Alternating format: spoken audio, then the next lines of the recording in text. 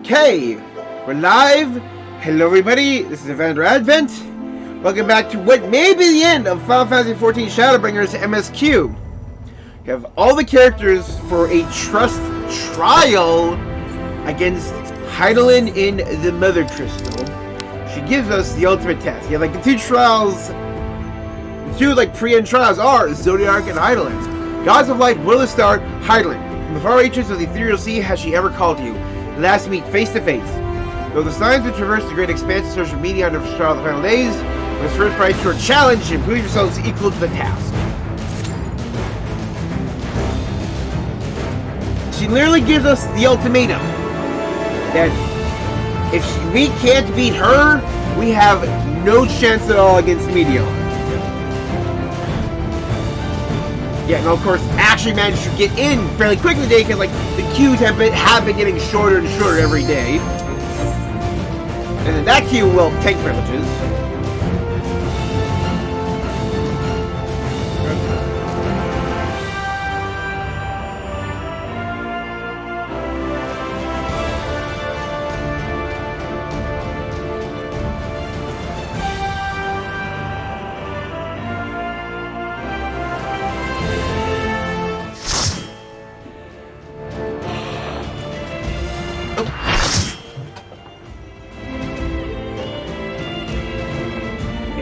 Yeah, Sea of Stars, the Mother Crystal.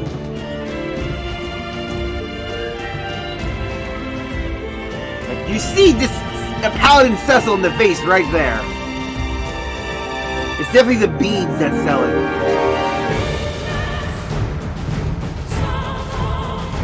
I, the last of my kind, shall test thee.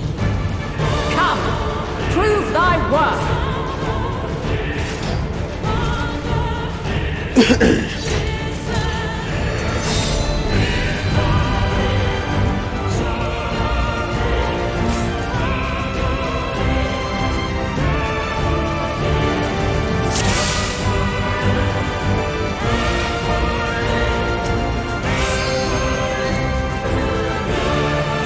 That's always rough for food, but it's going so.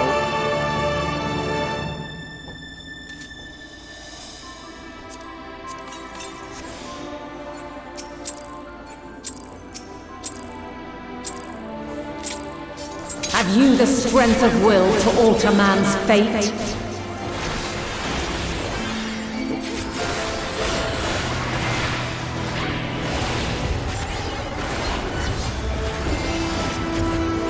Hero's Radiance. A change of arms. May the test continue. Dawn Mantle.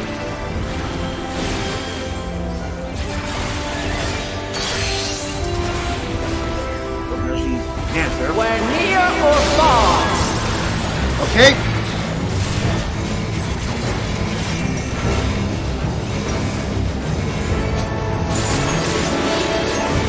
And now this. I'm pretty sure that is two tanks split that together.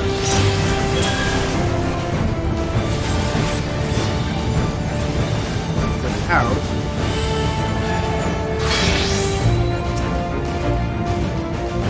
Light unyielding.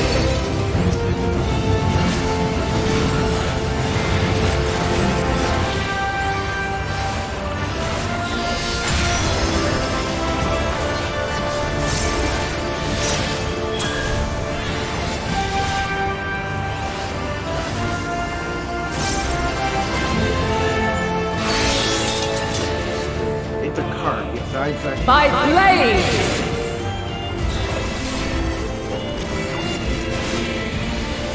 Heroes Thundering.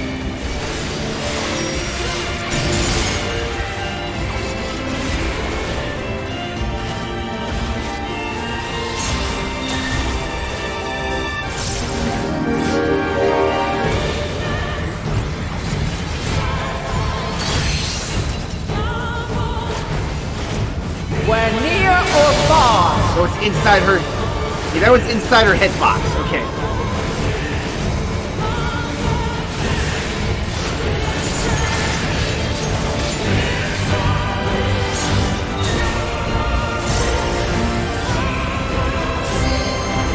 cycling through Dawn Mantle and something else having to happen for a while. Definitely gotta get our big transition.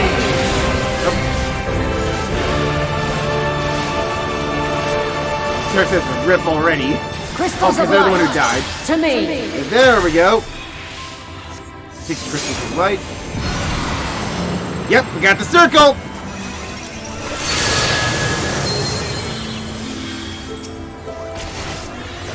Here.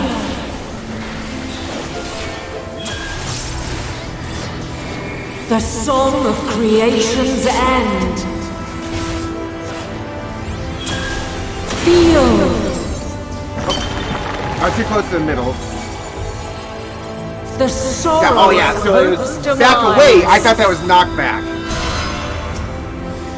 Think.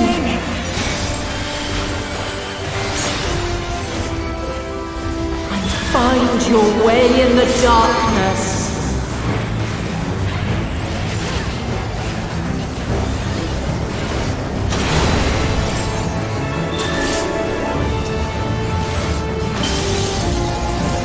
The gauge is building up its conviction. Why did I move the gauge down there?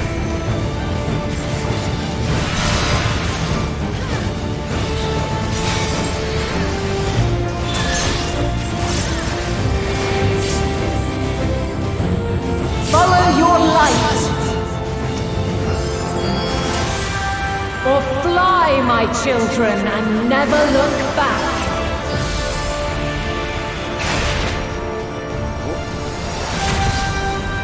The Hydaelyn kick! Exodus! Oh, death falls a wee bit. Then you are resolved. But this test is far from over. By crystal's light. Crystallize.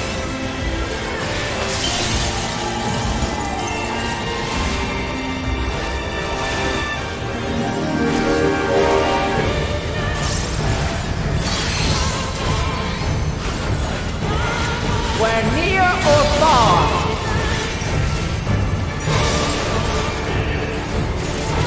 Crystalline lidded tree.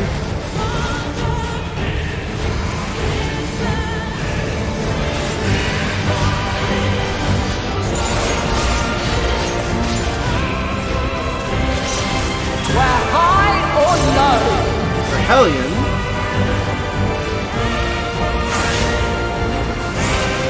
Oh! Those things could come back. Subpar Hellion.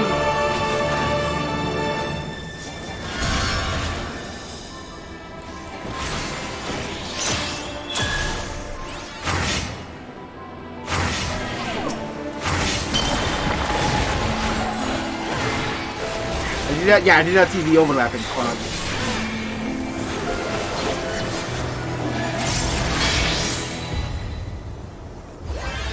Light unyielding. Oh yeah, that makes sense for those mechanics. It's like when we're just like everyone needs to get in for their hitbox is followed up by everyone spread out.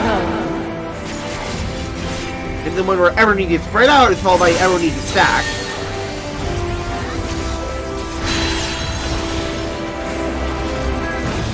Magus is radiant.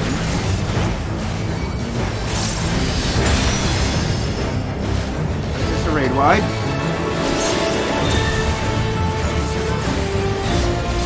Getting a crystallized empowerment though.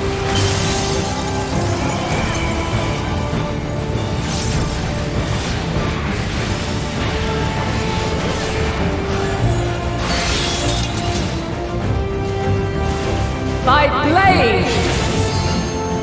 Oh, poor Sam.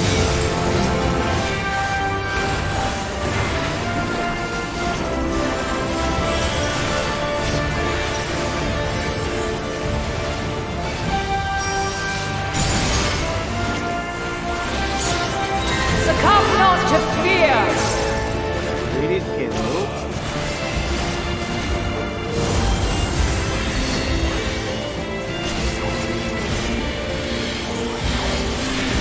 Light wave.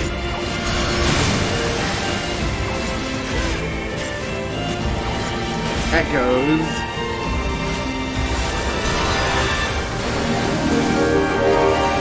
Doc Morn.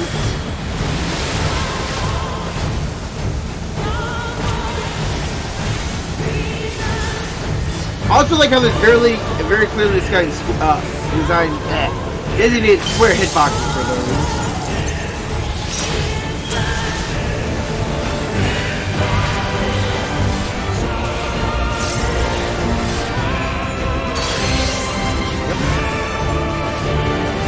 We're near or far.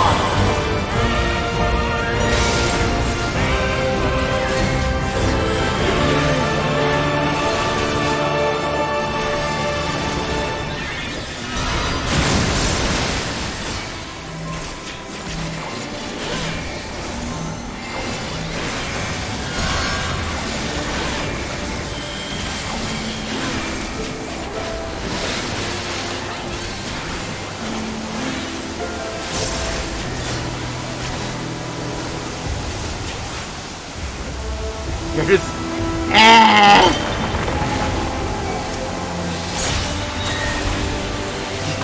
They're following a very narrow corridor there.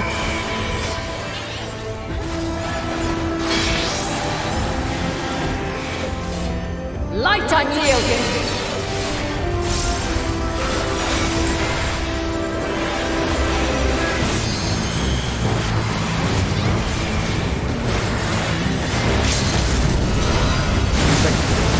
LB2 now. Where does the final cycle kill me in range?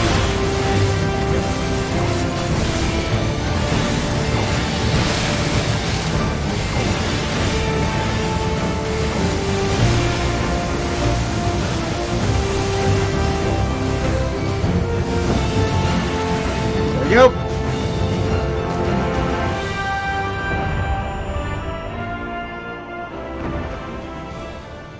That was very, very basic. Much easier than Zodiark.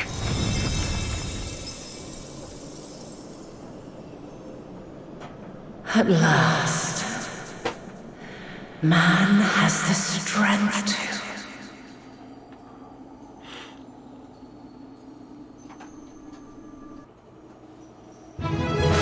So GG and enjoy the cutscene. I never finished this. Let's actually just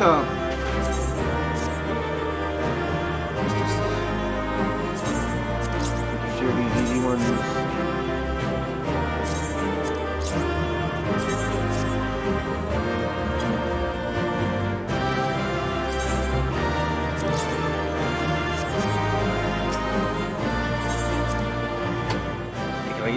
I can very easily make those points back up by just doing any of the new dungeons, because someone's got to be running them new.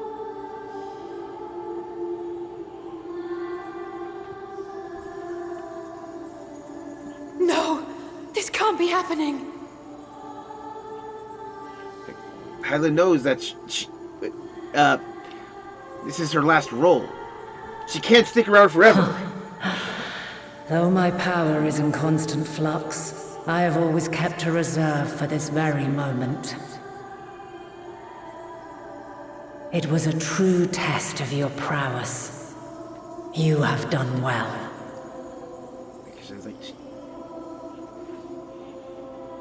There is one thing I must ask.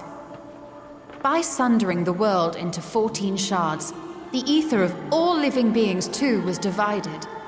This reduction would in theory allow us to more easily interact with Dynamis. Yeah, that's why we actually transform into beasts now.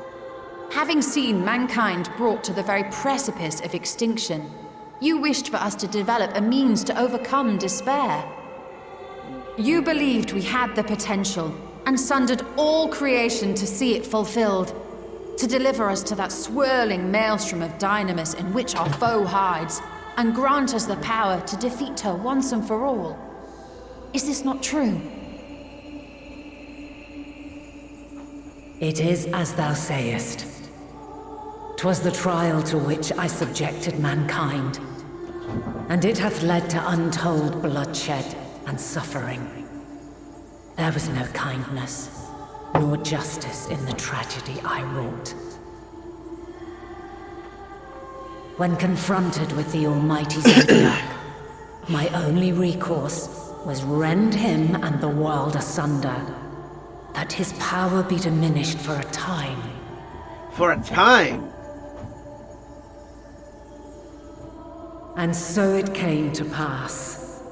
Now you, my chosen, have surpassed my expectations. Surpassed me. I entrust the fate of the universe unto you.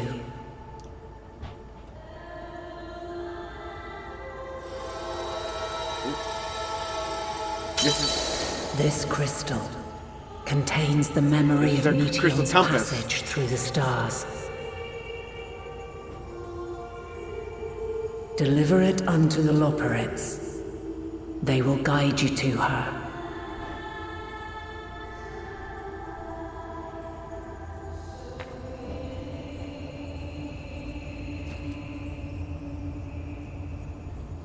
Though they may be capable of crossing great distances, there is a vast difference between traveling to the moon and the furthermost reaches of the great expanse. How do we get there in a timely Meteion, manner? We cannot simply soar on waves of dynamis to our destination. Indeed. To make such a journey would require an astronomical amount of ether. And then to come back afterwards. But a solution lieth close at hand. Yourself.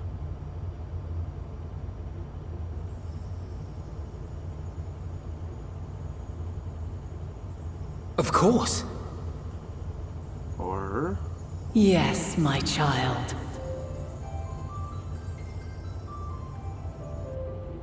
Ever since I became the will of the star, the ether drawn here had slowly crystallized. Yes, the mother crystal. They who have answered my call know it well. Yes, this is what you see in the visions. While I have remained hidden, it hath become the embodiment of the planet's will in my place. A faceless, omnipotent force of nature. But you've actually been saving it for this moment. The Mother Crystal. Our final hope.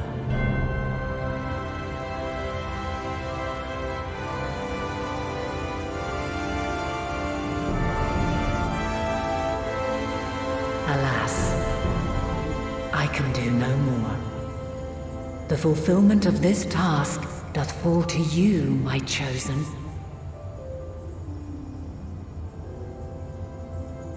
Now, heed these words. Did hear, feel, think? Darkness and light, despair and hope. As goeth one, so goeth the other. Oh, that's a 3.1 Become light. hashing. As goes light, so Become goes darkness.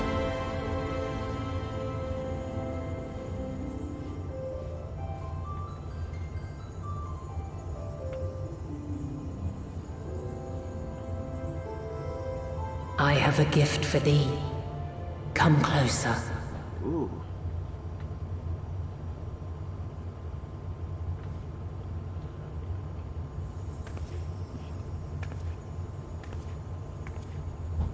Long have I searched for a means to safeguard the future of this star. Though I knew failure after failure, by recalling thy tales and my promise to thee, The power of the time and everything. I found the strength to carry on. Yeah, we saw that in just like at the end of just like the flashback, just like her trudging Though through the that world dark is tunnel. ever changing, thy thirst for adventure Honestly, one of the hath coolest never moments of the waned. expansion so far. So perfectly timed to answers. Like, Thine unshakable resolve never ceases to amaze, to inspire. As a mark of my gratitude, I bestow this final gift. Thou dost possess the crystal of Azan, yes? yes, we do.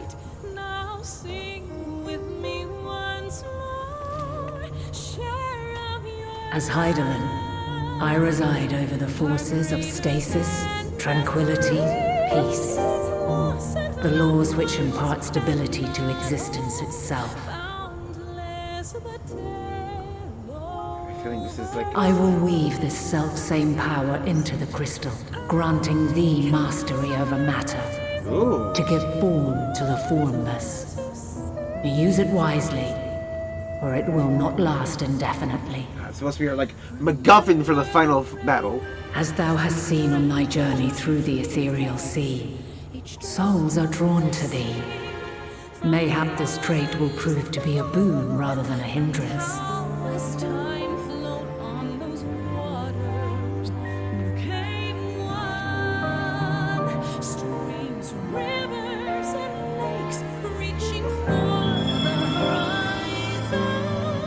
It is thy hopes and prayers that enable Azam's invocations and give them life.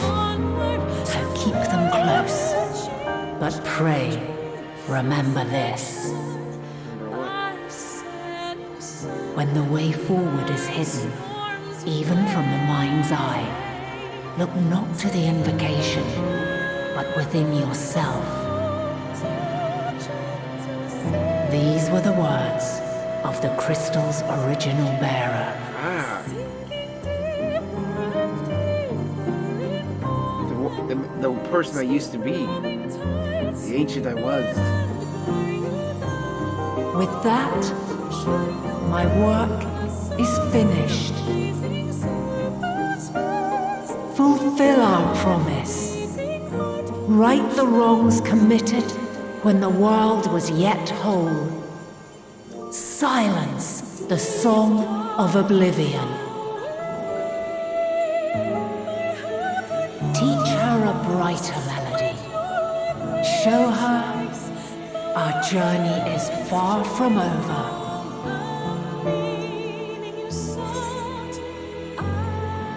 Find our ways. And,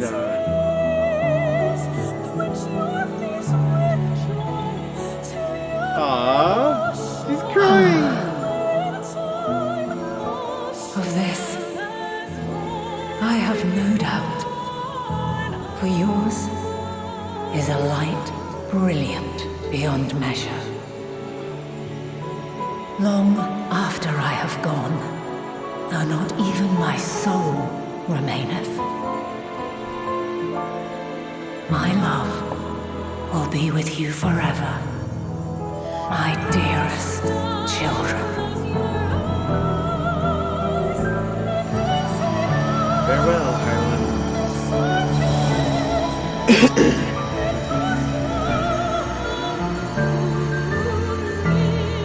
It's like fireflies.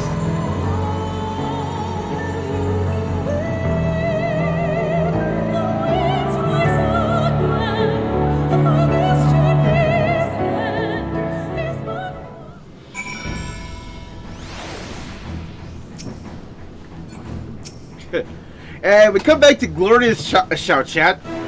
Put in your resume. Successfully delivered unimportant shite to destination 5 yalms away.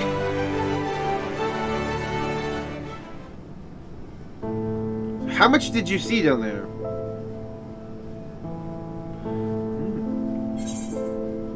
I'm glad to see you well. Though we could roughly place your soul as deep as you went, we could neither see nor hear you. Lecturing the Aether near the end gave me quite a fright. What in the world happened?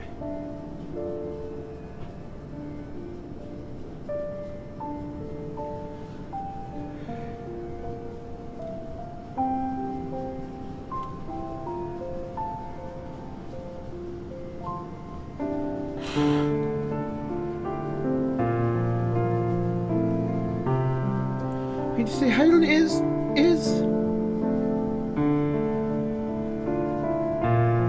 No, there's no time to feel our feelings. Let's carry out Hydaelyn's will without delay. We'll find Meteion if it's the last thing we do. Wouldn't mind handing over the crystal, that is, the fancy navigatory one.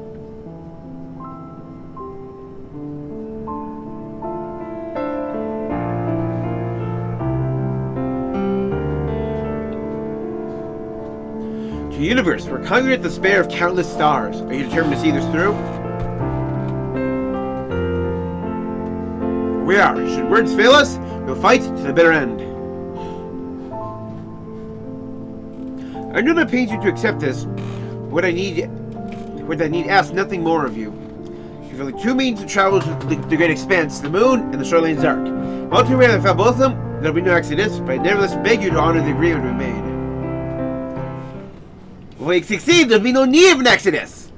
Forward decision will be honored. For the right to use the ship as you fit, and I could not rescind it even if I wanted to. If it happens, I do not would do all within my power to aid your cause. That settled, but I suggest you rest a while. Proving oneself to Hydaelyn is never easy. Despite our unparalleled genius, you need a day to make the necessary calculations. You may as well take advantage of it. Chart course to see a star in a single day? Ye gods.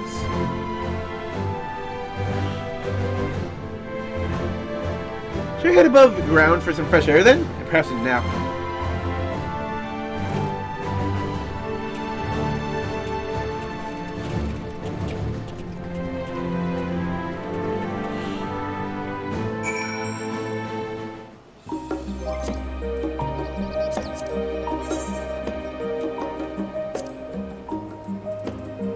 Honestly, like, was your 79 range? Yeah, so we still had like the dungeon.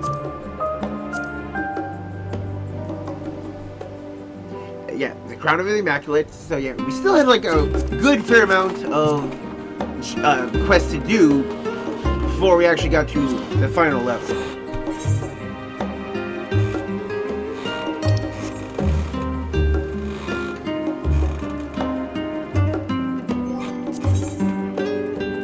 What I have, yeah. I should only need, yeah, just, yep. 8, I just need, like, 8 quests to turn in.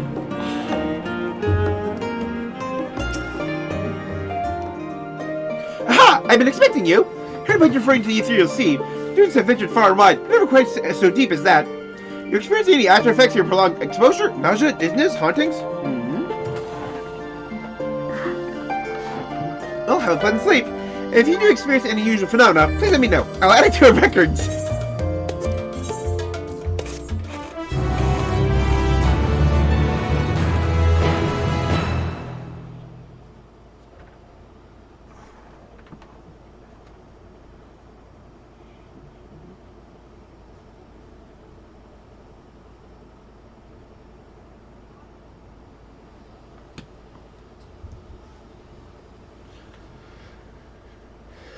And there's the moon.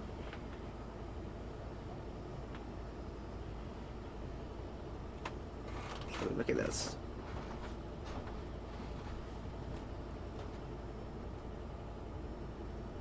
What kind of dream are we having?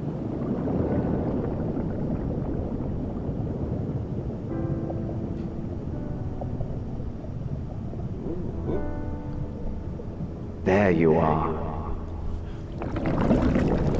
Silk? Some time, indeed, yes. For you, at least.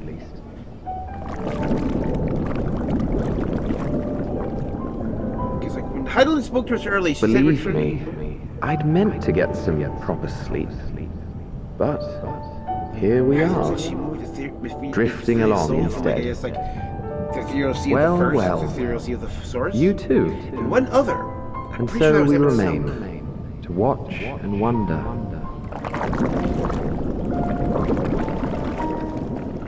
We can notice how it's just getting smaller as we're sinking deeper and deeper. Yes, indeed. To begin, we Something first louder. must see the end.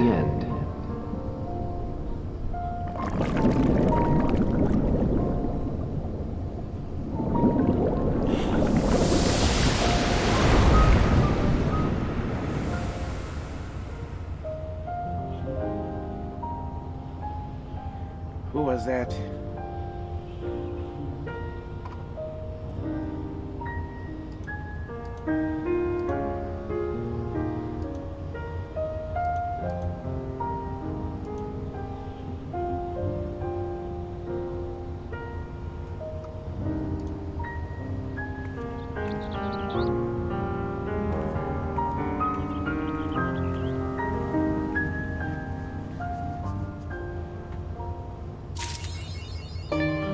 Fast within your arms. Commander, I trust you've had a good rest. Lava Master Potionos arrived not long ago with a message. Barbara's determined Meteion's location. He has to gather you at the Rostra. I'll meet you there, along with the others.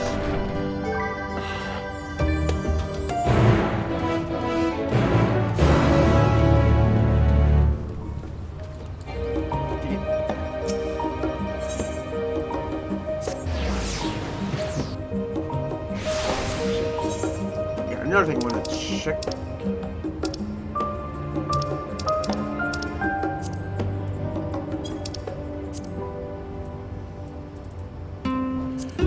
There was a fair amount of quests in the Tempest, so I know there should hopefully also be a fair amount of quests in wherever the final area is. Question mark, side quest. What is the final secret zone?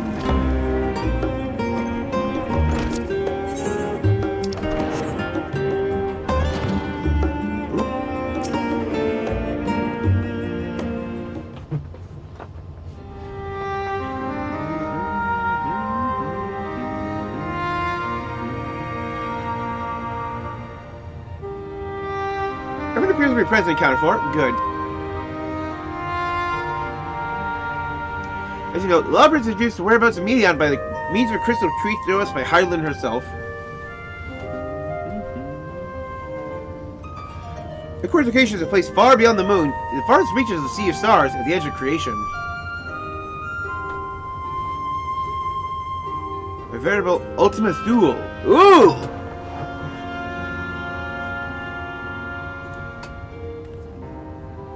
Indeed, how are we to reach it? Here's a question. Like for you, I have an equally excellent answer. In theory, with advanced propulsion systems, the moon is capable of delivering you to Ultima Thule. The myriad of other facilities housed within it will greatly impede travel to the Sea of Stars. Even the Mother Crystal may not possess ether enough to bear so massive a vessel to our destination and back. However, we integrate our hyper hopper into your ether burner, you should be able to fire things up and jump our way to the end of the universe in no time. Father, does this mean?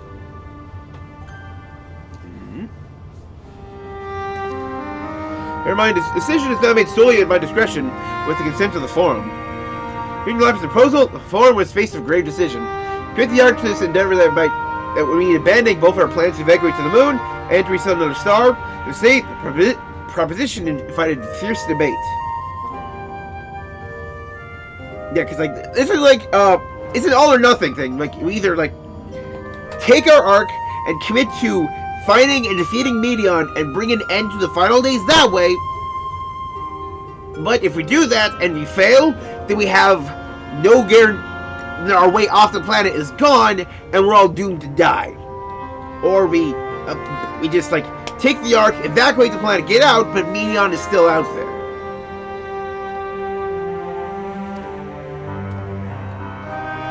They have no choice but to put all their eggs in one basket. However, we're persuaded by the simple fact that Hydaelyn believed you possessed of the strength needed to overcome this crisis. Great excess was, after all, a plan of Hydaelyn's own making. Therefore, if in the 11th hour she'd proffer another means by which we may seek salvation, it would be foolish to dismiss it out of hand. Indeed, she sacrificed everything, her very existence, to avert the destruction of the star.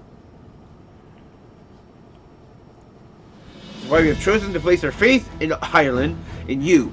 The Ark will be made ready for a voyage to Ultima Thule. One of the people have labored some time for evacuation. You must be furious.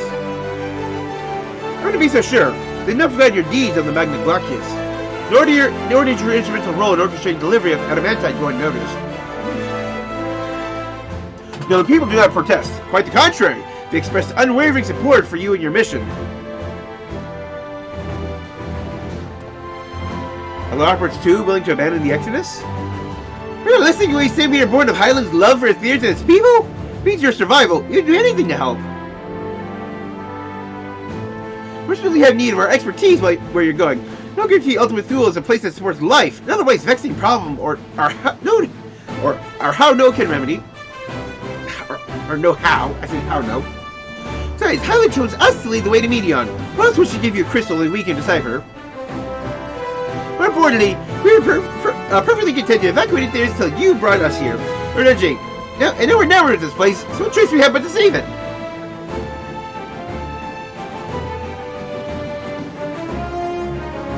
Of course. This is possible without you on the side, so I must ask. Are you certain you wish to do this?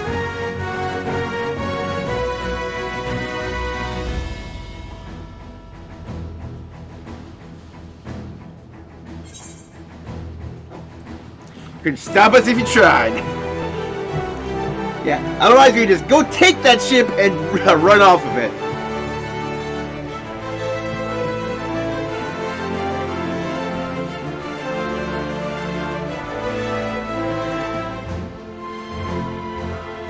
Very well, you shall form the form of your decision.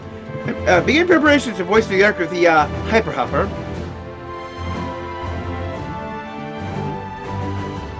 Hoppers could coordinate with the Ilsamar contingent to have the necessary components transported via the Tower of Babel.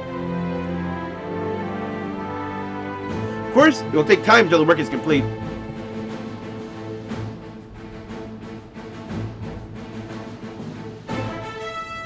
So, yeah, for now, pray for your ease. Pray take your ease. See if there's nothing to do but rest and repair, shall we?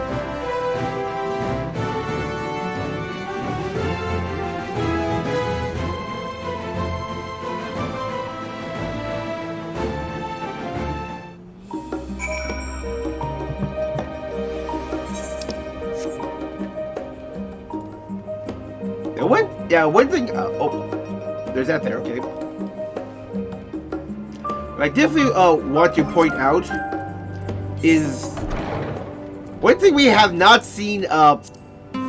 Really only seen once since the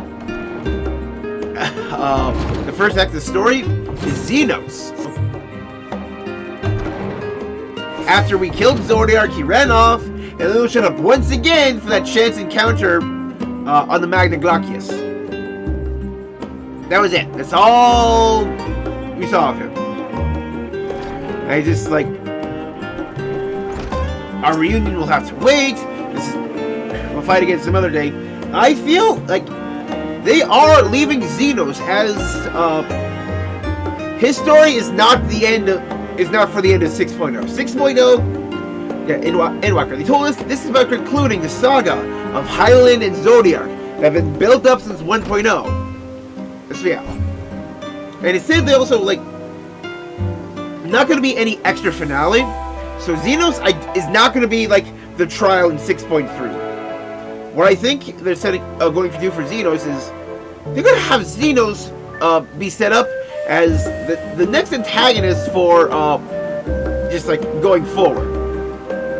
He's going to go off and start doing his own thing to try to just get ready for that fateful rematch. Like, we'll see him again far down the line.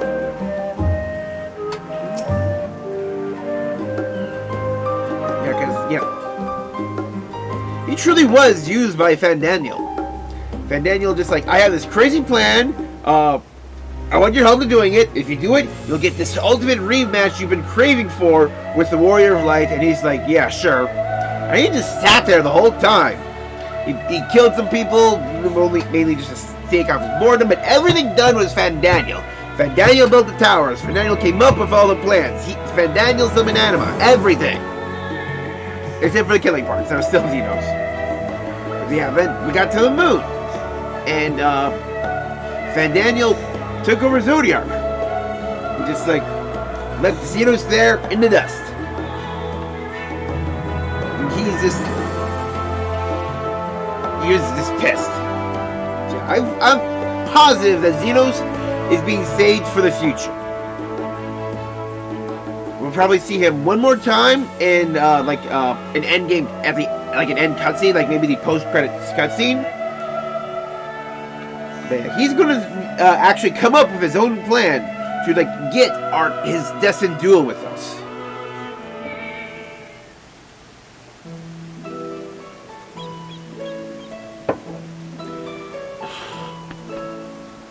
And we depart, must leave nothing undone. Quite, though it's difficult to conceive how one can best prepare to brave a domain where dynamics governs all. Nevertheless, Hydaelyn deemed us worthy of the trials that await. For lack of any other feasible option at this late stage, let us trust in her judgment and face Meteion as we are. Leaves the not so small task of coordinating our efforts here to you and to Taru. If all goes to plan, we'll be back before you know it. I certainly hope so. We're praying for your safe return. May happen to affect the dynamics for the better.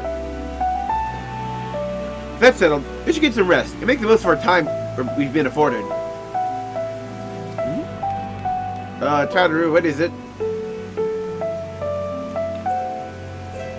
It's over, is it? You're in there for so long, it's starting to worry. What do you have to say?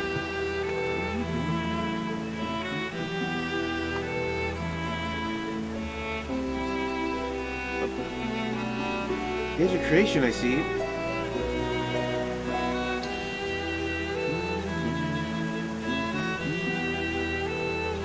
Rest assured, everything will remain in order until you return. You will return. Mr. Vendor, can I borrow you for a moment? Looks like the plans to the interim are decided, but two of you have finished. Meet us back at the Baldessian Annex, alright?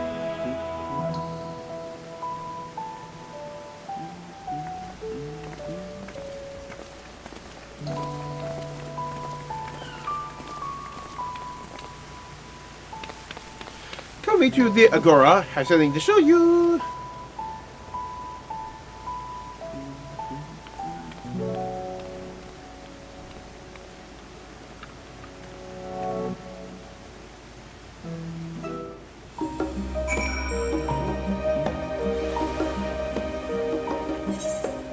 Geronimo! Oh, cheating way?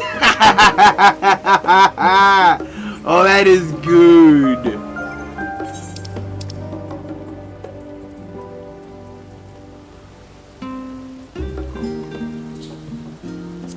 I never put these on.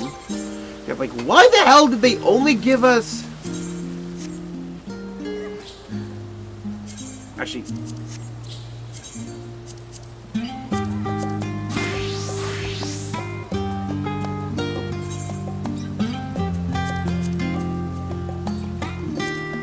Swap back quick.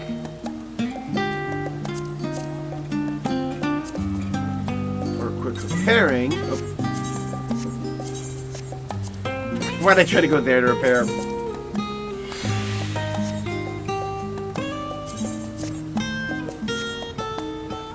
Why the hell is the level 89 dungeon only accessories? Why?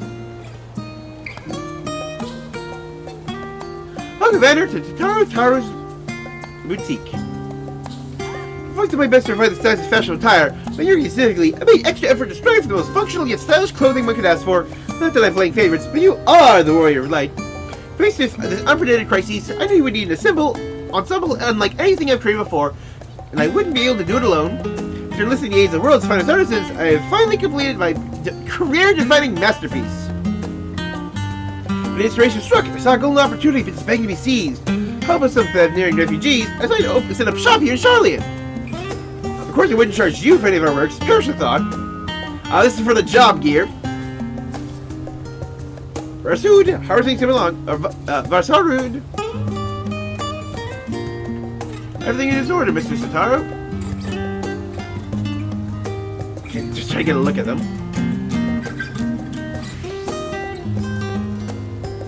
Which might have brought you here? Let's be your very first patron. Would you mind waiting here a moment longer?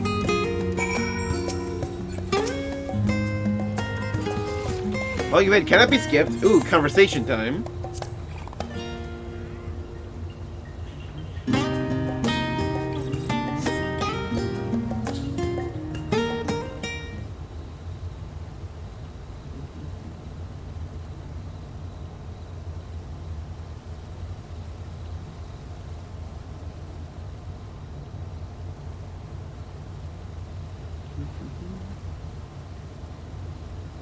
Ah, I did not expect to find you here.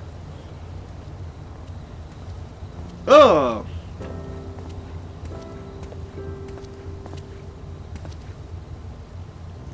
Imagine Hydaelyn would also wish to offer her regards. At last, delivering our dragon scales to engineers should remain to assist with their work on the ether burner. The simulacrum, too, will stay in Charlian while I oversee matters in Radz-at-Han. If I convenient means to keep abreast of developments pertaining to the final days or anything else. Or with me, after fashion, to watch over my people in this distant land. Marshawn! I was hoping you'd stop by. I can't thank you enough for allowing your artisans to work with me here at the boutique. Please, it is I who should be thanking you. The establishment has restored a sense of normalcy to people's lives. Or normalcy. You have blessed them with newfound purpose and a means by which you support themselves through these troubled times. Pardon me. What's more, they last return home to Razathan. The experience and knowledge they have gained in your employ no doubt prove a boon to the artistry and commerce of our land. In fact, I came here to see how your new employees are settling in, and to express my gratitude for granting them this opportunity. How it's your day for me as well. Believe me, your artisans taught me so much about that Narian craftsmanship. Their resourcefulness and ingenuity are nothing short of inspiring. Come to see what the wonders we come up with. Pray you every success in your endeavors, Mistress Sataru. For coming here, I heard word of the foreign position, which soon will be attempted. It was only then I finally understood my father called the star the last bastion of hope. Indeed, where's the last bastion? For the flame of every other star encountered had likely been extinguished. The boundless dark, the light of brimming life, must have been blinding in its splendor. You journey into the heavens to protect that light. May the scales of my kin serve you well. Have faith you prevail, restore peace and tranquility to the star.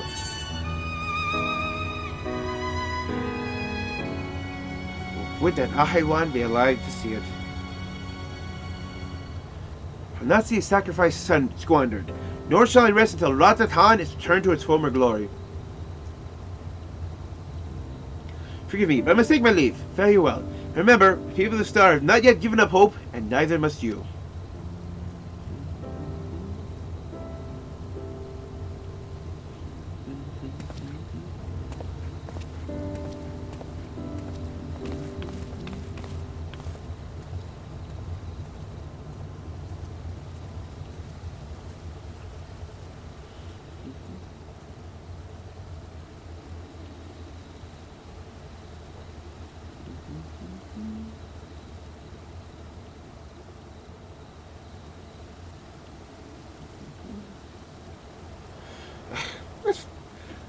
Where's he going to get a meal of some flavor in this wasteland of taste?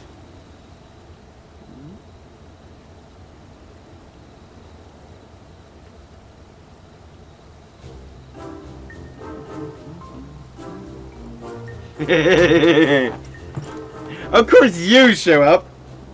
Vanderbilt girl, what are you doing here? In the boutique, you say? I've been meaning to expand my wardrobe. Yes, something with a little more flair, perhaps, fitting a man of my station. I've nowhere to flaunt said raiment, so long as my confinement continues indefinitely. The young Lord Fort Thompson insists that so long as there is work to be done, or how trivial, I must abide here in Charlian. Thus do I toil, though every fiber of my being rails against it. I've even suffered the company of that brute Sicard as he supplies transported in a timely fashion.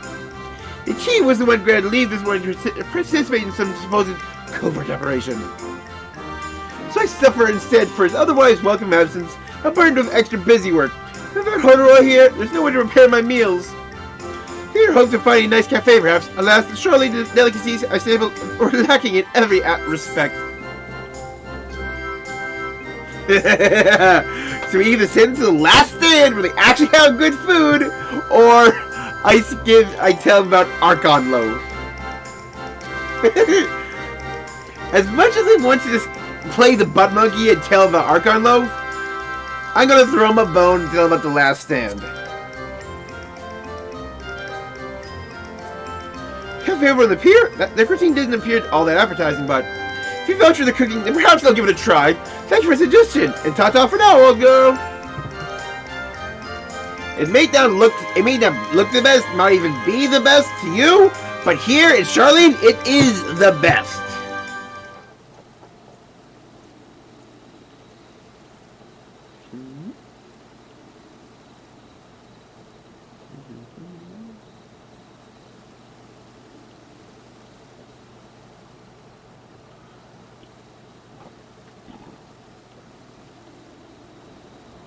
Well, isn't it? Oh well, is that a vendor in Tataru I spy? Hancock!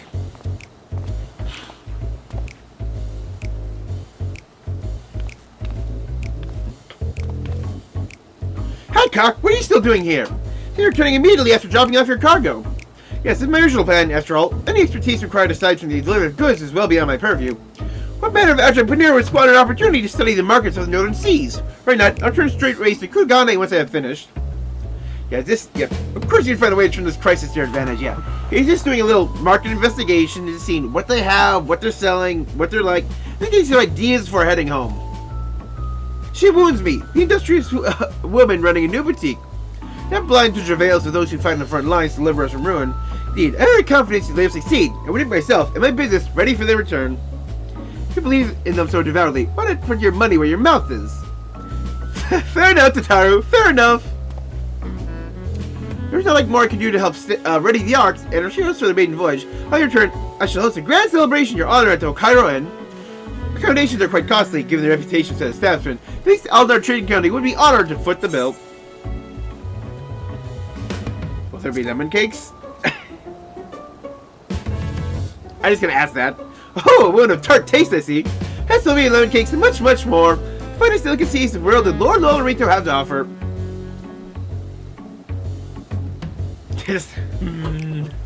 Let's speak more of this upon your turn. Let's get you up more of Tataru's ire. Until next we meet.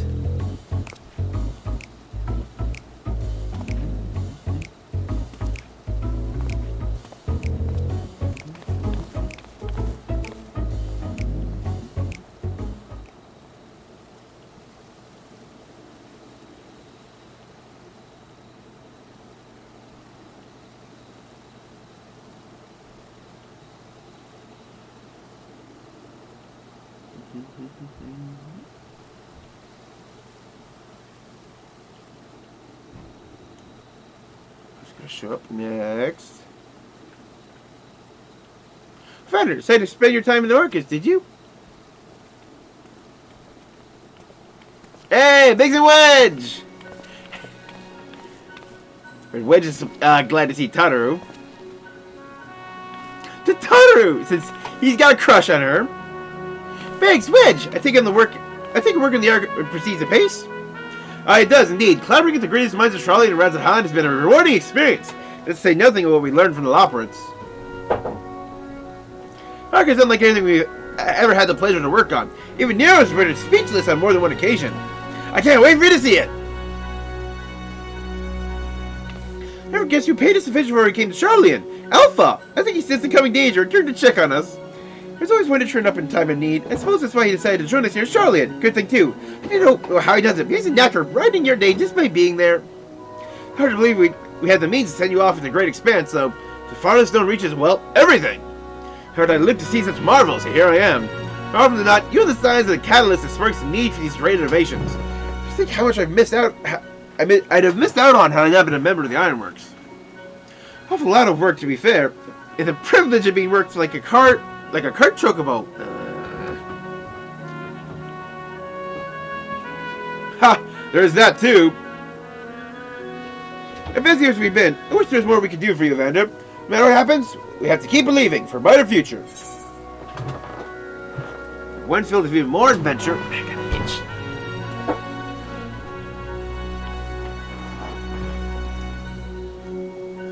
You head back. Would you tell the engineers I'll be along shortly for refreshments?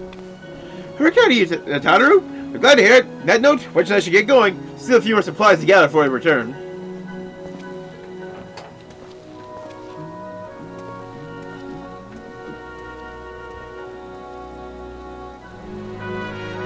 This is one last exchange.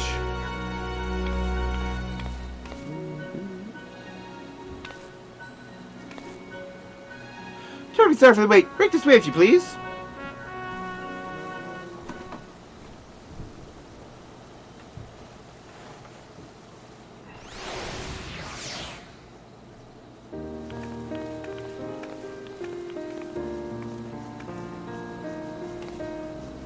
Right, I don't believe you have formally introduced. This is Varsud from Palaka Stand. Or Varsud.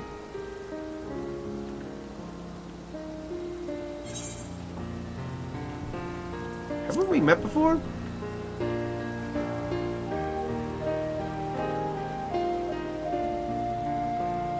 Ah yes, it was you who helped us at Perusa, and again when crossing the ice fields, was it not? I think we exchanged a little more than glances then, but it's kind of you to remember me.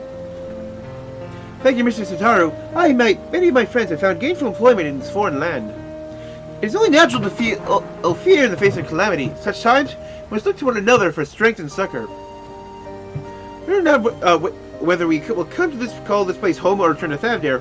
We are here today and are glad to have contributed to the cause.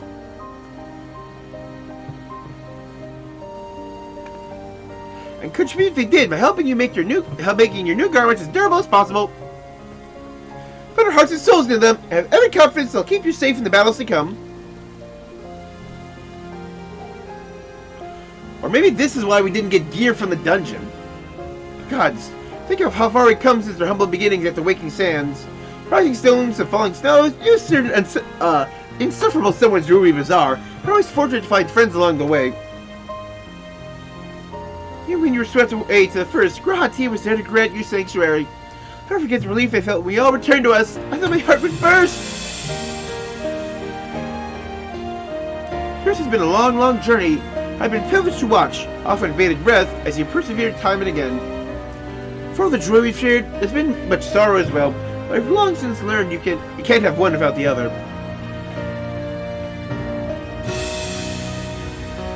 But why send you off to the sea of stars with a smile?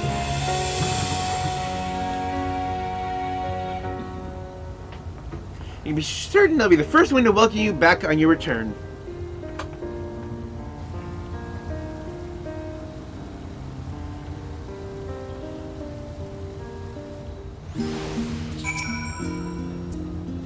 This should new ensemble. We have raiment and weaponry for every need, so please feel free to browse our stock. Let's suddenly go to jump to 90 right here.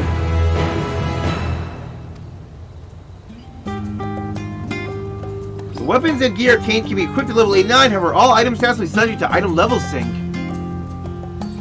Oh! Okay, this is cool. Yeah, 560, but oh, it's like lock stuff. Oh, this is crazy awesome.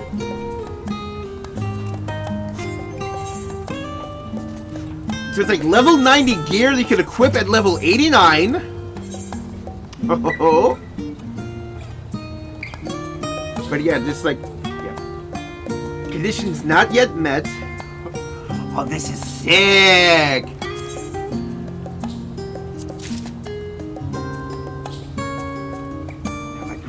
Reverence Pumler's ignominy.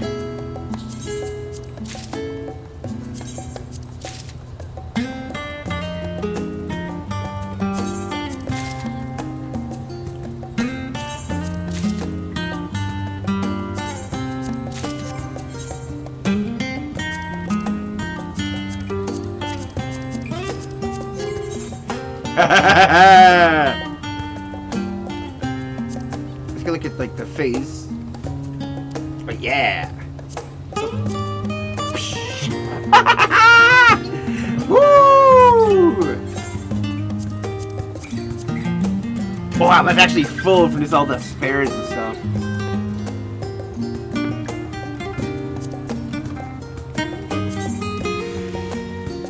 Yeah, like I don't need that though, so I'll be synthetic. Losercon.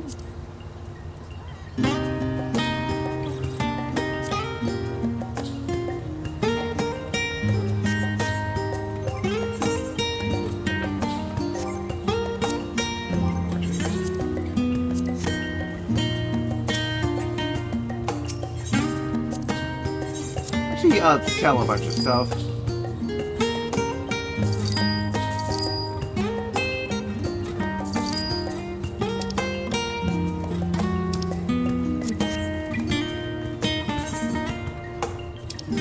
Let's actually see if any of this food is worth anything. Or just like anything is worth anything.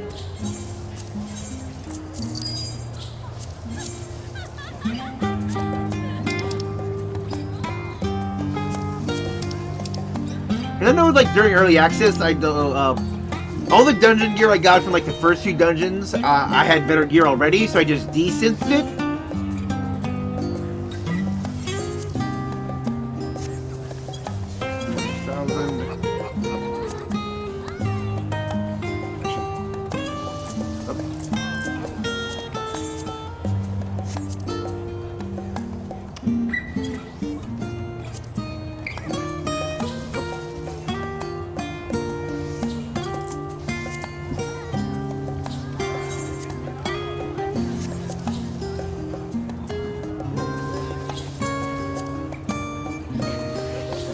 All stuff I just had out for crafting.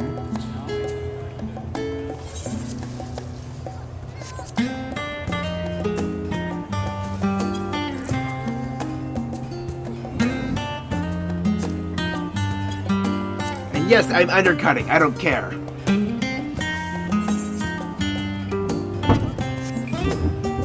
Okay, that's just nothing.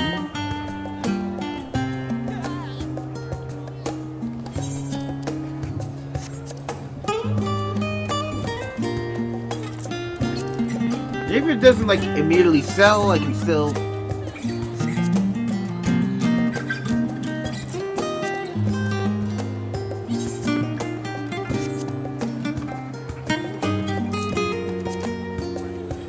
Even if I can't sell it, it's still going to be just out of my inventory.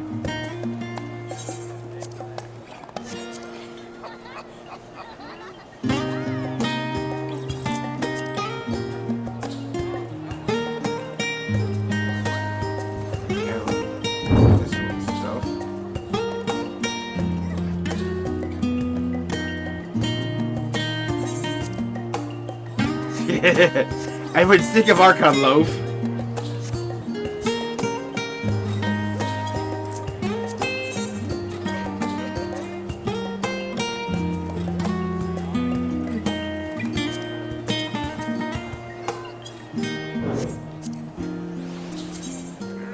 Here it is.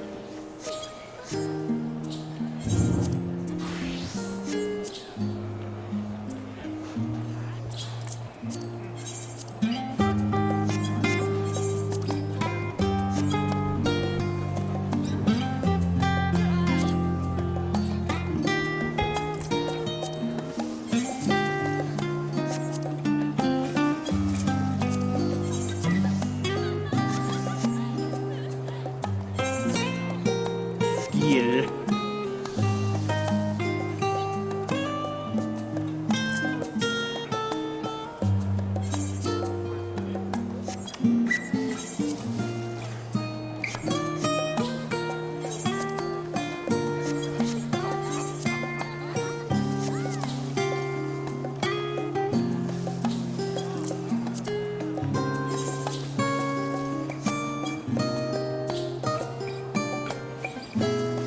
Yeah, it's just like death fatality crits, so yeah, very, very good for tank stuff.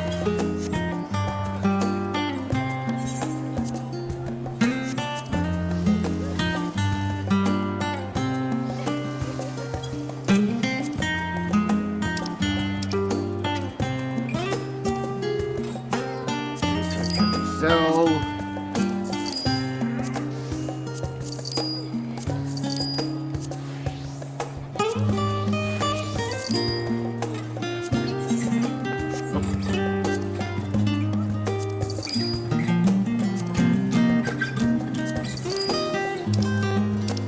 I never just like have like a giant stack of this that's purely for like experience boost or experience buff. Yeah, get that plus 3% experience. That's literally like this entire stack's purpose.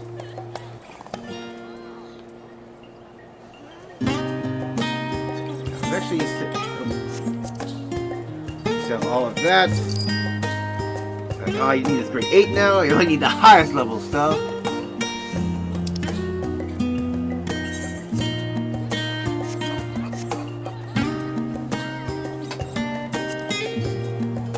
I think I'll keep that just dump in the FC box at some point. Oh, I never got that one.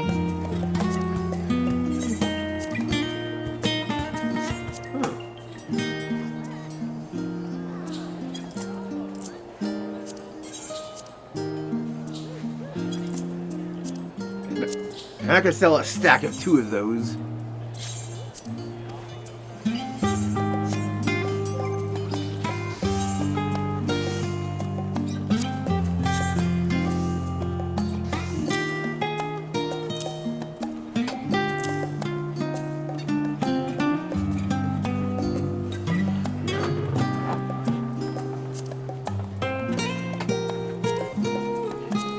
Stored away. I'll actually have to stick you in there for now.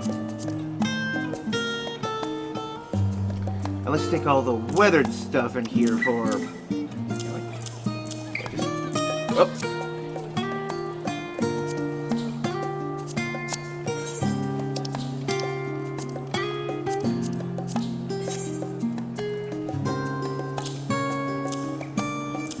Just pull it out when I go back to working on these.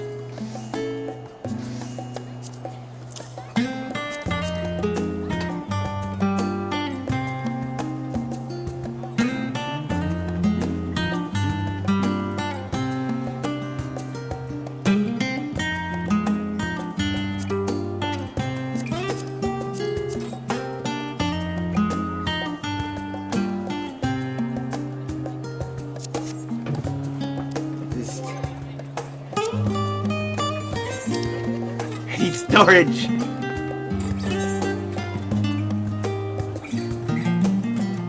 What the hell do you sound like? You were just gear. I have all this. Like I see, level 50, 60, 70 hand people. You're there. I believe I have lots of just crafting type items in you. Yep.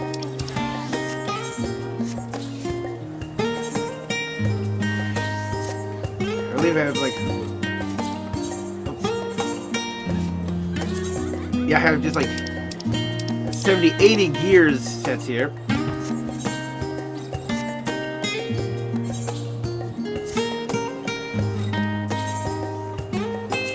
And these are the 50, 60 gear sets. Along with level 80 crafter gather sets.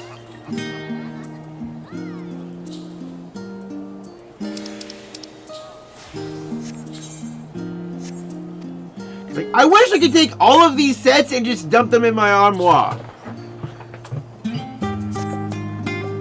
Any set that's specifically for only the job. I wish I could just dump all of that in the armoire. Just have weapons and other just important items, primal stuff. I got this stack. Oh, tokens and shit. Got all that in here.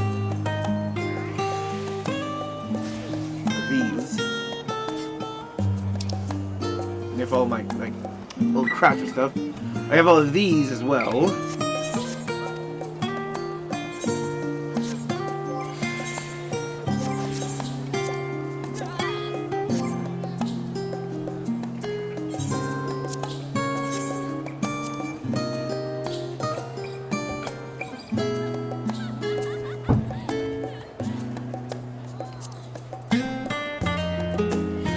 Actually, I don't need that anymore.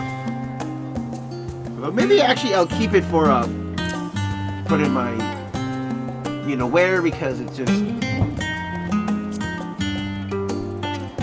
I can remove the glamour now since I don't need to worry about covering my face.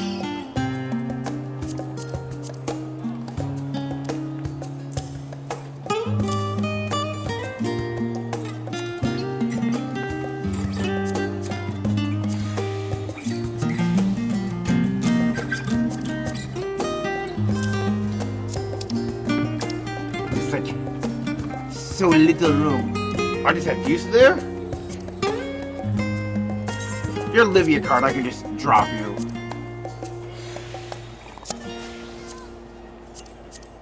I just keep all of the shields here. All the rings.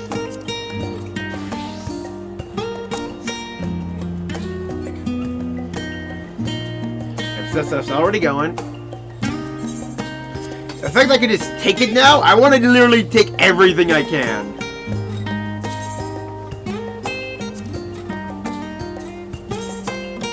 Oh.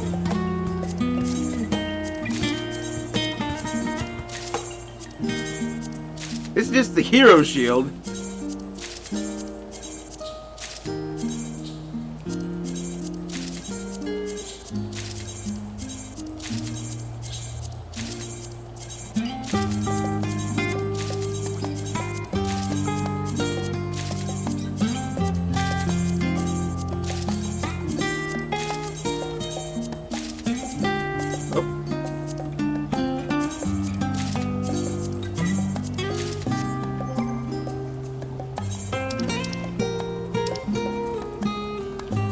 Oh, I still have that.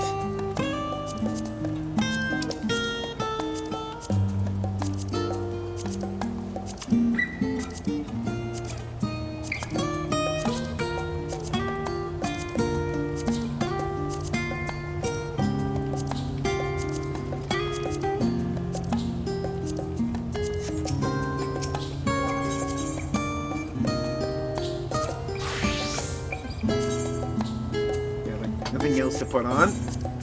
Oh.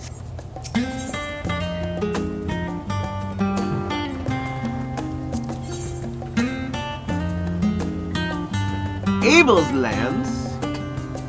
The Death Sickle.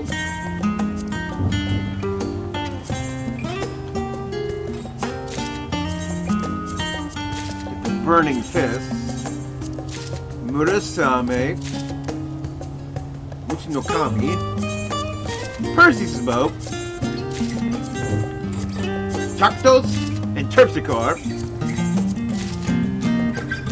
Tiamat set, Reaper, and Korite is the monk set, Saptome, Chia, Brioso, Pioneers, and Etoile.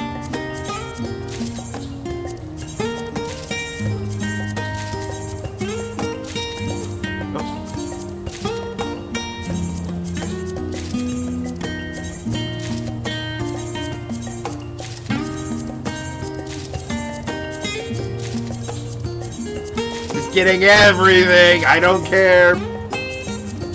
Let's just actually get the Sam stuff quick.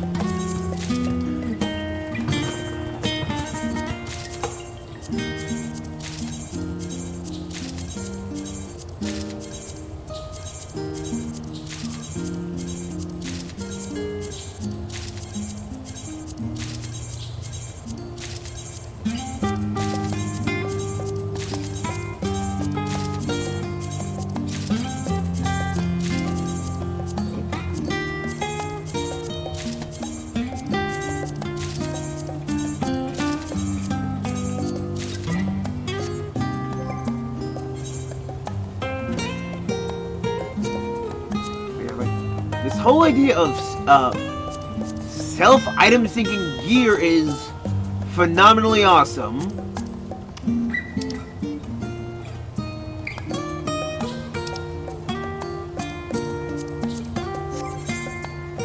Oh yeah, look at me! Ha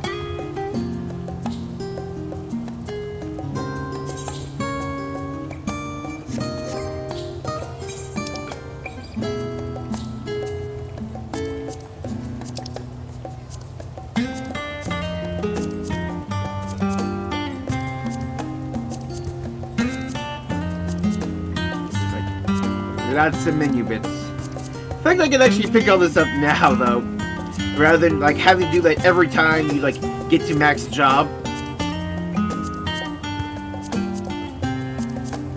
Yeah, because like with Grinault in the first, we had to get that job and then complete the role quest to have that gear there. Well, here is this. You get it. It will like get that lock. This will disappear once you get the corresponding job up to level 90, and then you can get a die on it once you complete the corresponding role quest.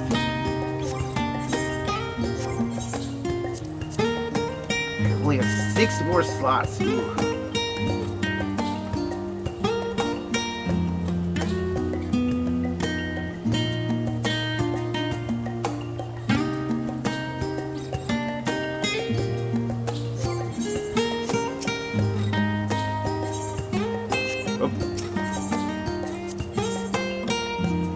Ashura's Rod, Abraxas, and the Wild Rose. Got Spicona, Convoker, Atrophy.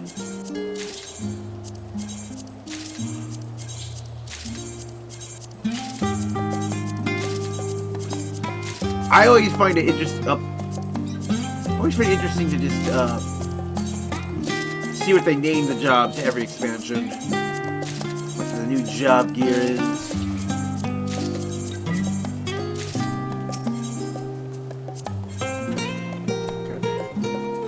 Zoanon, Epiolatri, Diana, Hagnia, we got Theophany, Academic, Astronomia, and the Didact.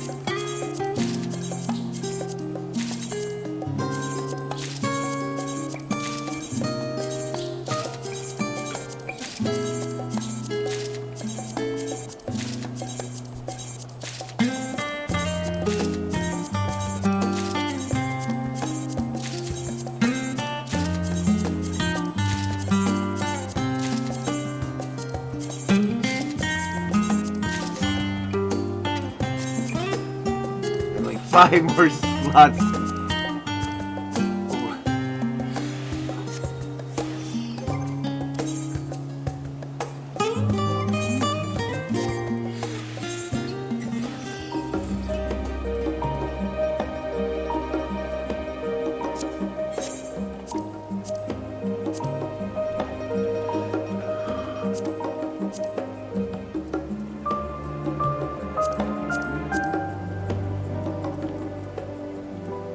I guess I can like dump you in there for a bit.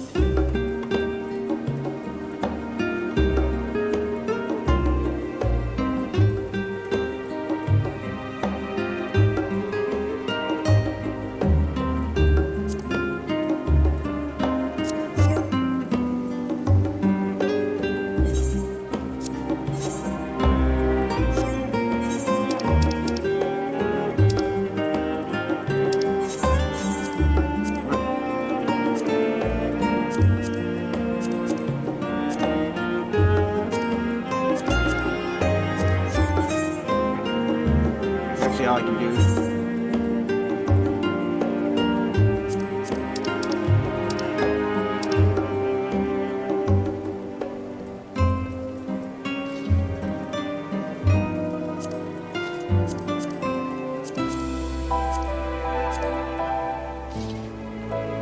Actually, just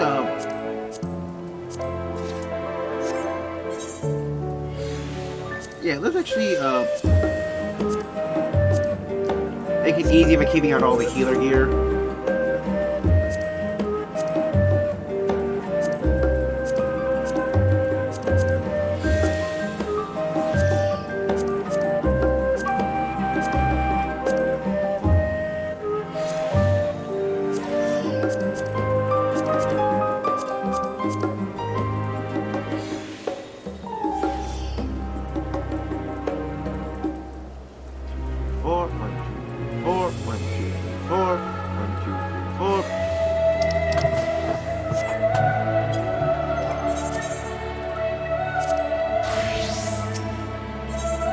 Friends gather. I realize you still got a lot to do before you depart. You won't keep any longer. Hope you can find a moment to yourself. Others can as well. They say they're returning to Valdesi and Annex, but I doubt they stay for long. Besides, go looking for them. I suggest you speak of Cryle first. I'm sure they'd told her their plans. God, that's way too much time just like in the menus and stuff. I really do love this weapon. I actually kind of really do like the especially long handle it has.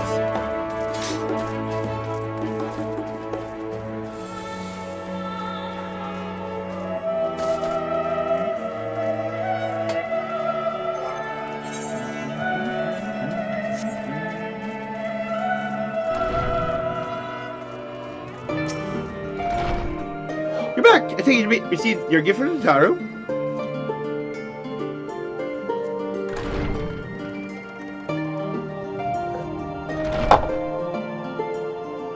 The surprise long in the making, with many, many long hours of fretting to get everything just right. I'm glad to see it realized, and with great success. Looking for the others, though, they've already taken their leave. Sheila, Thancred, and J have gone to last stand before a bite to eat. Elsa and Grahatia, meanwhile, thought the time would be better spent poring over books at Nomenon. However, Alpha and Ostinian, well, they seem to pay a visit to Levier Estate. The Ostinian seemed somewhat reluctant to go. I'm sure they would all be glad to, for your company. If you got a mind to seek them, if you got a mind to seek them out.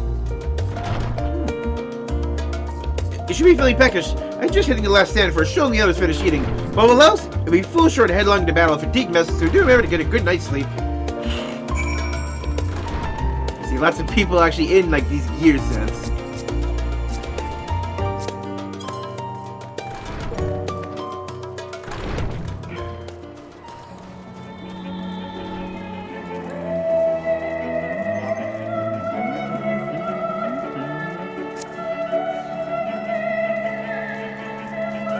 Also, like, I'm just wondering if there's any like real good design cues in this from Cecil's Dark Knight outfit, especially his the city or remake designs.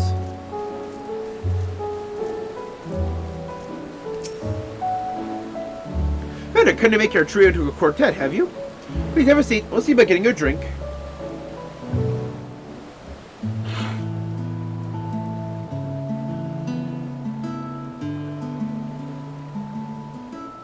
Your business with Tataru was finished. That is. My, what a thoughtful surprise. Whatever would we do without her? we run out of outfits and being naked. Indeed. And she's right, you know. It hasn't been all doom and gloom. Feels like a lifetime ago that Master Louis Soir gathered us together to form the Circle of Knowing. Since then, we have experienced much. But rather than feeling wiser, the more I learn, the more I find my knowledge lacking. It's a quick lore bit. Back in 1.0, there were actually all the characters we know as like the Scions were two separate groups. There was the Circle of Knowing, who are all the Charlayans, who were the students of Louis Soir. Or like, it's like the students, but they all worked under Louis Soir here in Eorzea and like come over his posse and like went around and did stuff.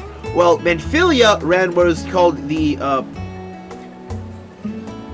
something of the 12. I can't remember. I know it wasn't another circle. Yeah, but it was like another group of had 12 in the name, and they had all the Echo Bearers. And like they were like studying about learning what the Echo could do and helping out in the realm. And it was after the calamity happened that these two groups merged together into the Signs of the Seventh Dawn. Forsooth. As a student, vainly did I believe that I held the secrets of creation in my grasp. Yet that which I had seized was but an insignificant sliver of what awaited in the wider world.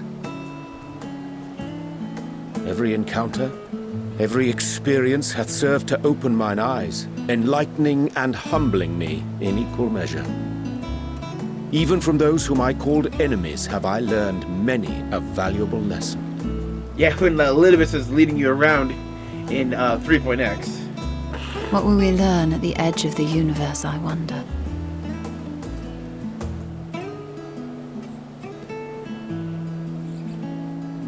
Ultima Thule, where the bringer of the end makes her nest.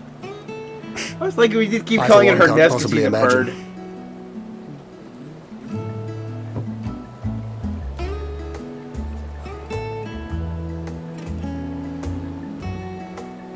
But whatever awaits us there, we will survive. We must. For her.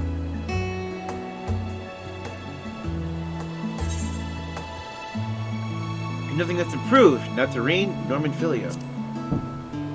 Or just here, just make sure you bring enough ammunition. Yeah, because like he can't make his own, remember? But like this is definitely the better line. See all these scenes. No, it's nothing. I just... 100, I can start skipping them. Well, lately I find myself surprised at how much I've changed. How much we've all changed.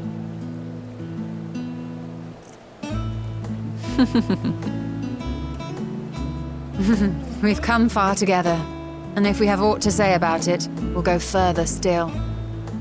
Aye, we will avert this calamity and return home. In preparation for which, we must give thought to what we hope to achieve after the proverbial dust has settled.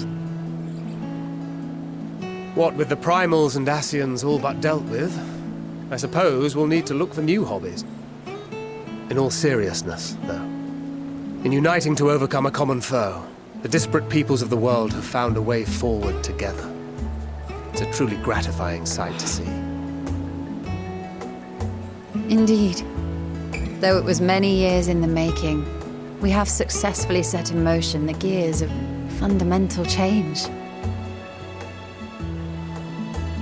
With this, we have fulfilled our humble role as a symbol of hope. And I dare say it is time to bow out. Like we're closing a chapter. After all, Not even the chapter. there is no shortage of hands to bear the torch in our stead. A series. Like, for you now, we're pretty much going to be working towards Final Fantasy XIV I never really considered I might live long enough to see an after. But even if my time as a scion came to an end, I don't expect that much would change. Maybe you could go back to being the smooth ladies' man you were back in 2.0. Traveling the world, going wherever the wind blows, lending a hand to those in need. A journey for journey's sake. It doth suit thee well. I must confess, I too have yearned to see more of the world. If thou art amenable to the suggestion, I would accompany thee. Mine ability to effect an air of normalcy through artful disguise is much improved, thou must concede. Aye, well, improvement is relative. You still look suspicious no matter what you wear.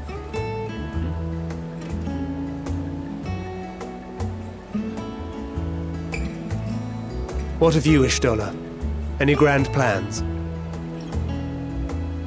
Why, continue my quest for knowledge, naturally. To begin with, I wish to know the state of the reflections, to which end I must find a means to travel between worlds. Dreaming big, huh? 'Tis the least I must do if I am to keep my promise. You mean to Runar? That was his name, right? Should my pursuits prove unduly arduous, I won't hesitate to call on you. Like the leader of just like And in community. return, I will take you to see Reen one day. I'm sure you cannot wait to see the fine young woman she has become. I'd go see her at any time on my own, you know? Spare me. Oh, she's talking to Thancred. And what of thee? What wouldst thou pursue at duty's end?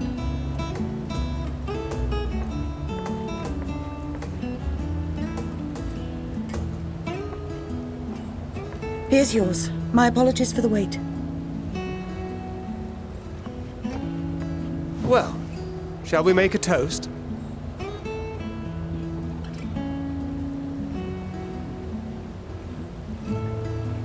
To victory. To our comrades. To the future of the star.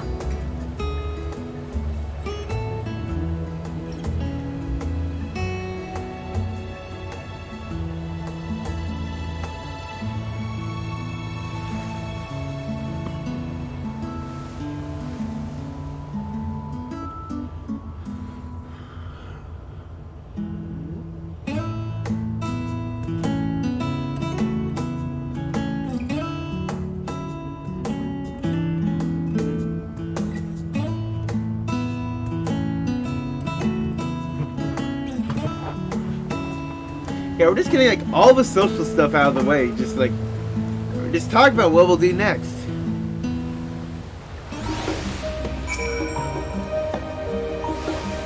Just soon, I suppose for the best. If you'd rather explore the bottom of the bottle of Orion J.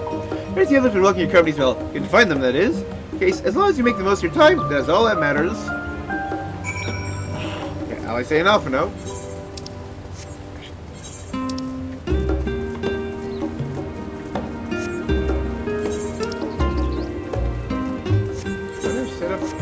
map set up.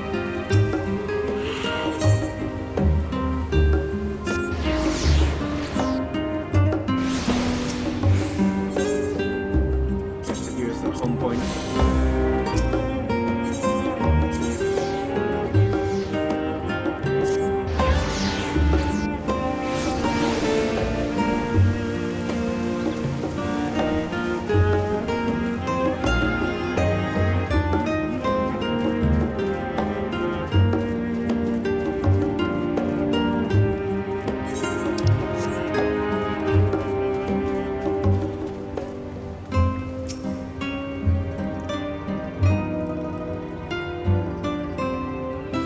You try to make a balance if she is fast asleep. Wow.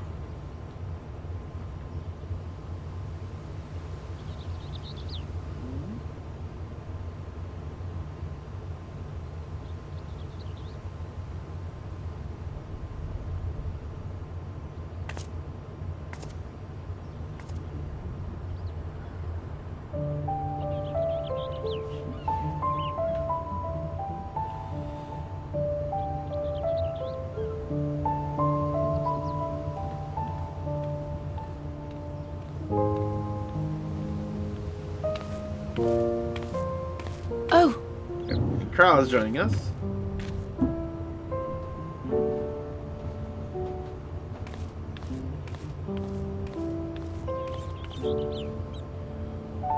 Are we both asleep? knowing them, they're probably dreaming about the celestial adventures to come. Just as well. They've been running themselves ragged of late. Unlike you and the others, I'm a few steps removed from the danger and excitement. The things you all get up to never fail to impress me. But by the same token, I can't help but worry. Not only for your safety, but for your happiness. After everything you've sacrificed, you earned it 1,000 times over.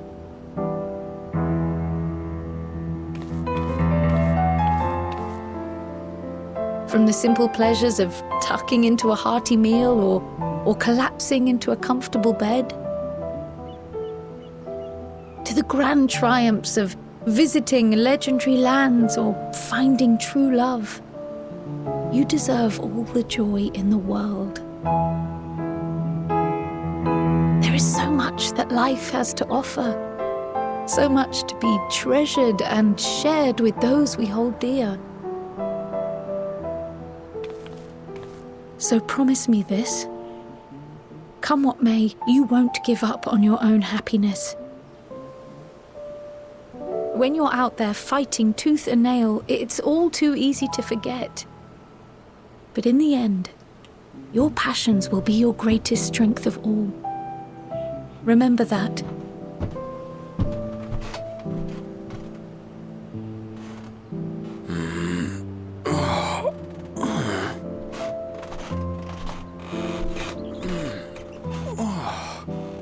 This feels familiar. Yeah, like waking up in the Crystal Tower?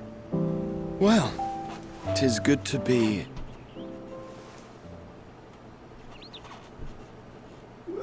wait. What am I... Gods, don't tell me I fell asleep. That you did. Not that there's any shame in it, but you were sleeping like babies. Oh, how embarrassing.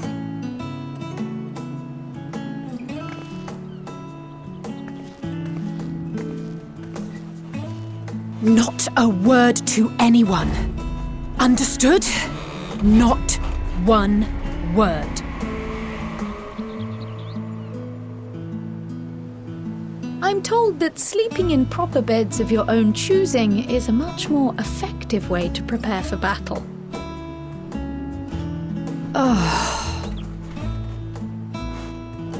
So, what were the two of you doing here? I had a few books to return to the library. Thought I'd take care of it while I could. And you?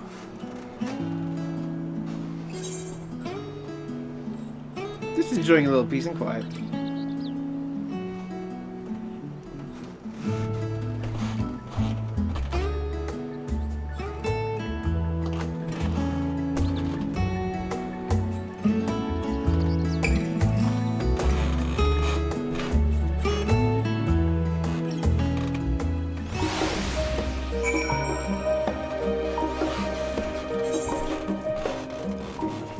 Head over to the estate and let's see this.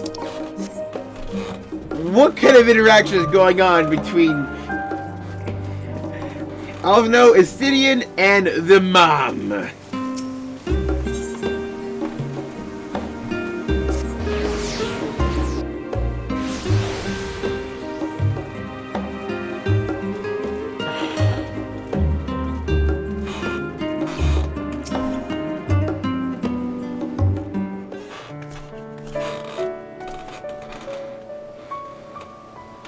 Oh. What brings you here?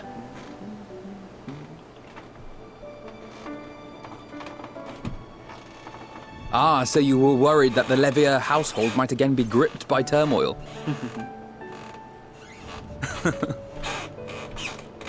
All is well, I assure you. In my letters home, I had made mention of Hydaelyn, you see. My mother wished to meet the legend in person, and so we arranged to have a spot of tea together. Where were you in my hour of need? Fell beasts I can face. But I'm not made for idle chit-chat with lords and ladies. Yeah, just seeing you in a casual outfit, not wearing armor is weird. I for one thought you held your own. Mother was the picture of delight. I might have been delighted myself, were we in a tavern with more agreeable drink. The thought of fleeing crossed my mind, but what then? I'd never hear the end of it, least of all from Tataru. I'm sorry. 'Twas not my intent to cause you such distress. It's just... it was one of the things I didn't want to leave undone ere we set forth. That's not to say I think we won't be returning.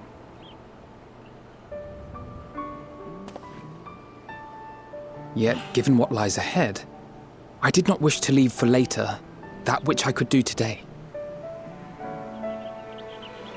After all, tomorrow is never promised. It's fine. Not like I had better things to do. Besides, seeing you with your mother brought back fond memories of my own. Be we rich or poor, family is family.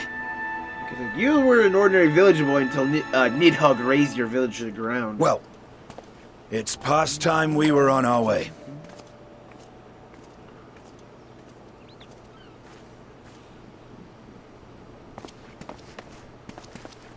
Wait!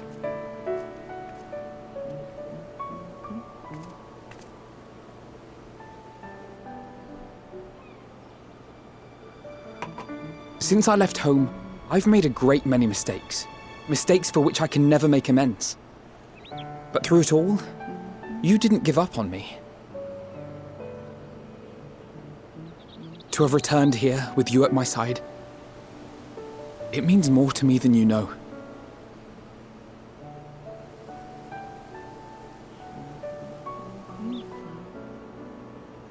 Thank you, from the bottom of my heart.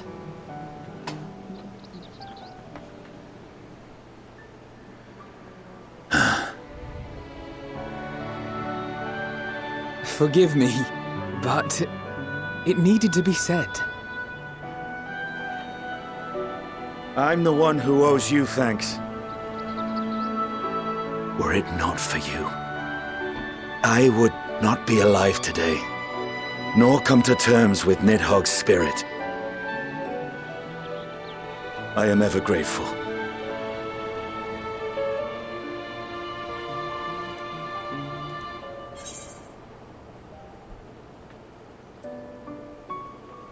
You're never one to forsake a friend, Alphino.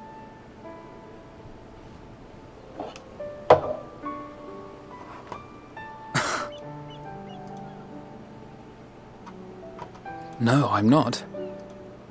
And I'm proud of that.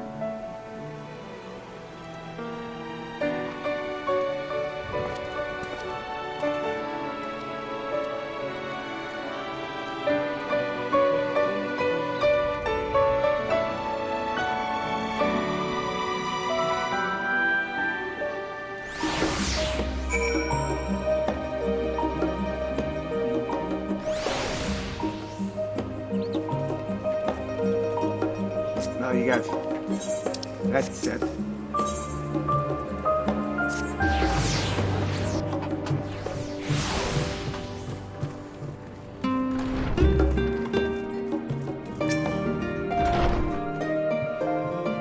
Welcome back, Vander. Return to catch your final few weeks for embarking on a mission, I presume? Happy to know that your chambers have been cleaned and fresh linens laid out. Pray you enjoy the sweetest dreams on this final night for the big day.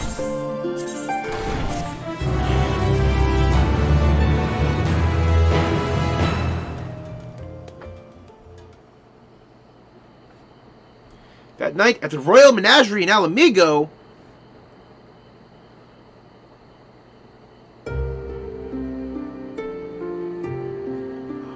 Is this actually Xenos? Could be Xenos. Yep, it's Xenos. Because this was where we had our climactic battle.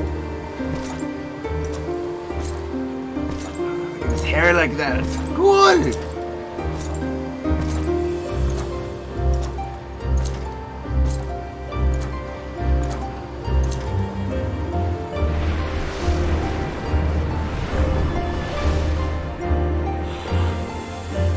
You will never get what you want. Not even the battle you pine for so dearly. Pretty much. Who's going to be the final trial? Meteion or Xenos? In that transcendent moment, what was it that I sought in you?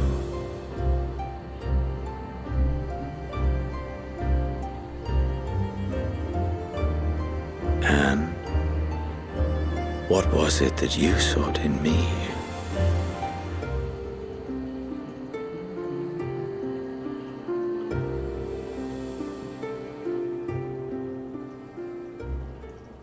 And thus it dawns. The day of reckoning.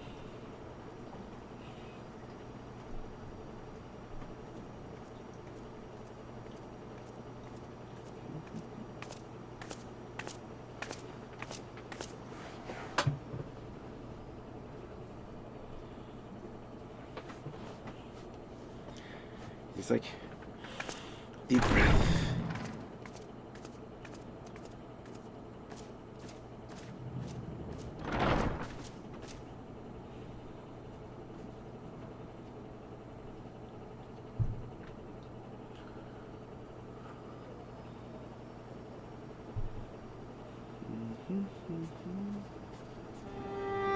How often have we thus assembled? To combine our knowledge and seek solutions to the problems before us. Back at the Waking Sands, it was all we could do to address the most minor of troubles. Who could have realized what we'd find when we began to look to the sources of the realm's woes? At the Rising Stones, we made great strides and shared many moments, from the joyous to the sorrowful.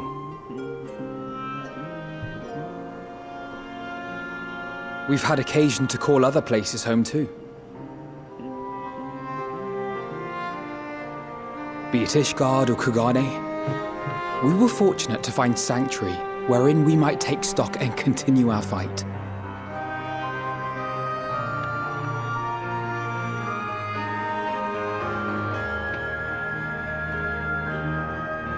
I was honored to host this company in the Crystarium, to stand with you all as we confronted the truth of the star itself.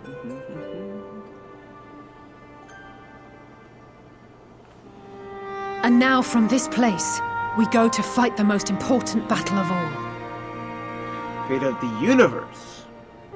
Because how many other stars besides their own have actually fallen to just like the Song of Oblivion.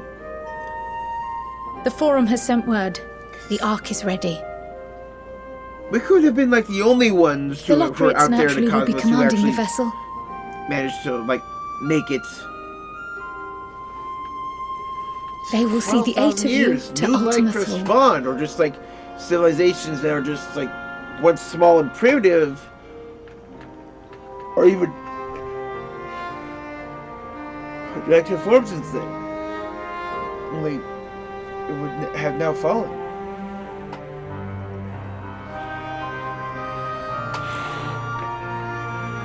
Upon arriving, your objective is to find and vanquish Meteion. As a final formality, the Forum bade me ascertain your resolve. So, are you certain you wish to do this?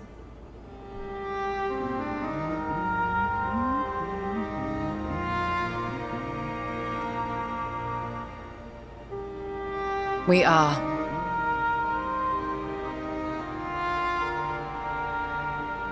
Then, ere you report to Thalmasane, I leave you with these words.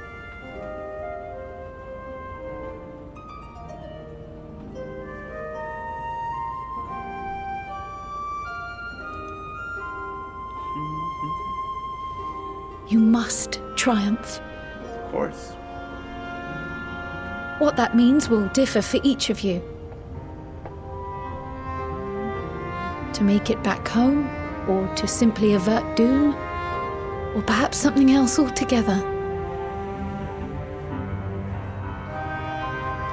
Yet whatever it is that drives you, I have faith in its power to see you through. So please, triumph.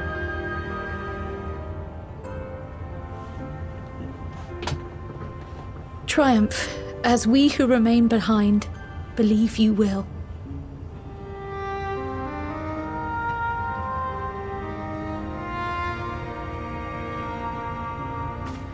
Let us be off then.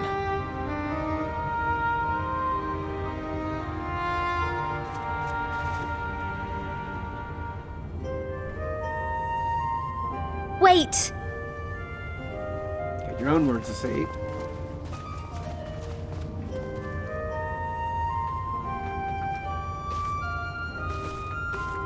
Both Kryl and I will be there to see you off, but as your receptionist, I feel I need to say this here.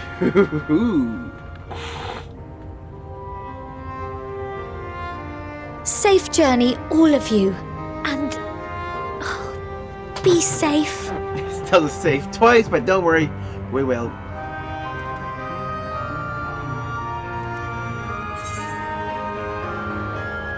You can count on it.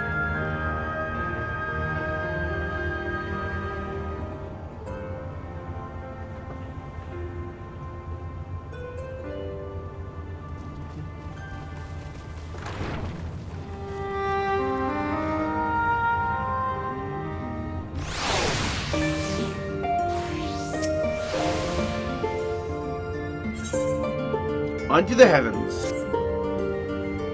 This is where we part ways, for now at least. When that sage words of wisdom to share ere you depart, may have the teaching of Galuf Beldestin will suffice. Surrender not to anger or hatred, he said. Look beyond them, and there find true strength. One sees on his open interpretation, I think. But for me, it would be the one thing I'd cherish most in life. Things I believe are worth fighting for. Something to consider as you venture onto the sea of stars.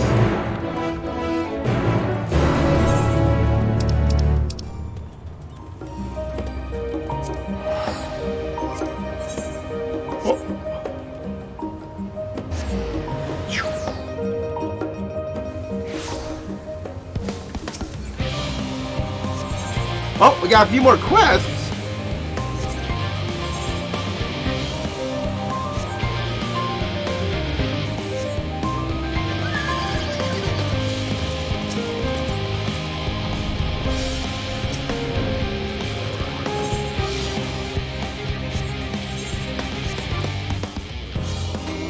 Honestly though,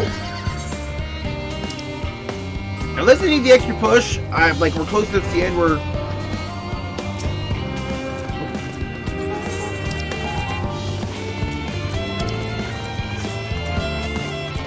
I flew inside the building.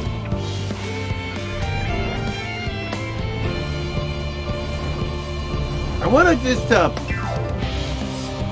see if I can get to the end of it, because like I know there's going to be cutscenes and however long the credits themselves are.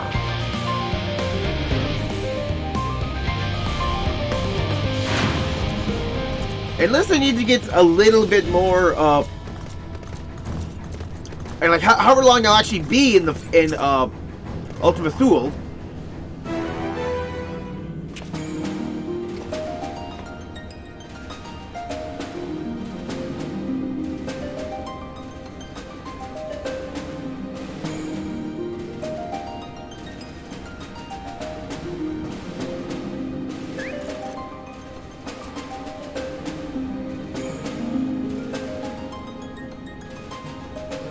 All present and accounted for? Good. As you will have heard, the Ark is ready. All that remains is to board and be on your way. I've seen my fair share of tight schedules, but this was bloody murder. But we did it. We finished the ship. It's safe, fit for purpose, and looks good to boot. Aye, it's a garland through and through. Yeah. I really don't know what we'd do without you. Thank you for everything. Don't mention it. Ever since that episode with Omega, I've been toying with the idea of starfaring vessels. And as they say, necessity is the mother of invention. I got the OMG. We've learned a lot, let me tell you. In case you're wondering about payment, the ongoing existence of the world ought to do. But feel free to throw in a colorful recounting of your journey on your return. Yeah, we'll need a colorful recounting for the 6.1 Extreme. So, have you thought of a name? A name? Wasn't everyone just calling it Father's teeny tiny toy boat? Well, seeing as its purpose has changed, I thought a more eloquent name was in order. I suggested as much to Fortuno, who seemed quite amenable to the idea.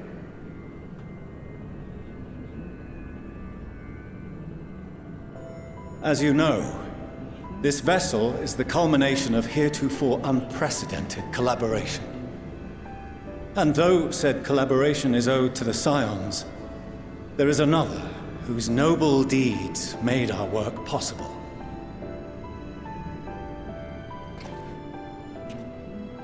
From a fragment of Dalamud, we obtained not only advanced materials such as refined adamantite, but the knowledge to traverse the stars. And this fragment would not have found its way to us had the Archon Louisoix not fought to protect this world, and in so doing, laid down his life. Now that the vessel stands complete, I cannot help but wonder if it was more than mere happenstance. If it was my father's intention to guide us here.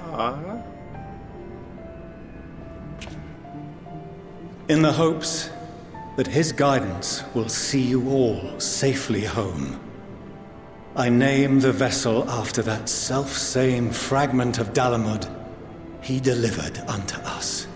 Ooh.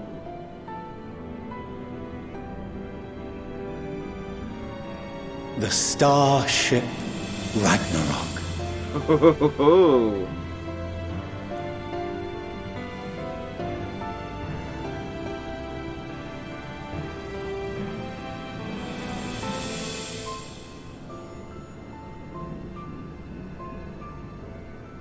Sorry for the wait. I got everyone you asked for, and not a one less. How many people are we... What? Oh, even the Beast Tribes! Look at all of them!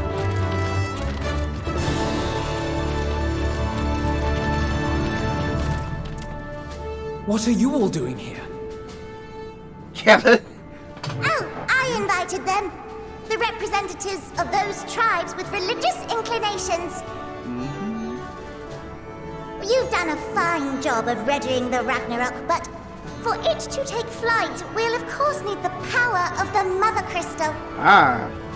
Given its immense size, however, transporting it would be an absolute logistical nightmare, not to mention we'd need to shatter it into tiny shards for feeding to the engines. Yeah.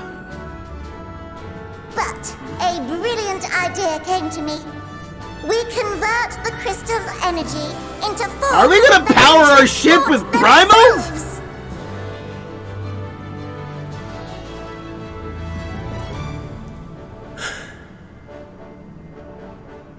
Thou wouldst employ summoning, or should I say its precursor, creation magics.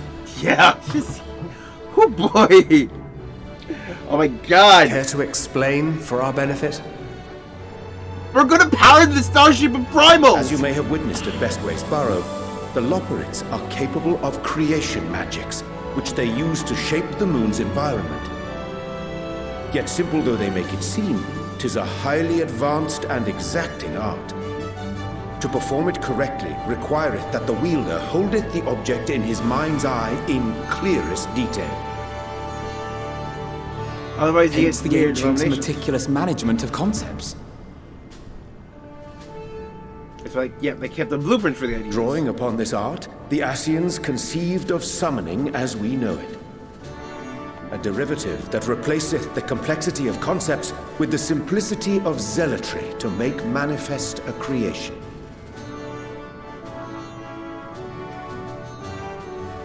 I see. By combining the Loporrits' magics and the tribe's faith, we convert the Mother Crystal into primals of purer form and greater obedience. Summoning as it was intended, one might say. This is gonna be great! Indeed! Indeed! While Hydaelyn gave us the ability to use creation magics, she forbade us from using it to make anything possessed of a soul, or similar. Forbade us as in, says don't, or forbade you as in you are incapable. Others, though. So, borrowing our friend's faith, we'll create deities using the Mother Crystal's power and send them to the Ragnarok! Oh, this is nuts! Am I the only one here concerned about the risk of being turned into a tempered minion? We still got the scales, right? Oh, right, I was getting to that. From what I've read in Sharlayan tomes, it appears the Ascians incorporated an additional nasty element into their summoning method. The fervent desire to assimilate others into one So that was something intentionally introduced to the system by the Beings Ascians. thus created are instilled with the self-same desire and use their powers to enthrall people, starting with the summoner. Yeah, because that's something we've seen a few times with summonings. Ooh. Oh. It also makes you think of, if that was something that was part of their summoning process, what did that mean for Zodiark? Was actually where Emmett Silk, La Habrea, were either of them actually ever tempered by Zodiark, or was Zodiark just different because he was the first? He was someone who found like this whole tempering process, which was later added to the ritual with the Beast Tribes. Because yeah. Well, primals can temper. There are definitely primals who have been known to not actively temper. Like Ramu of the Sylphs. The only, as far as we know, the only times he's ever tempered people was the tempering the actual Sylphs who summoned him. But just like, he didn't go for other people, nothing else, just the ones who summoned him. It's like, outside of like this, when when summoning occurs, you just like bam, and that's it. And after times anywhere, it like, has to be a voluntary action by the summon. In contrast, our creation magics, the original and the best, except no substitutes, don't incorporate any of that rubbish, so there's no risk of tempering. I mean, if the being was on the scale of Zodiark, you might feel a little Zodiark may have been able to temper, but I think we'll be safe enough. Because of his sheer power? Truth be told, I do not understand the intricacies of this plan. But none of us would ever turn our backs on you. When the avatars of our faith ran amok, you intervened without decrying we who birthed them. Yep, Susno. Where others vilified and suppressed us, you offered understanding and friendship.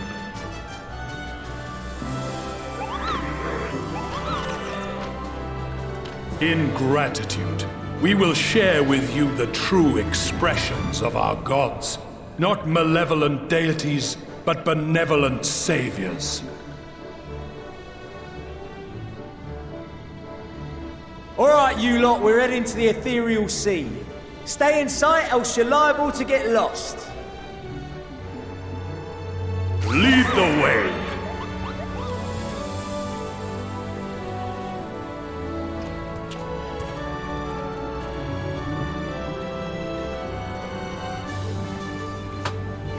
May we have a moment? In anticipation of the day man might journey to the stars, we developed these. Ooh. It is gonna be... It's like space force fields? Like... Portable teleportation devices. Ooh. One for each of you, designed to work in tandem. Ah! Yeah, you are the teleport experts. Press the button on one, and in a matter of moments, all 8 will activate and send their owners back to the Ragnarok. So it's a return button. There is no telling what hazards you may encounter. If you find yourself separated or lost, please do not hesitate to use them. Be safe, all of you, and come back.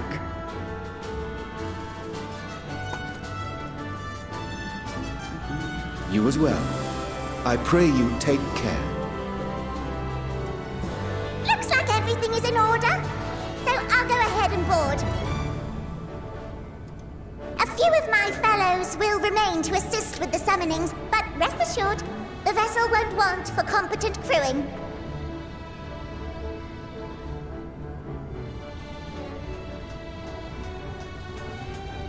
If you are ready, then you should board as well. Go, and Godspeed.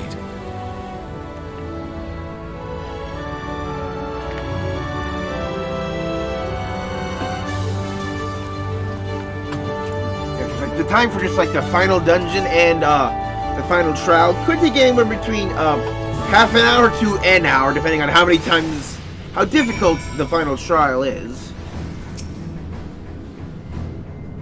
Here, come this way. I'll direct you to the bridge. Yep, several cutscenes in sequence.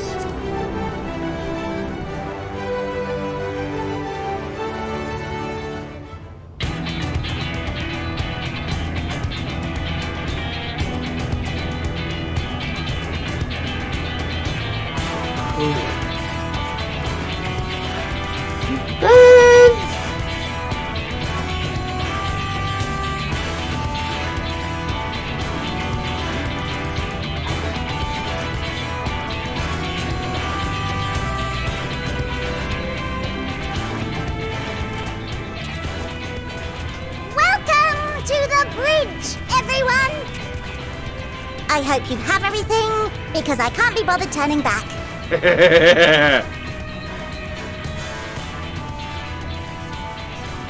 Right then, make yourselves comfortable. We're setting off in just a moment. Yay!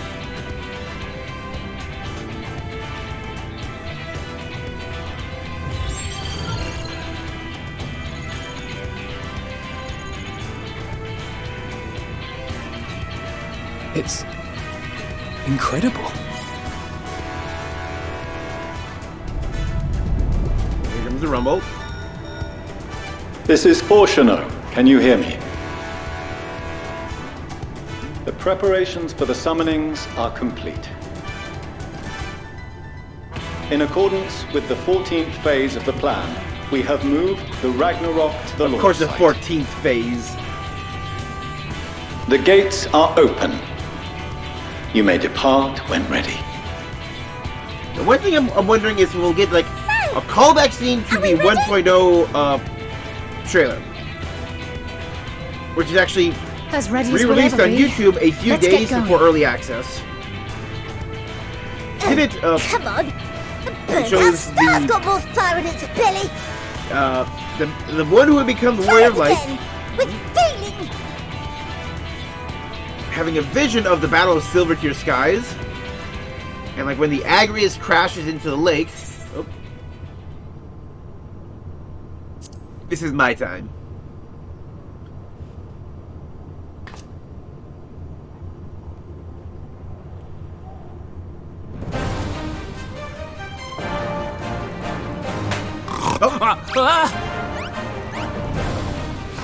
Engage!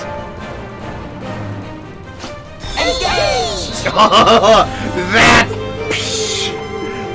pure anime right there.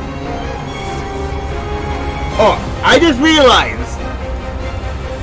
this definitely fits in this like mecha anime or space anime because we have bridge bunnies. We have actual bunnies in our bridge. Whoa! Look at those circles.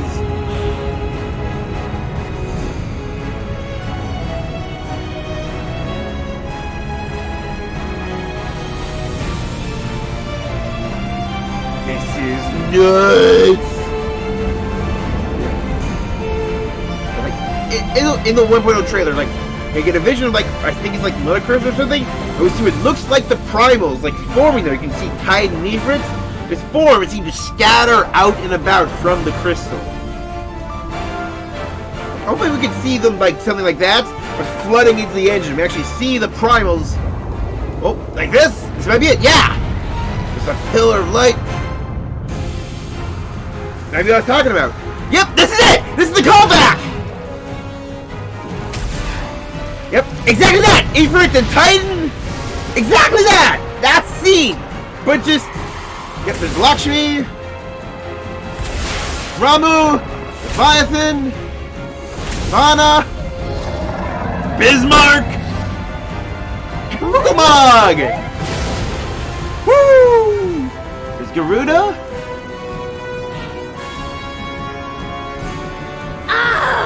That I must carry landwalkers into the sky. How she gets I a voice cannot theme. imagine a greater indignity. Do not sound so, for thy mighty winds exist not only to buffet and batter. Nay, they may serve also to thrust forth with vigor. Such is thy glory, and thus it is an occasion to rejoice. So come, let us revel!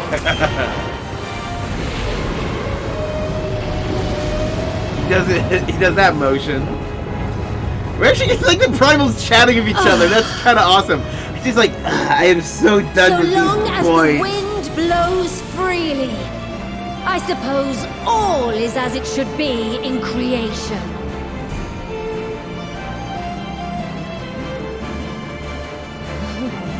I will render unto them a storm, that they may pierce the firmament and fly free! And this scene right here, right now, is exactly why they re-uploaded the 1.0 trailer. Like the other major callback to the 1.0 trailer was actually in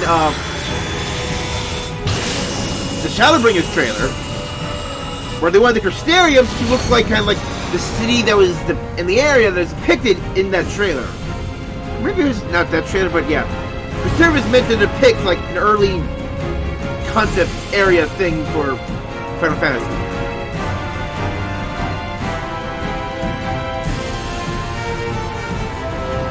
Yeah, was it actually the 1.0 trailer, or was it even like the initial idea trailer, like the trailer that came out before 1.0? That's like the was essentially like the opening movie cinematic, which was like what they re-uploaded.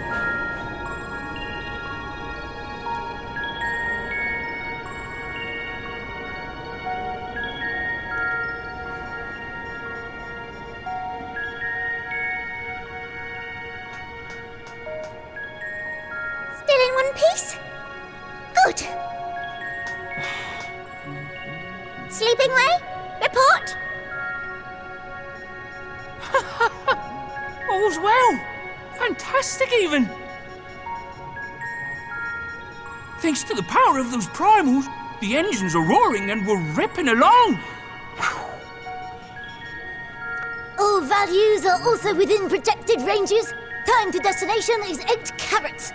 Perhaps 7 at a pinch. How long is a carat? Like, how long is a carat as a unit of time? Let's go over some points of caution. Our destination, as you know, is Ultima Thule. Lest you wonder, the place is not a star so much as a patch of emptiness. Yep. That's the extent of what our equipment could determine, anyway. From what we know of Meteion, she's likely used dynamis to obfuscate her location. So, in conclusion, we'll only know what's there when we get there. The crew and I will see to it the ship's ready to take off at a moment's notice. We'll support the search as best we can, but it'll be your paws on the ground, assuming there is any. It has to be, because it has to be the last zone. But everything will be fine, I'm sure. Hydaelyn believes in you, so you ought to believe in yourselves. Just don't do anything I wouldn't, like waiting too long to use those portable teleporters of yours. Because, like, if any one of us uses it, all 8 of us go back. Slightest sign of trouble, I'd mash the button to bits, and you should as well. Like, that's the description, as how we described it. We promise to be careful. Emergency, yeah.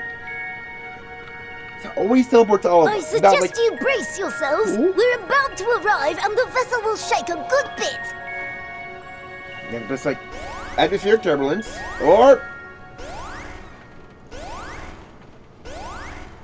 there's an alarm about. What is this? Something is interfering with the equipment. Uh-oh.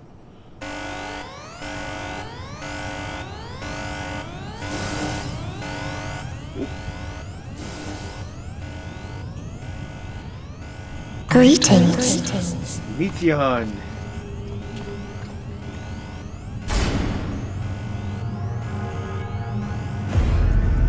Oh.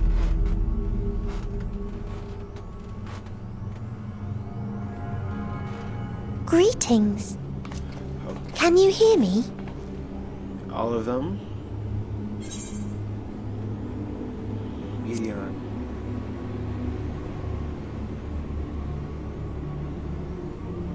So this is Meteion. Oh. Have you met one of my sisters? Because a whole bunch of identical ones. I don't remember meeting you myself. But I do know that you're from Atheris. Why have you come? All you had to do was wait. I would have delivered to you your ends.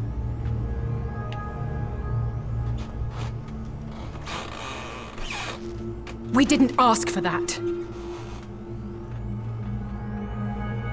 I don't understand. All life is destined to end. Maybe so, but it doesn't mean that it has to end now. Why choose to prolong your suffering? Because it's not just suffering. Effort, ambition, love. They amount to naught. Happiness, should you find it, is inevitably lost. Stolen away by events beyond your control. But it's nice while we have it. There is no logic nor meaning in it. You think there is. Convince yourselves. But it's all a cruel accident.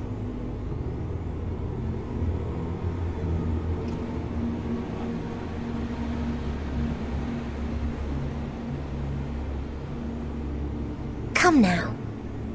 I speak the truth. A truth you would recognize if you looked up at the night sky. Unbroken emptiness. Cold, dark, and silent. Your world like every other. is but a blemish upon its perfect fabric. Life is an anomaly. It is unnatural and cannot continue. What about you and yours? The sooner you accept this, the easier it will be. What will you and yours do when all life is actually extinguished? Just to be clear, we're not here to argue with you. We're here to kill you. We know that life is fleeting, and that in the short time we have it, we're not assured happiness. But that means happiness we find for ourselves, we make for ourselves. It's all the sweeter. Indeed. I've seen far more sorrow in the eyes of many I've met. I myself have plenty of regrets. And one day they'll die with me. Gone to dust with my good deeds and unfulfilled dreams. But we accept this. That our existence may seem pointless. That sorrow, rage, and despair will always dog our heels. And we press on regardless. That is why Hydaelyn guided us here. In her boundless love for mankind, she has prepared us for this trial, and in her name, we have come for you.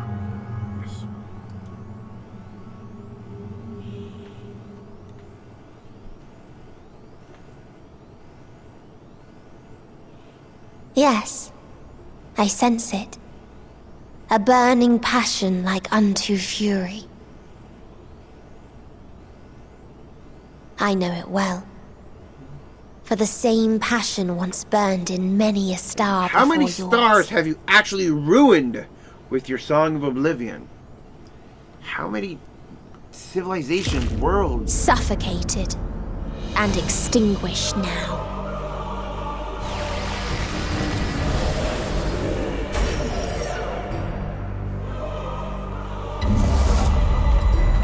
Whoa. I can't breathe. You approach the bounds of my ultimatum, where emotions dictate reality, where resignation and acceptance unite to embrace the end, where those who yet valiantly cling to life can thrive.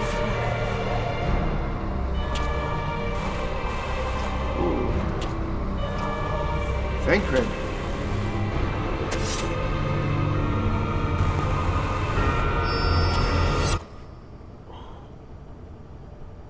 Ho ho ho ho ho! How did he have the strength to stand where we could not? And where is he? By the Fury.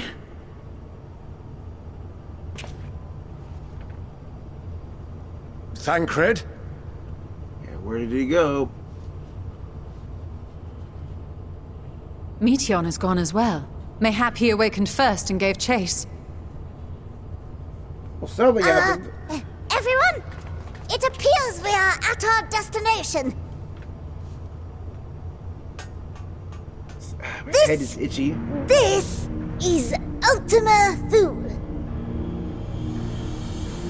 Not that we knew what to expect, but I wasn't expecting this. From atmospheric composition to ambient temperatures, all reading to within permissible range. This place is capable of supporting life. Because Meteion doesn't need these conditions. She and her kin were made to fly through space to that vast emptiness. If that's the case, then Thancred may well have gone on ahead. He's always the Let's scout. go and have a look.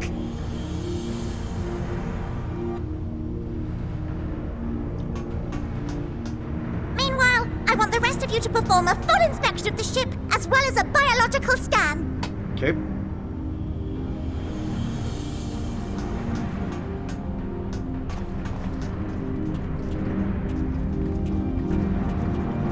So this could be a place that, like, is an actual So it star. was that the brave wayfarers arrived at last at Dream's End. Meteion and her kin just all chose as their home now. In following their path walked and history written, I am made keenly aware of one truth. Though the curtains may fall again and again, so long as others take the stage, ever shall there be more tales to tell. So, let them bring it to a close, I say. Let the curtains fall upon this, the final chapter in the tale of the star. Yes. Caesar's ultimate food. I never remembered those words in the trailer. Is this a dead star? As I live and breathe, I live and breathe! Well, the environment itself shouldn't kill us. Well then, let us search for Thancred while exploring the area. The ship we leave in your care.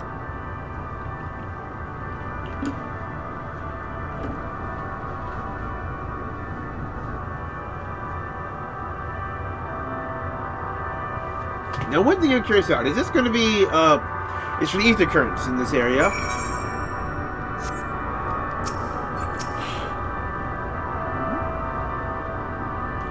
Continue helping these strange surrounds. I read a provisions note in case of emergency. Of course, encounter any real danger, expect you to return to Ragnarok at once.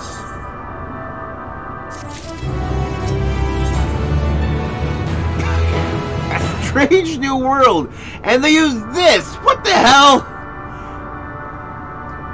Why is there unknown in like the text? Well, we're fortunate this place can support life, albeit barely. I suspect given the torpid, stale quality of the air. Not only that, let's find Thancred. Get our search from the prow of the ship. He's as good a direction as any. Sure to stay too far, lest we lose sight of one another.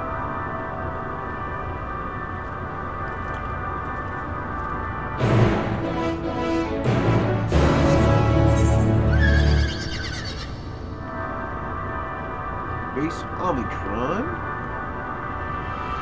Abode of the ear. Ritara.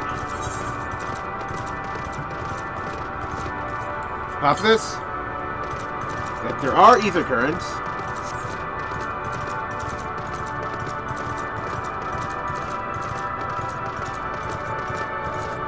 What is that? Lesser Stellar Dragon.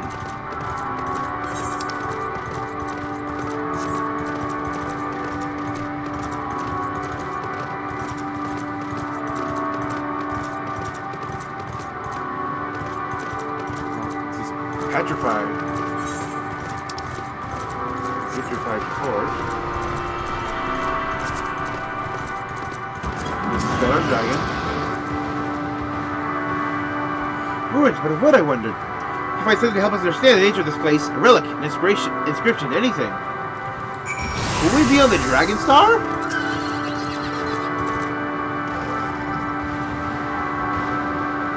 There are all these dragons here. Top pillar has been partially melted, like something of the distant past. Damage does not appear to have been inflicted deliberately, rather caused by an innocent destruction of often wrought in the heat of battle.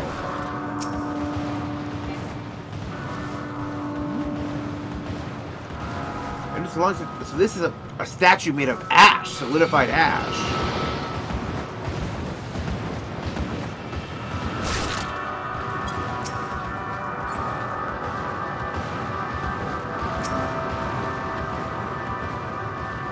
Look here! This part is relatively intact. History designed the top suggests it is man-made. Those builders are surely not men as we conceive of them. Said that. I swear I've seen this pattern before.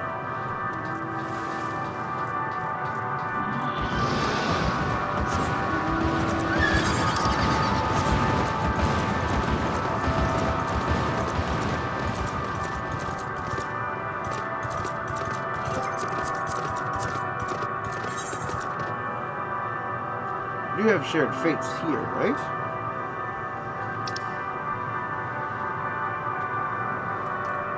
We don't? No information to display.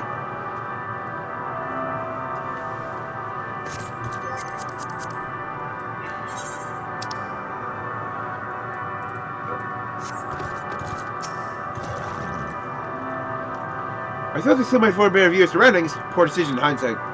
Besides the light from the ship, it's all shrouded in darkness. If Thancred is here, I'd never know it. You can tell we're near the edge of an island, if you can call it that, surrounded by floating debris.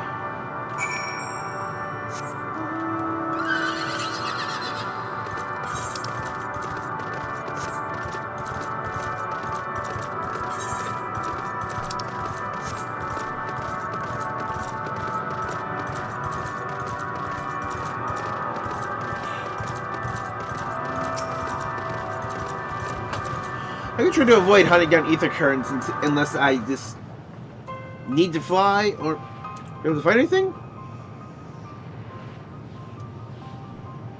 As I feared, it's still a trace of Thancred.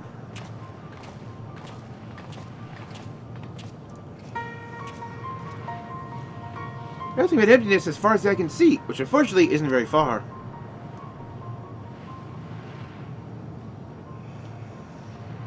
I can't but suspect that someone or something is here. Times when I sense it drawing close, and that chill washes over me, leaving me exhausted. Maybe feelings of death and anguish. Let's see here. I felt it too when I was near that thing.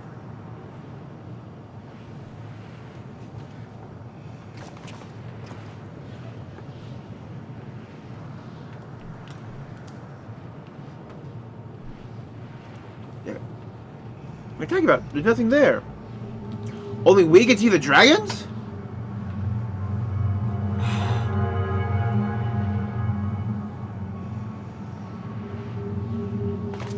Heard to the conclusion, perhaps we should search elsewhere. Agreed. We found only more questions when we are in desperate need of answers. The fair stretch of terrain above the ship's starboard we get to explore. Let's try searching there then.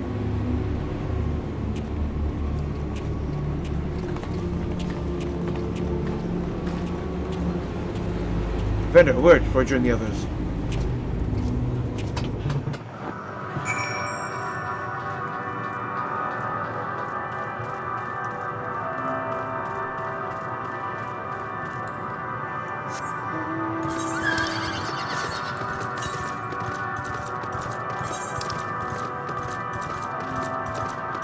No wind beneath our wings.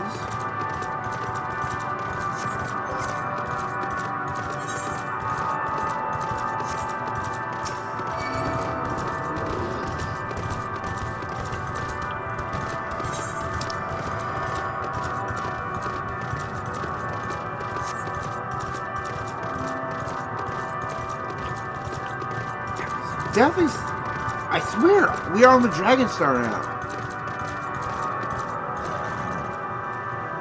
See them too, don't you? The dragons. As I thought, their presence is tenuous at best, but no mistaking it.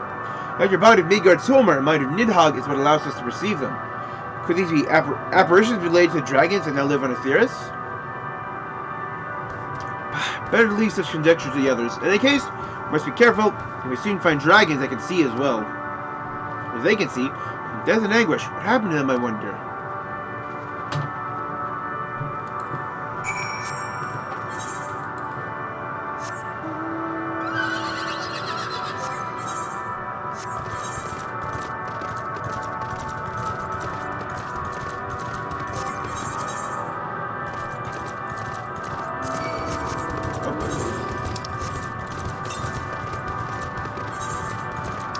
I feel like there might... I said, like, don't bother.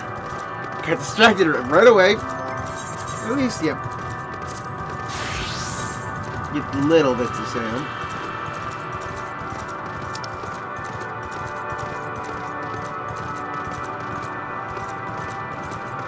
Definitely think...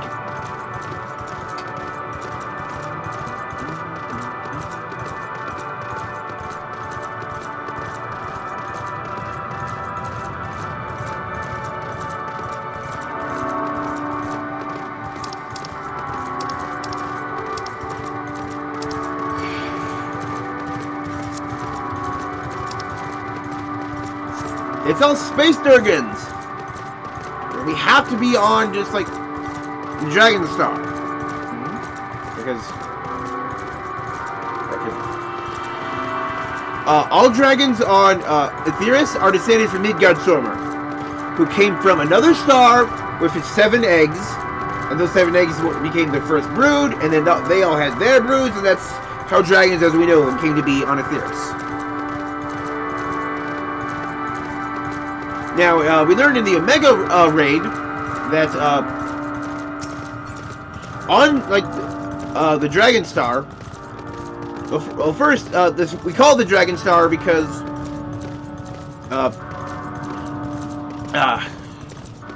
Ishgard astrologians studied the Dragon Star because by looking at it and studying it, they could discern things about the acts of dragons.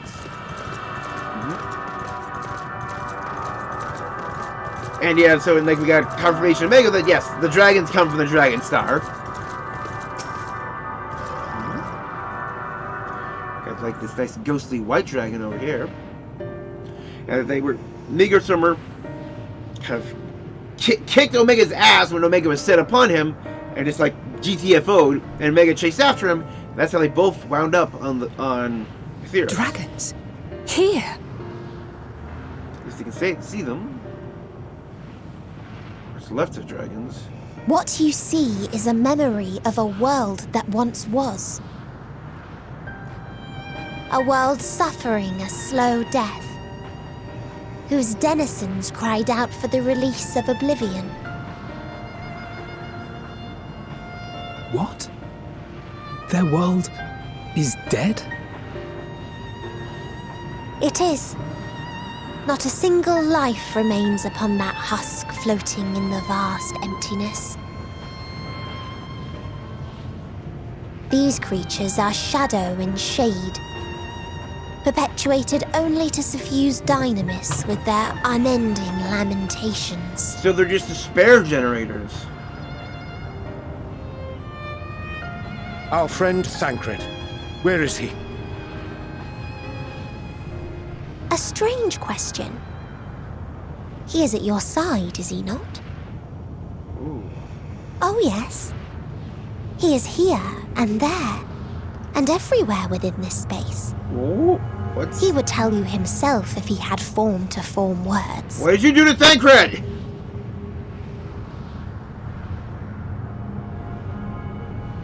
Huh. Such loathing and uncertainty. You don't know why you still exist. Oh. In like manner to the oblivion I send. I tried to drown out your ether with dynamis. But Thancred's ether is damaged. Beginning with this Thancred, who came at me despite being unable to breathe. Oh yeah, he has good Such a simple thing, unmaking men. In the blinking of an eye, he was gone. Didn't even have the chance to be transformed. You Thanos him? Yet somehow, he managed to leave a slither of himself behind. Ooh. What you call the heart? Or perhaps the soul. In his final moment, he cried out from it. A single word. Survive. That wish proved stronger than the despair that ruled here. It overpowered it, causing this space to be remade. She said this is where emotion dictates into a reality. place you can perceive, and where life can endure. Thancred That just you dead draw and gone breath now? is proof that his soul lives on. For how long, however, He's remains just to hanging be on. seen. This is like when he was just adrift in the, he's like comparable when they're we should hurry and tend to business.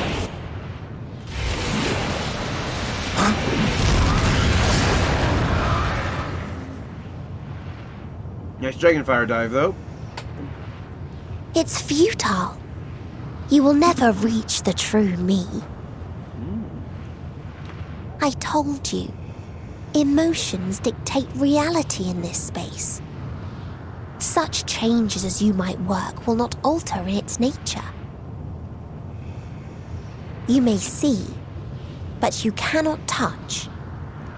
Walk, but not advance.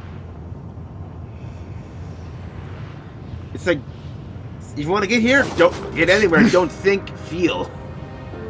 Meteion holds too much sway here. How do we contend with a foe who can unmake us on a whim? I just realized, I picked the conclusion as samurai shit. I do not know. But Thancred gave his life that we might come this far. We must press on. Agreed. We cannot turn tail here. Not without something to show for our comrade's sacrifice. I think it might be able to, prevent samurai from getting experience.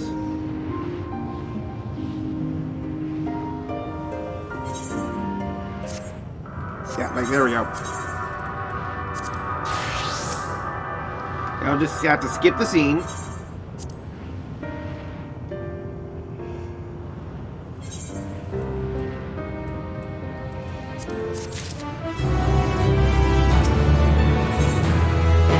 Verdant wings.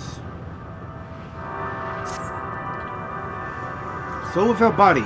Form of being with which we are not wholly unfamiliar. Indeed, for we existed in a similar state when residing in the first. There's also that. Circumstances are rather more dire than that. 'Tis true, but I truly believe he's not forever lost to us. Regardless, in sacrifice he hath afforded us a chance to prevail. Let us not squander it. Ascertain the nature of this realm that we might confront and defeat Meteion. Steven, Evander, would you accompany me and speak with these dragons? Perhaps they can enlighten us. I suggest you to survey these surrounds. If there is a path that might lead us to our quarry, we must find it. And well, we can reconvene when everyone is finished. We understand these dragons are shadow and shade, from a world whose denizens sought oblivion. Such, they're not likely to be in many of the company, let alone conversation, so please, be careful.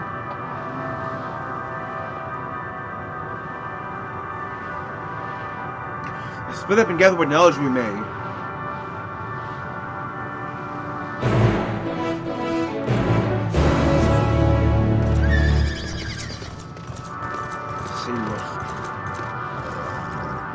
Visitor, not of this star. Could thy slender hands bring plague to our world? Thy breath extinguish thy feeble flame. Oh, how we would adore thee, alas. If time our flesh shall wither, our souls fade, we wait for its inexorable march unto oblivion. If thou art not come to hasten our demise, I bid thee leave us. We crave not companionship, only silence.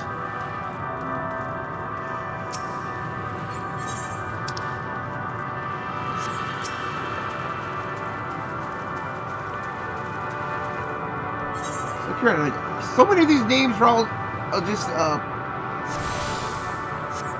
dragon speak type names. I can find in the Churning Mists.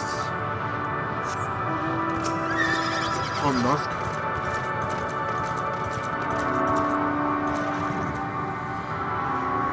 Beyond the distant veil, paradise lost, so glorious, so beautiful. We were a proud and noble race, strength embodied. Knew only love, for they came. Metal monstrosities of black and silver, no bonds of blood did they share, or conviction did they have to guide them. Crushing defeat, never we had known such shame. Stilled now are the winds, so none could fill these wings burdened by ignominy. Fly no more, only sink into oblivion.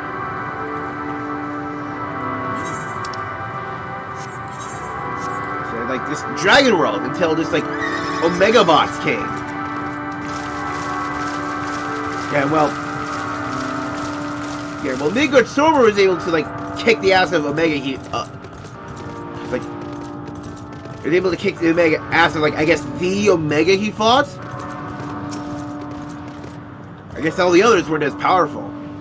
Thou wouldst bid me speak? Folly. I observed lesson of stone. I shall not fly, nor speak, nor roar, only watch and wait an end.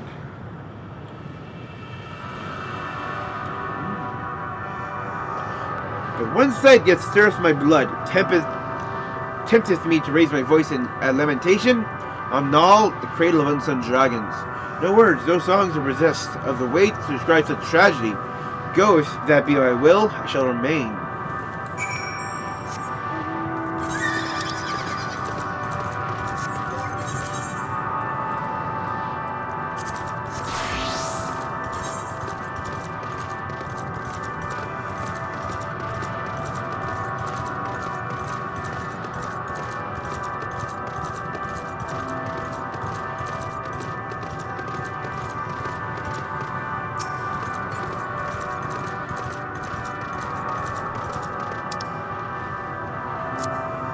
I kind of think that the tragedy it's talking about is this is a place where dragons put their eggs.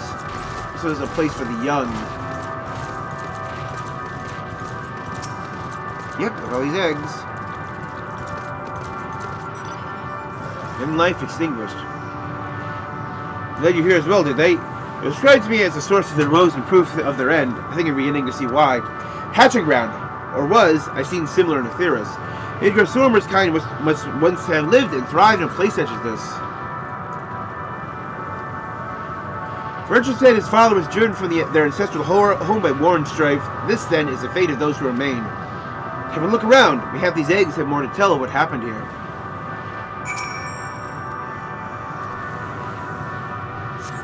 So, a shattered egg, you find a major and unborn dragon. The body has already begun to decompose.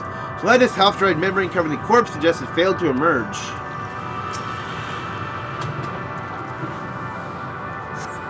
Drinking liquid has pooled inside the egg, not just feeder of, is indicative of contamination. Not just fetter. Gingerly lifting a large egg from the viscous mire, you peer inside and see a formless mass soaking in a pool of embryonic fluid. Take turns to return the egg to its resting place. Last one. Egg appears to have been broken from the inside out. Perhaps the dragon within succeeded in hatching. Just several eggs have been ruined. Dragon was indeed hatched. There's no sign of it here. Or its sire, for that matter. You should look for them. You start at the cliff tops, I'll search the plains. The otter herself said there's no life here, and there's this one.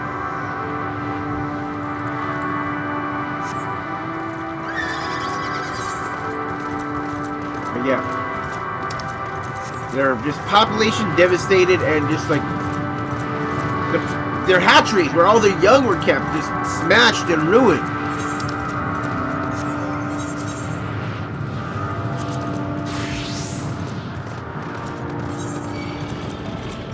I believe just like as a race, the dragons of 14 are actually technically asexual beings. They technically have no gender.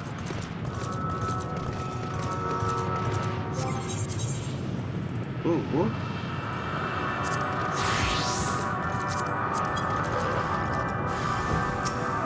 Malformed dragonette.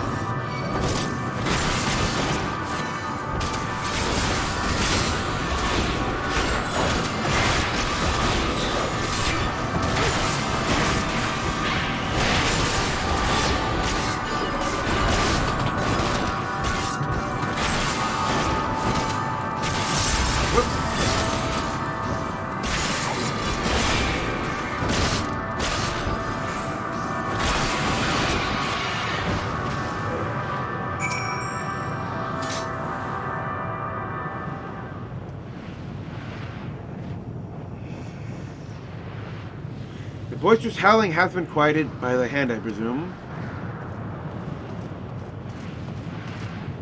Everything alright? I thought I heard a dragon, or something resembling one. Just like the malformed baby. See, that's what happened here. Was that your child? Perhaps some eggs of an Omnol are indeed mine. The life in one did quicken. The beast thou hast slain may be of my brood. I did not recognize it, twisted and malformed as it was. Now, dragon in truth, a reminder of our failure, a testament to our shame. Explain.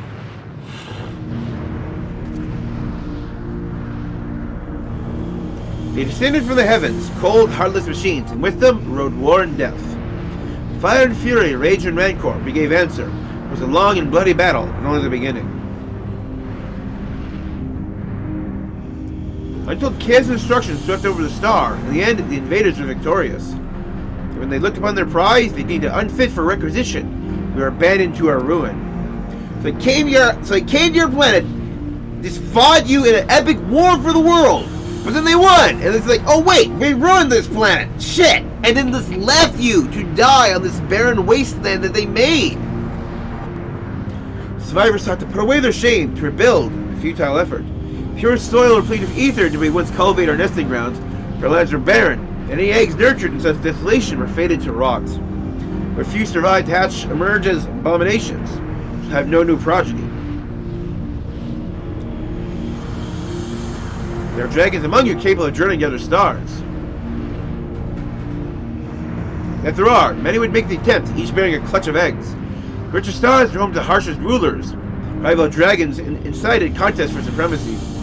Fires faded, the war is lost and won. They too are reduced to ash and waste. It's the curse of those who seek life, to be drawn into conflict, to conquer or be conquered. Vicious cycle we now choose to break. We tire of conflict with everything. We lay down sweet, merciful silence, free from strife and suffering, still as stone. Wait, you claim your kind is doomed, but there's another star.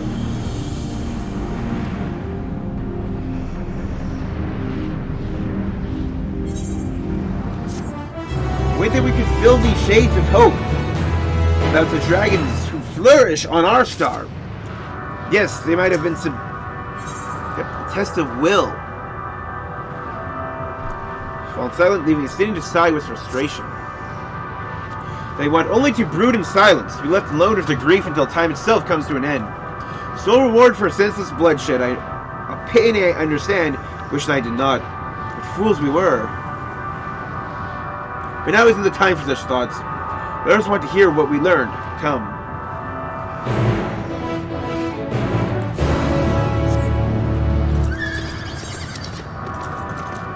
Oh, yeah, we do have quests here.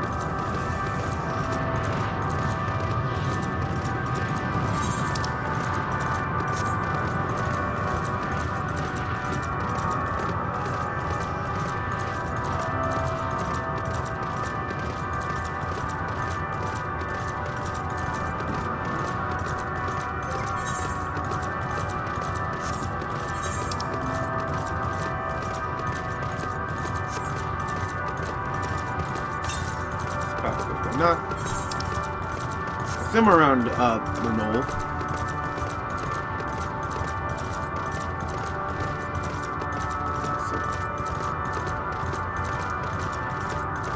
I know there are definitely a lot of people who are like really excited by just like the lore we're seeing now.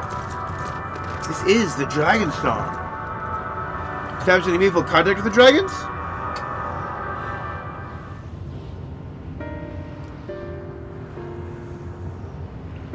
See, they wish to escape what they perceive to be a cycle of conflict. Thank you, Evander, Estinian. As for our part, I believe we are more acutely aware of our confines than before. We started by traversing the perimeter of the island, to see if there might be a path leading off it. Sadly, there's nothing to be found. Also, the amount of debris floating about, could it be enough to serve as a bridge to lead us somewhere? So I tried throwing a stone onto a potential platform to judge its integrity. Then reached its mark, crossed an invisible threshold just beyond the boundaries of this island, and vanished only to reappear above me and fall at my feet. It would not be too quick to presume that what we see outside the space is as it appears. Pipe returned to the Ragnarok and asked the Loppers to search for a potential path. However, the ship's instruments failed to provide conclusive data surrounding the area, so no more, I think it too risky to attempt flying to another island. Meteion told us before that emotions dictate reality here might be the key. I'm not entirely sure what emotion might manifest a bridge to lead us to safety. Our saying is, we've no way forward.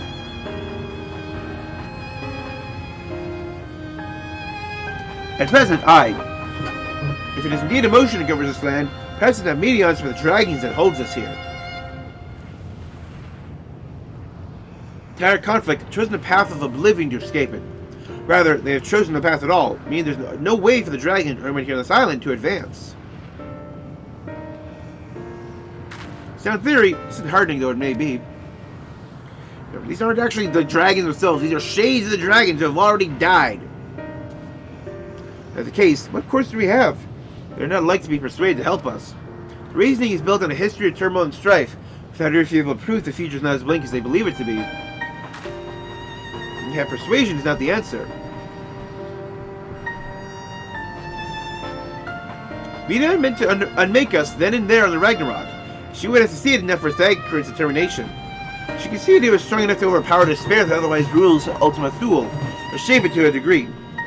Perhaps it could be done again in like manner, by overpowering the prevailing emotions. 'Twas Ultima Thule's architect, Meteion herself, against whom Thancred did pit himself in a clash of wills. Though I marked no leader among them, as such, I did chance to encounter a dragon possessed of despair far more potent than the most, potent enough mayhap to dictate the course for others, and lesser domain to follow. I spoke but few words, carefully chosen, their tone and timbre alone threatening to rend my heart in twain. Chellingu's desire to remain may allow us to alter the island upon which we stand. As I fear my vaunted rhetoric availed me not against his calcifying heart. Hap one of you will fare better.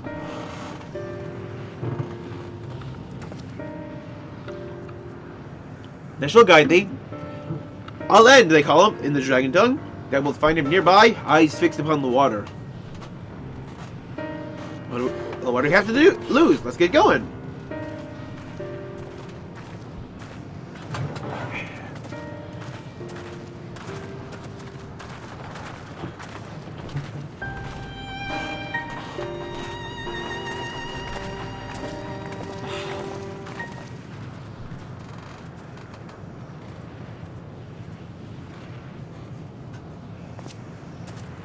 You had some firm resolve.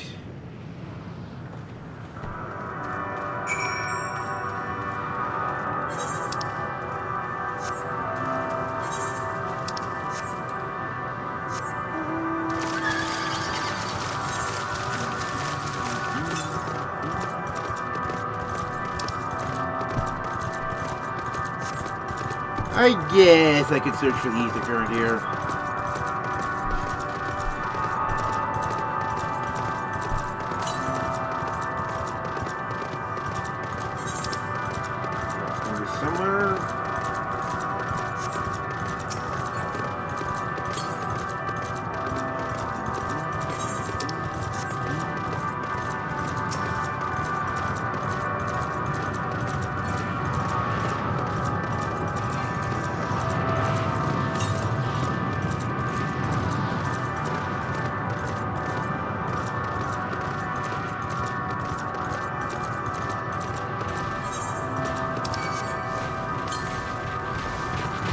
Nope, actually.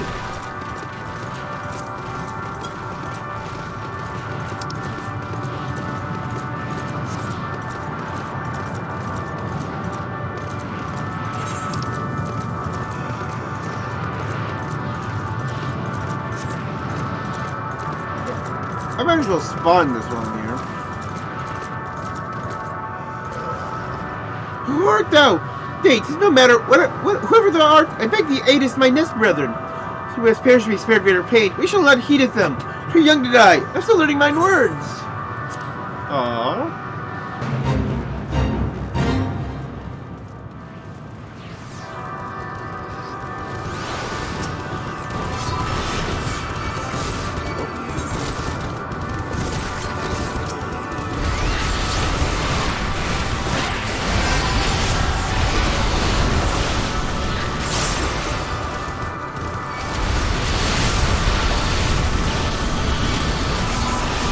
I immediately went into something else.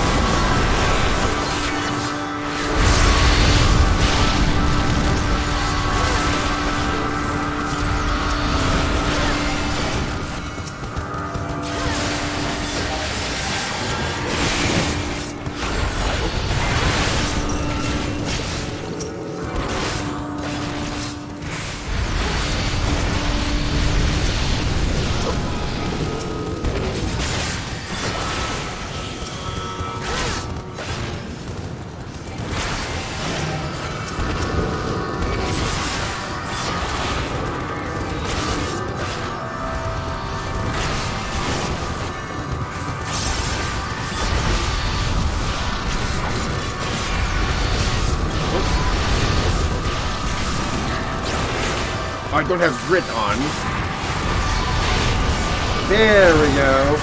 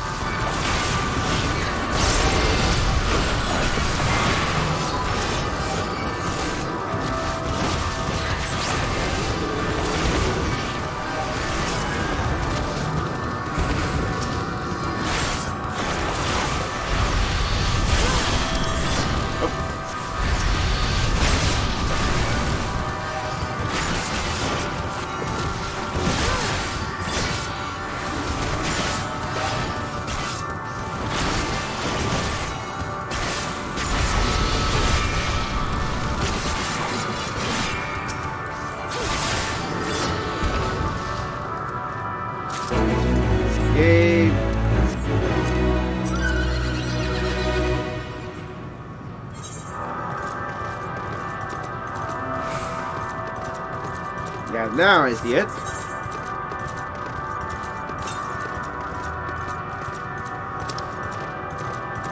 Seems like there's no current in the first area. I have to really check this.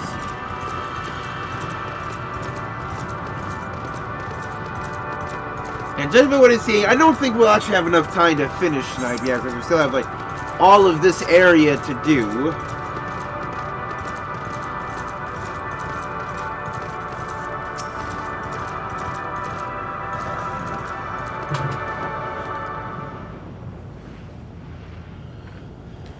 I should get 90 after this quest.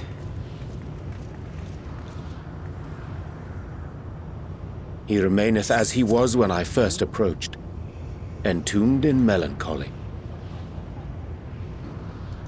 I see. Perhaps I could... No. I'll handle this.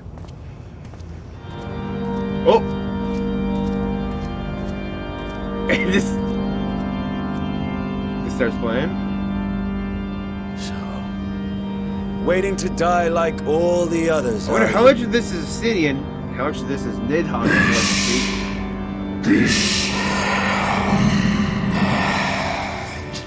Carter's crust felt corrupted, the winds are stilled, the heavens offer no comfort. Is he speaking in dragon tongue?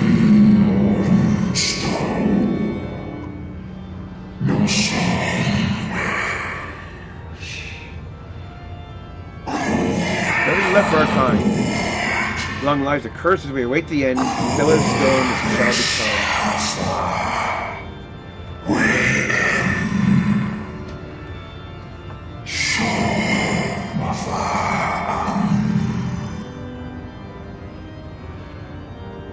So you say. Yet your kind has found a new beginning on our star. One of you braved the expanse, bearing with him a clutch of eggs. They and their children now rule our skies, their song heard by all.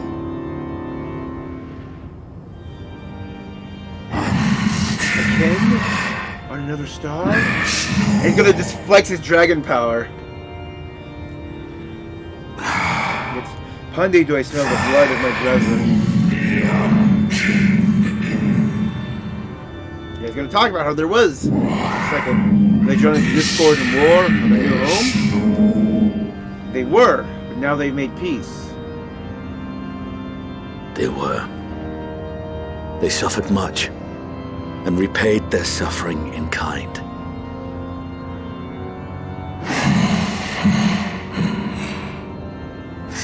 Imagine it's not whither we fly. Ever will sanguine ocean await us. Ever will retribution's wheel turn.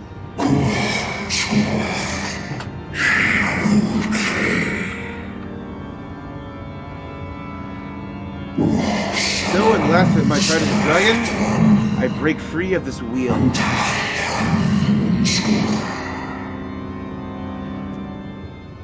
I renounce conflict.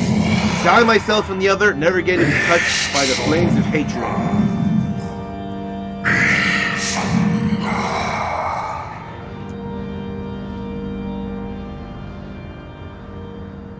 Had your brethren made the selfsame choice, my family might still be alive. Yet lasting peace does not come to those who simply retreat from conflict. Yeah, that's what happened with Hydaelyn. You must be willing to confront it. To stare into the face of your foe and see yourself in him. Only then can you break the cycle of torment and tragedy. This lesson, a dear friend taught me at the risk of his life. That's what Hydaelyn did, just... There is no nobility in your penance. You wallow in self-pity. And after everything we've endured, we will not let you stop us.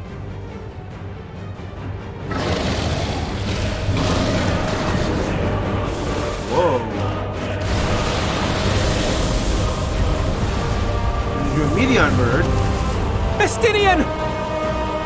Stay back!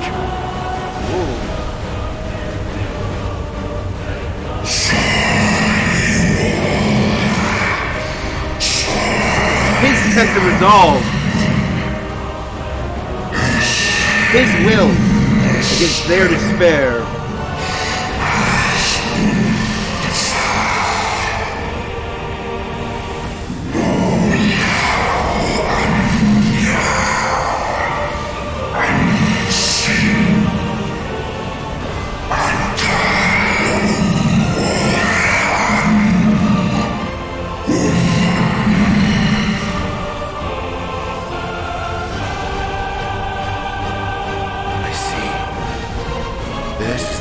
That bars our way. The rest is up to you.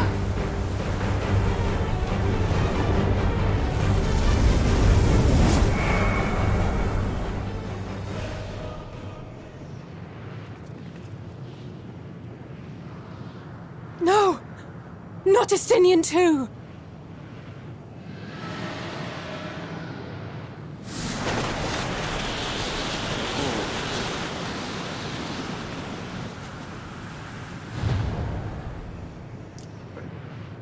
Creates a path for us. There's a wind. And now there's winds, so now we can find ether currents. He's opened the way for us.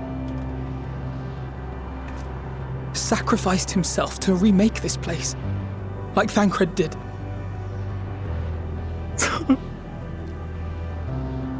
Oh, Alphino.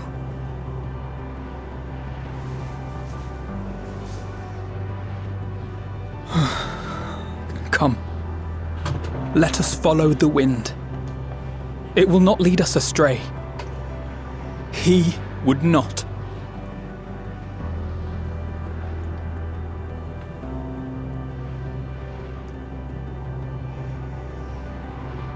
Okay, I know we will be getting our friends back.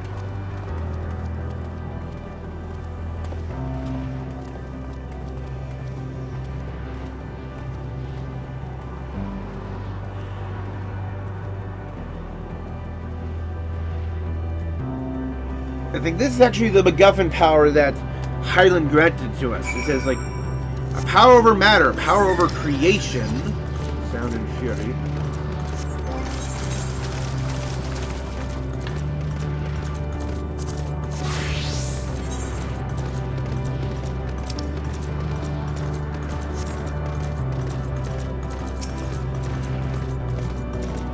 And that's what we'll be using it for. We'll be using it to remake our friends.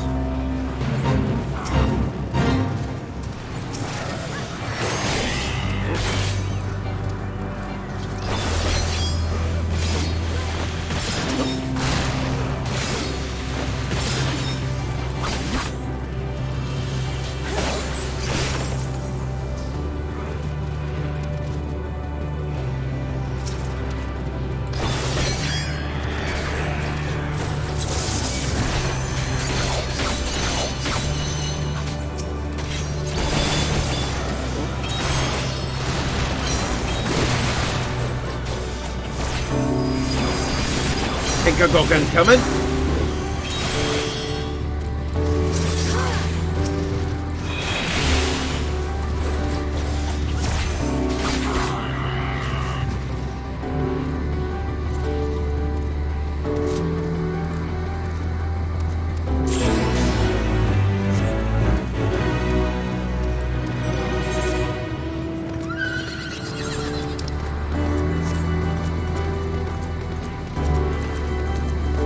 know I can gain half a level by just after the stream doing some quick unsynced trials. Just like getting Wondrous Tales, because like a Wondrous Tales log, if you're not at max level, will give you pretty much half a level worth of experience points.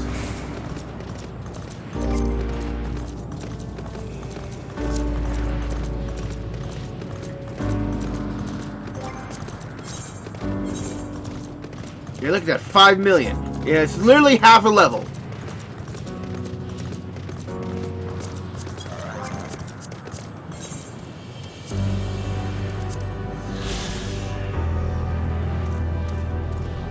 Now we jump off a wind confluence.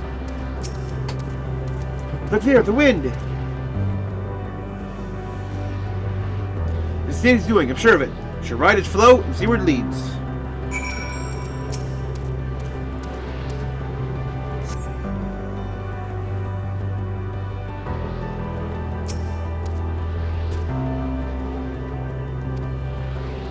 Oh, I didn't see the red marker.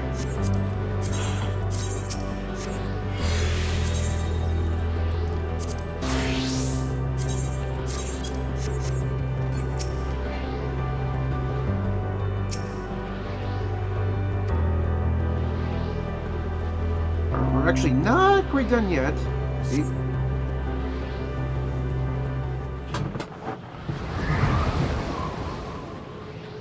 I have a feeling other signs will be sacrificing themselves one by one as we journey across to make ways forward. And we'll use the power bestowed upon us by Hydaelyn to restore them before the final battle. He found it. He did it. He found a way forward for us.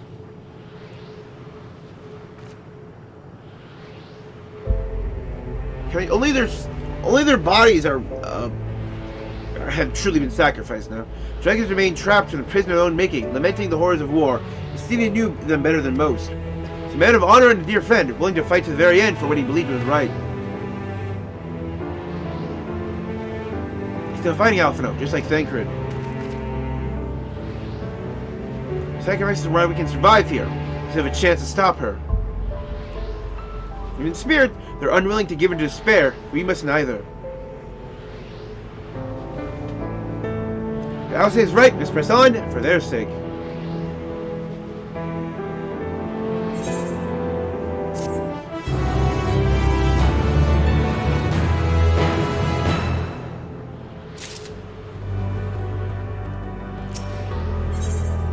Roads paved, sacrifice. Notice engaged his posure and is ready to proceed. That's it. As Joel and Alice said, we must continue. Where should I get from the fate? Yeah. Unless we change our surroundings, perhaps the memory of an altogether different world. We need to learn more of it, then tread carefully lest we lose our footing in the sand. It's actually not. So this isn't actually just like the Dragon Star itself, but yeah. How the flesh rolls we never get. Abode of the E. Yeah. This is like many worlds.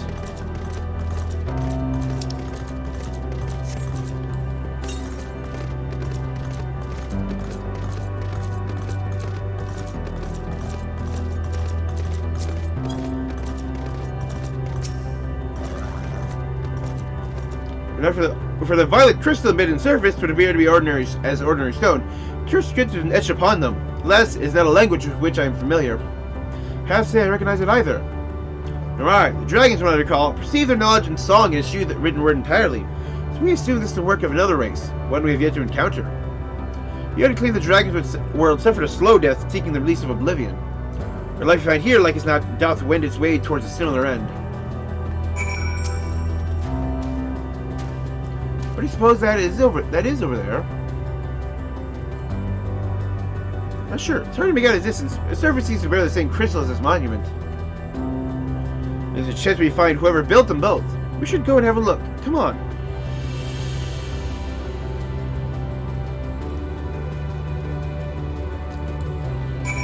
I just saw someone, yep, it's tuned to the ether current.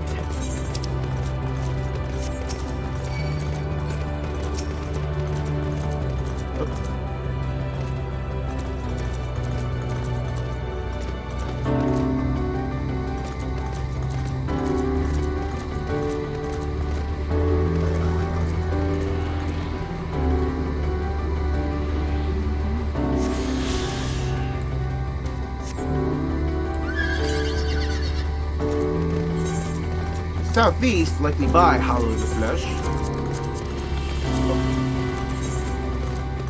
I actually got a full thing.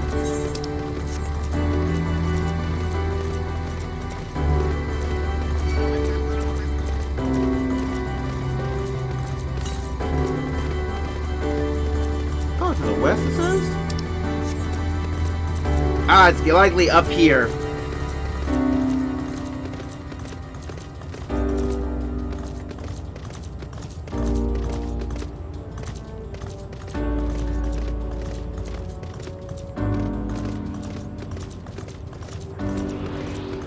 Yep.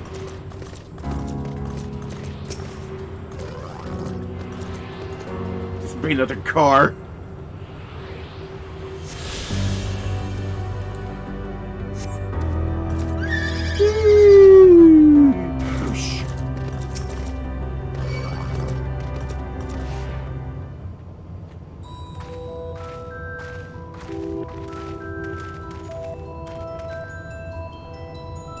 Hail, travelers! This is the most unexpected occurrence. Oh, hello there. Is this your home? It is. Ah, forgive me. I've forgotten. Exchange of introductions is expected when first meeting those with whom one is unacquainted. Oh. Okay. The vibration of vocal folds are still required to convey our thoughts. Attention, Ia, I believe, was a pronunciation used when referring to our people.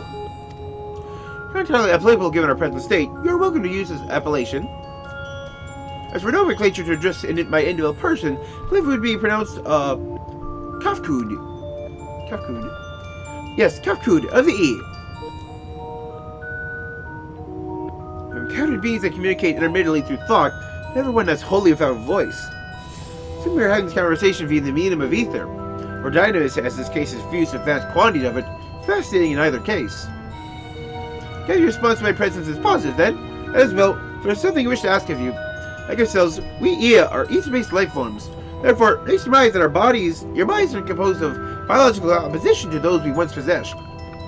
Have the number of queries regarding your subjective perception of the five senses: sight, sound, taste, touch, and smell. In total, I prepared 98,712,180,827. That's rather a lot, isn't it? My apologies. I made a great many details necessary to understand the nature of my request. Though we dispensed of our corporeal vessels long ago, we have discovered a need for the flesh, have endeavored to recreate our erstwhile forms. However, all printed records have been lost through the passage of time.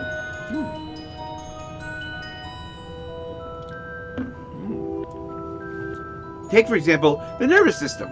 It is well within our power to recreate, but we have no frame of reference for sensations once experienced by our people, which may compromise our ability to interact with our physical environment. And the reason you need to regain corporeal forms? Why, to bring an end to our existence, of course.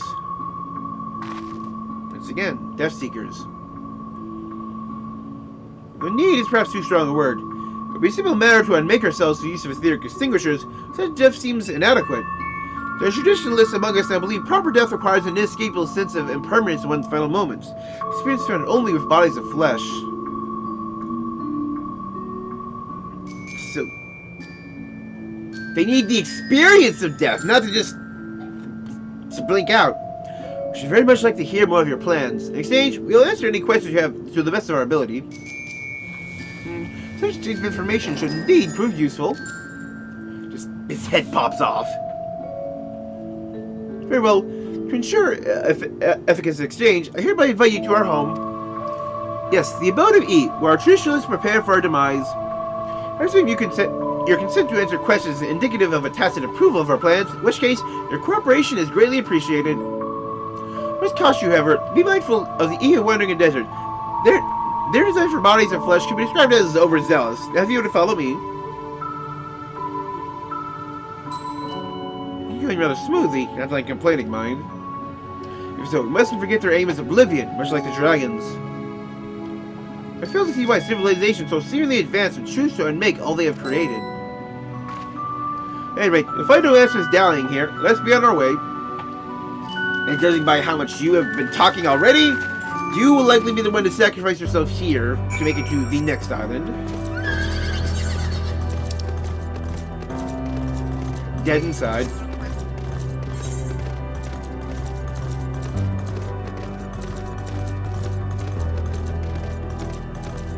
The minion.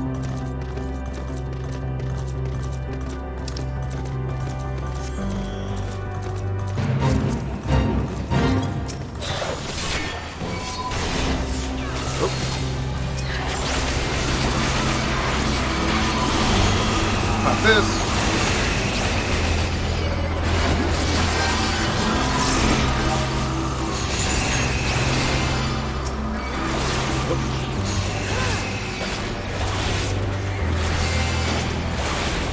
I get enough credit. There we go. The Arch 4-5. Are you afraid of the dark? Shadowbringer! Woo! Test Living Shadow 2! Yeah, like, you got like the lock icon is for lock where like the die slot would be.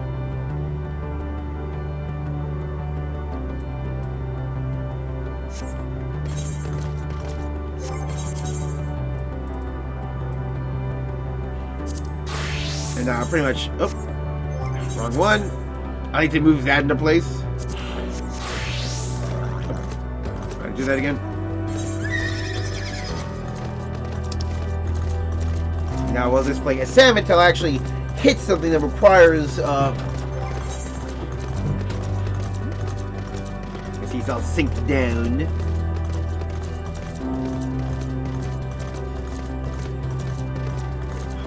All like the defense is 1, because, why is that actually?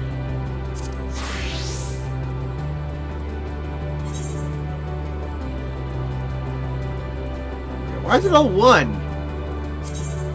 I just noticed. Why is it all 1?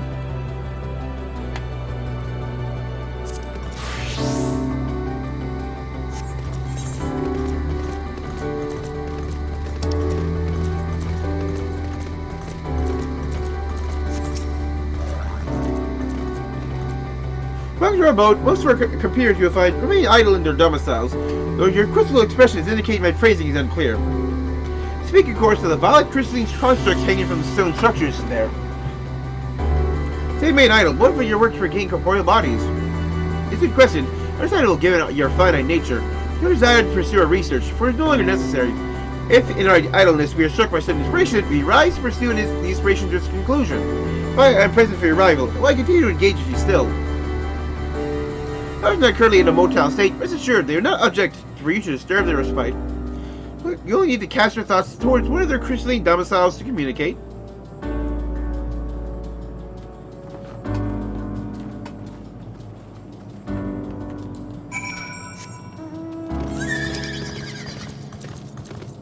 Can I make it there?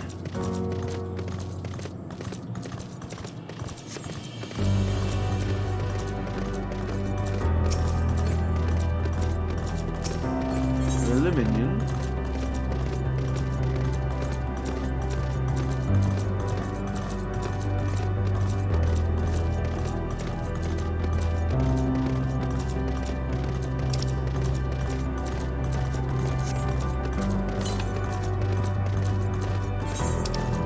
Further northeast.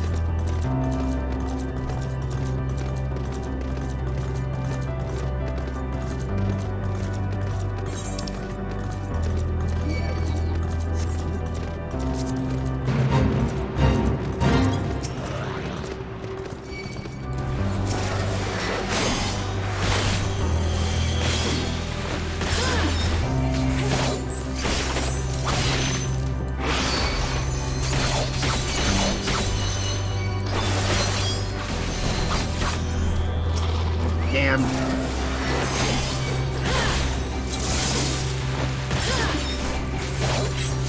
Well, at least I can get some credit.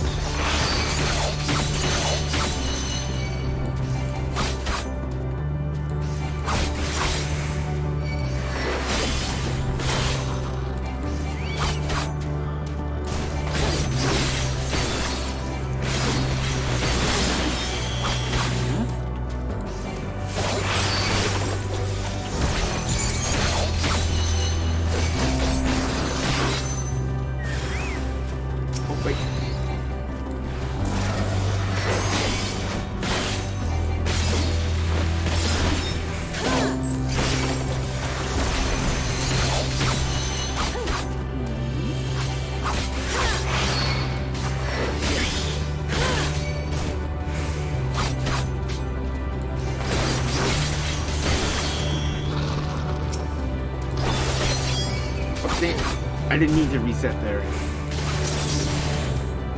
Actually, yeah, let's just focus on one.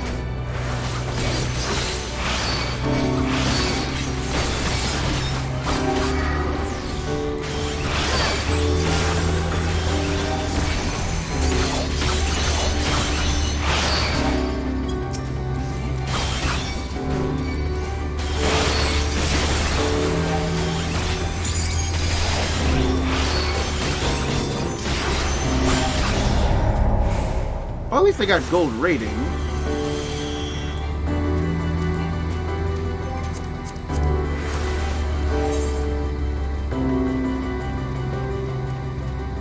Did that actually count?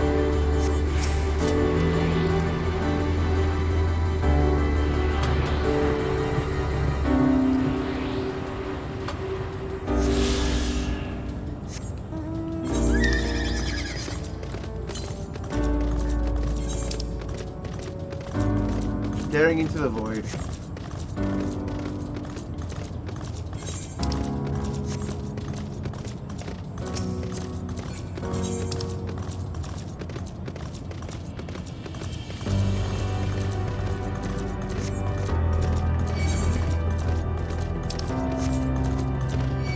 At the very least, I want, if I can get 6 just fates down, I can get the map whenever like the gem shop opens, whatever that may end up being.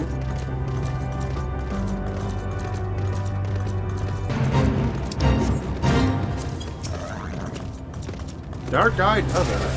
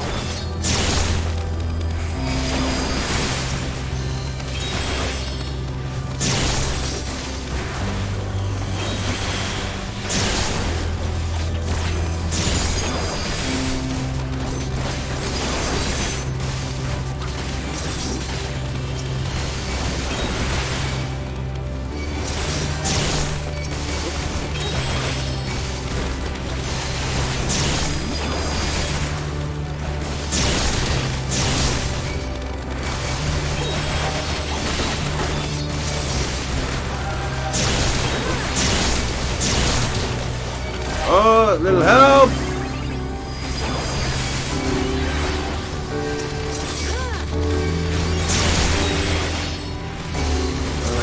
My healer's actually healing me. I saw Trajan diagnosis.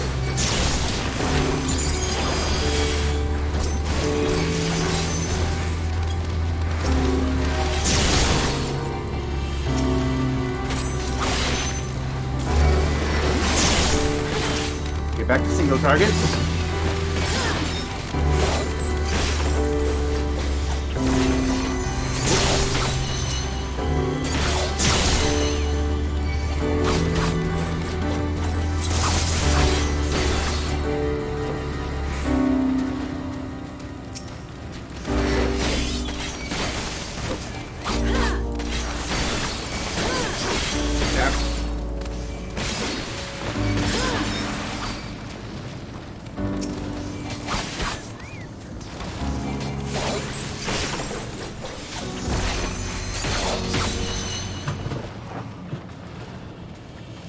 One more.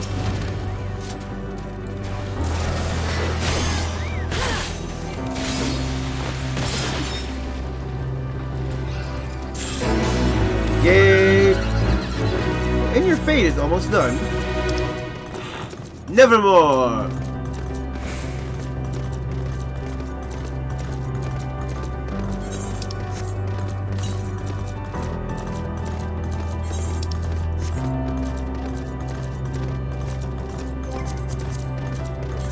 And it should be at number 5. Yep. Of course it's Poe! Because it's Nevermore!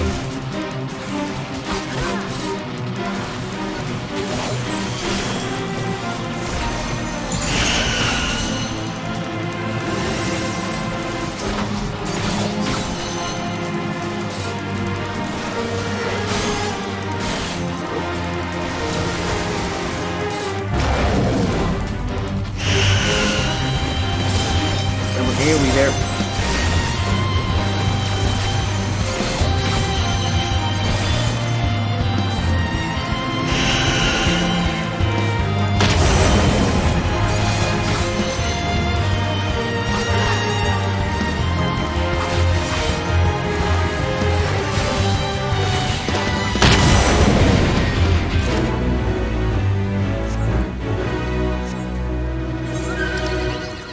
Oh, that one just flew off. So they are good.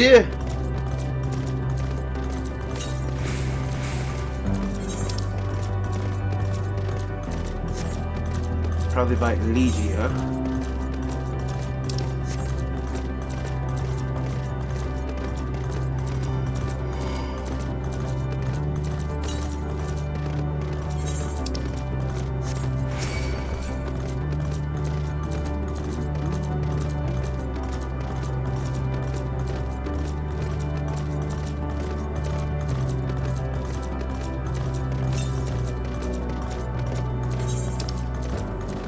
Actually, all the way up here.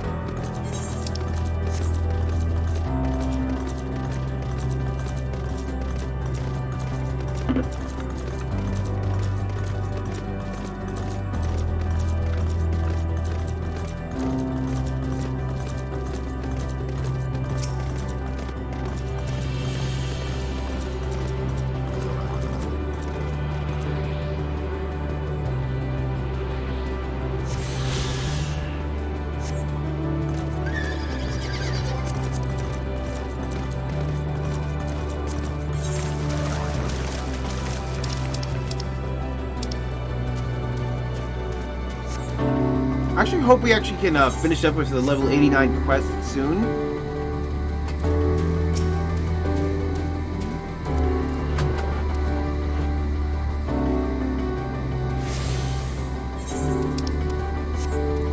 If I can actually get that done today, that means I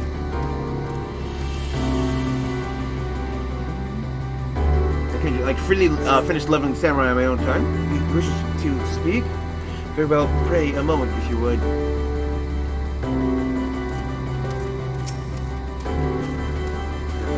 I don't want to let MSQ quest experience go to waste. Cast your thoughts to Crystalline Domicile, but there is no response.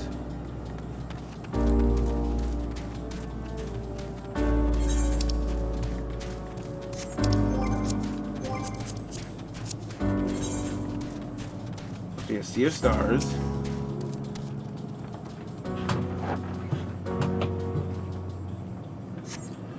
Why we seek around, you ask? If you should know, I will tell you. The moment I must remember, what form did I take when I last emerged? Oh, still one more to the west. Probably that's the wellspring of regret.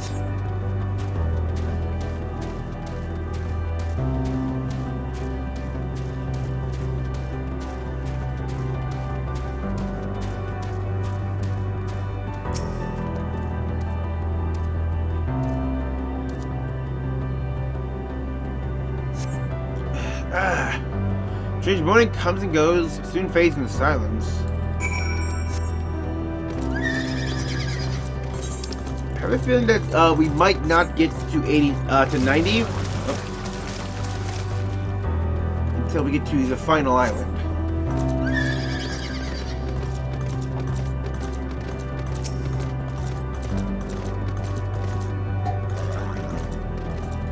The inquiries yield satisfactory responses? I see. They failed to answer it is likely because their minds have unraveled due to prolonged idleness. They're not but concentrated ether now. Or not, there are no others who have need of their lodgings. They will not provide a hinder to remain as they are. Importantly, you have since a few did answer your request for audience, yes, I imagine they will be with us ere long. Flesh abandoned.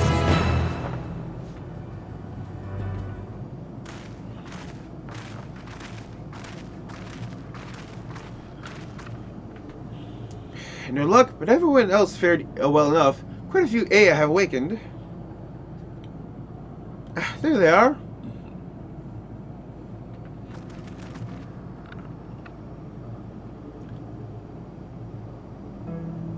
Introduce Lalak, Dudik, and Nenid.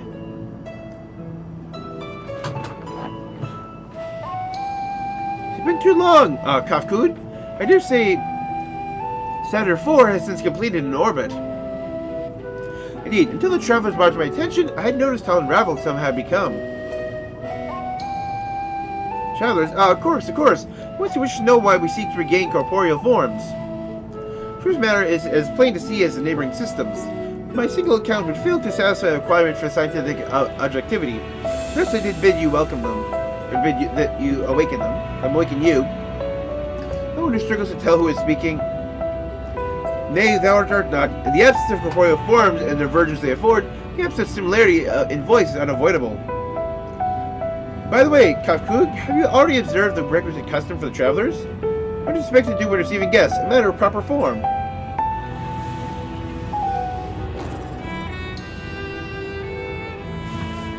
Ah yes, so long as it's been. I completely escaped my mind. It still does. When was it again? I can't even remember. Why did you do this? Neither do I, Pity. I was hoping you would. Perhaps we search the archives for the answer. Turn no need. The archives have long been frozen, lest we object ourselves to further delore. Surely you can recall that much. Ah, of course. Food. Customers to serve food. Makes it flesh as they must regularly replenish their ether. By contributing to the replenishment, we communicate our friendly intention. That's right.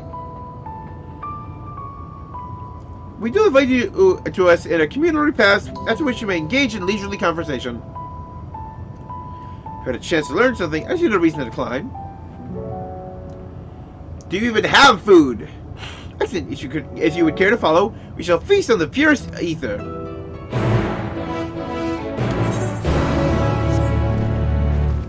Just eat ether. What are you gonna do? Just hand us a crystal and just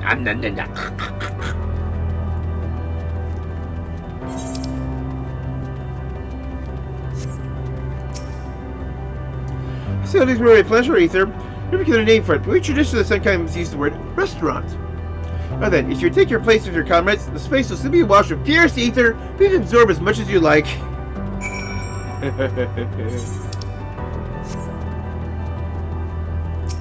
We're all just standing in the spots.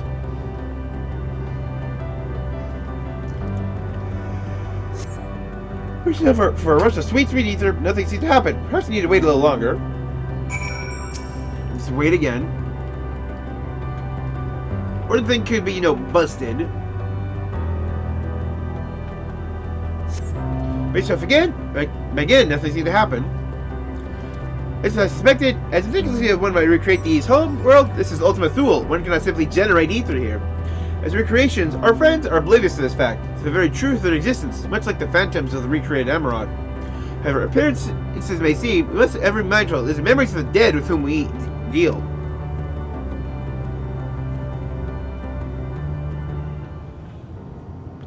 These are shades, ghosts, just trapped in a cycle of what would be their end. So, do you have your field of ether? Alas, we couldn't absorb it. A deficiency is our forms, it would seem. Oh, how very fortunate. May I ask how you normally replenish your ether?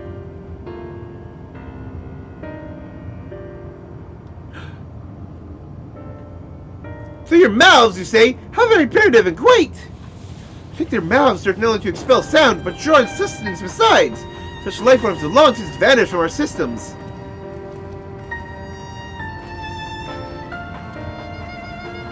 When we regrettably cannot take of your magnificent feast, rest assured we feel your welcome most keenly. In the act of acquainting ourselves with your sophisticated ways, however, we cannot fail but wonder. Wherefore did you wish to retain vessels of flesh, and thence to vanish? Will you not favor us with an explanation? You flesh and blood beings are always so hasty. It does have its charm, however.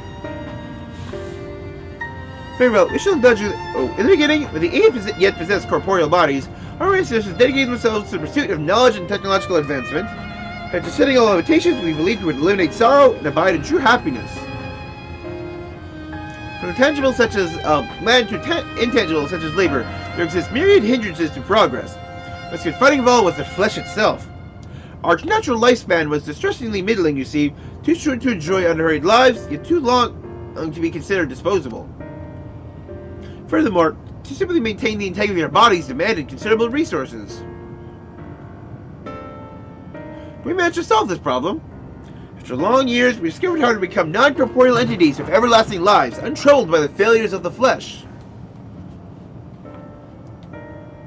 Thus changed, we had more time and freedom to continue our scientific pursuits.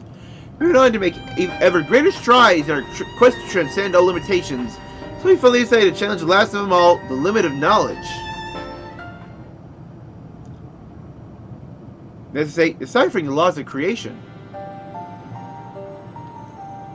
We have to discover how the universe came into being, explain all extant phenomena, and thence predict the future. If we could but achieve this, we believed we would be free from uncertainty and anxiety. And did you find the answers you sought?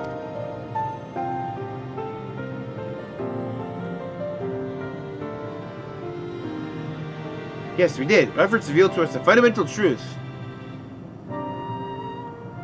Knowledge of said truth is essential for the continuation of our conversation. If we learn more, we will share it with you. No, we mustn't. Primitive as they are, it would be unspeakably cruel to deprive them of their ignorance. Yeah, these are the people who just, sought to achieve immortality and eternity and infinity, or one of those words, but just, found that just, death is inevitable.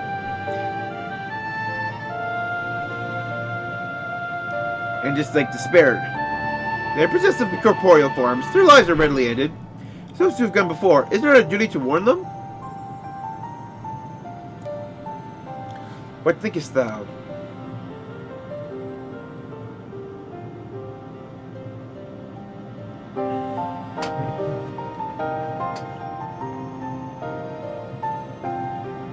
We have deliberated and come to a consensus. If you resolve to know it, it will disclose to you the truth we discovered, the truth of the universe.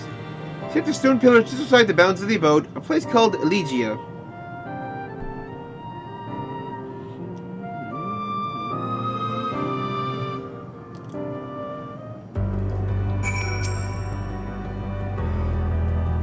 Fundamental truth. You'll hear it, of course. Let's learn what has led such enlightened people to this indolent end.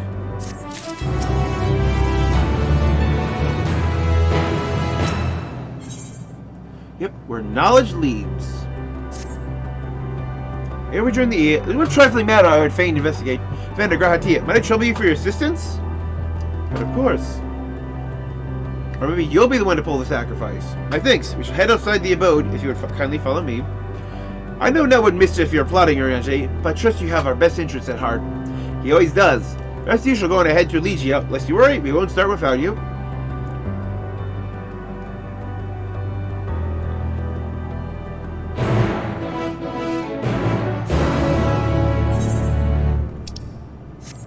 Yep, wellspring of regret.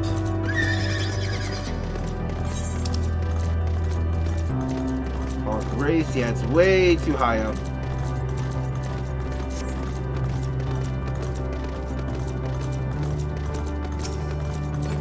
Unify Eve.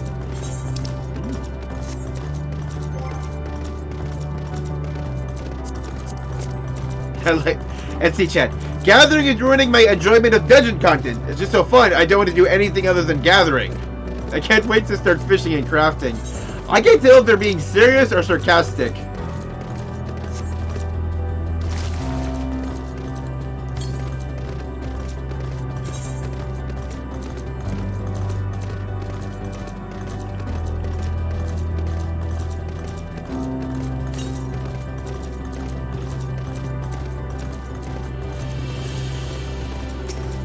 other one.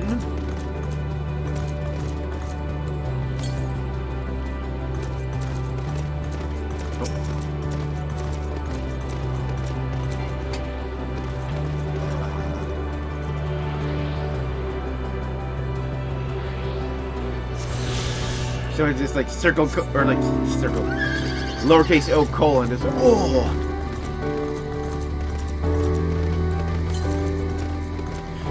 Yeah, really big number to the east. That's what I was expecting. Omicron recall comms expansion.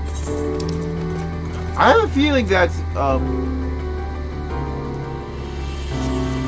we might see the world that sent out Omegas.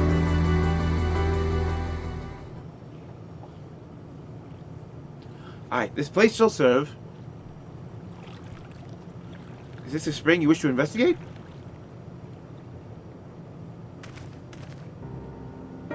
Pray forgive me, my friends, but there's not to investigate. So that pretense to speak in private. You have our undivided attention.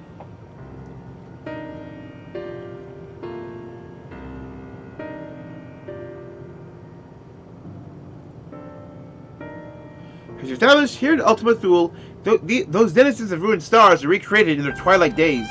One question doth arise in my mind. Why? So faithfully formed out of the simulacra, they believe themselves yet amongst the living. How dost thou suppose this is possible?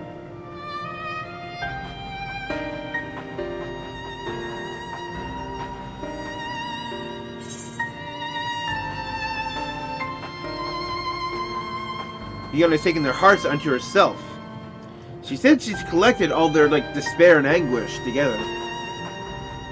Quite agree. If Meteion could take the emotions of others as her own, certainly she would be able to recreate them more faithfully than had she relied on any historical account.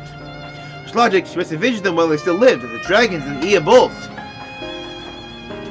So too did I theorize, and upon that assumption, consider how those two races may have met their demise. According to thine own tale, Meteion perceiveth the emotions of those nearby as her own. Heightened sense of empathy intrinsic to her nature as an entelechy.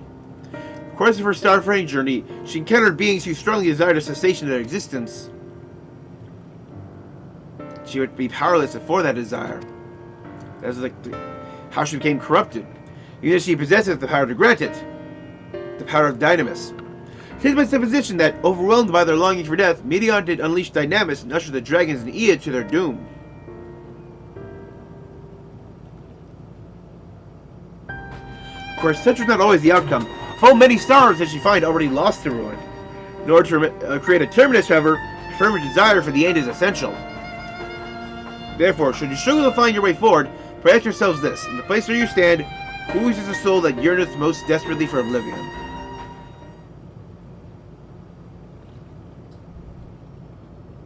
Why do you tell us this now? Because you're about to sacrifice yourself on the way forward. There again will I betray your trust. The pledge I did make to my comrades, bringing thee into my confidence, I would remain true to my word.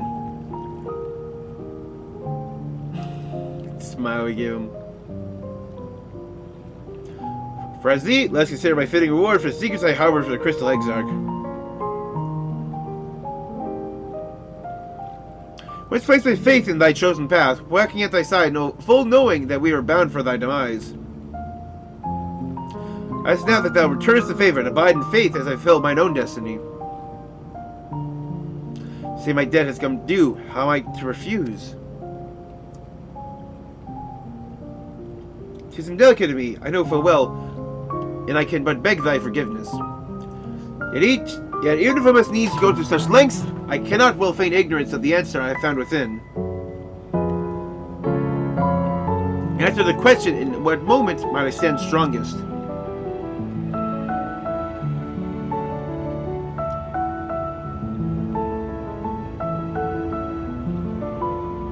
For all we've been through, I'll say only this.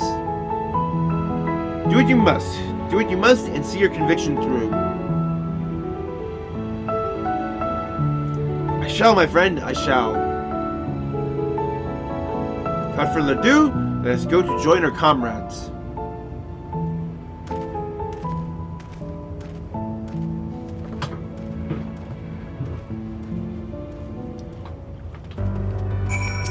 Say this before I say it again. Our friends may be dying, but we will bring them back at the end with the power Hydaelyn gave us.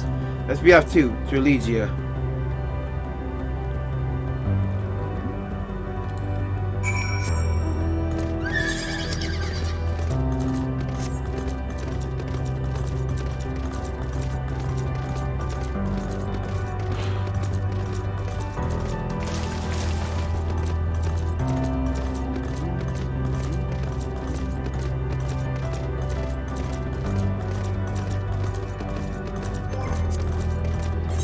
If I get to this, 5419, that means I'll just be get enough for Wondrous Tales to get second in 90.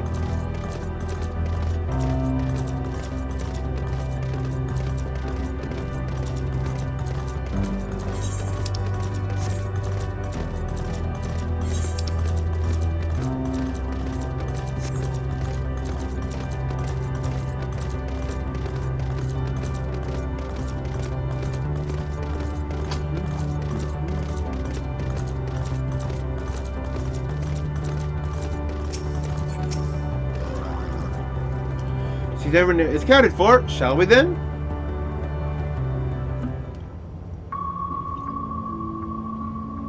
Please continue.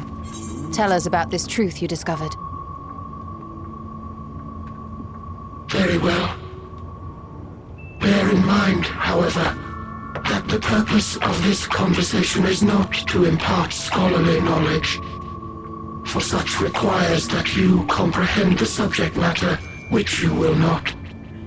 We shall see about that. We will forego the intricacies of our scientific methodology and deal only with the conclusion, the end of our society and our world. We acknowledge, with regret, that your star is in the midst of the same panic-induced cataclysm that befell Deneb 3. So you actually had a final days? As such, in order to avoid causing undue distress, we will refrain from explicitly stating how much time you have remaining. You are entirely too kind. I pray you recount your tale as you see fit.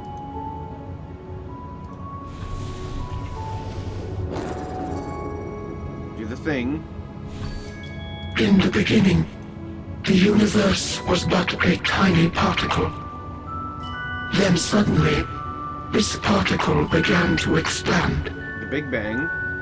Having remained entirely in the bounds of your star, the phenomenon may be difficult for your kind to grasp. But this expansion has since continued unabated.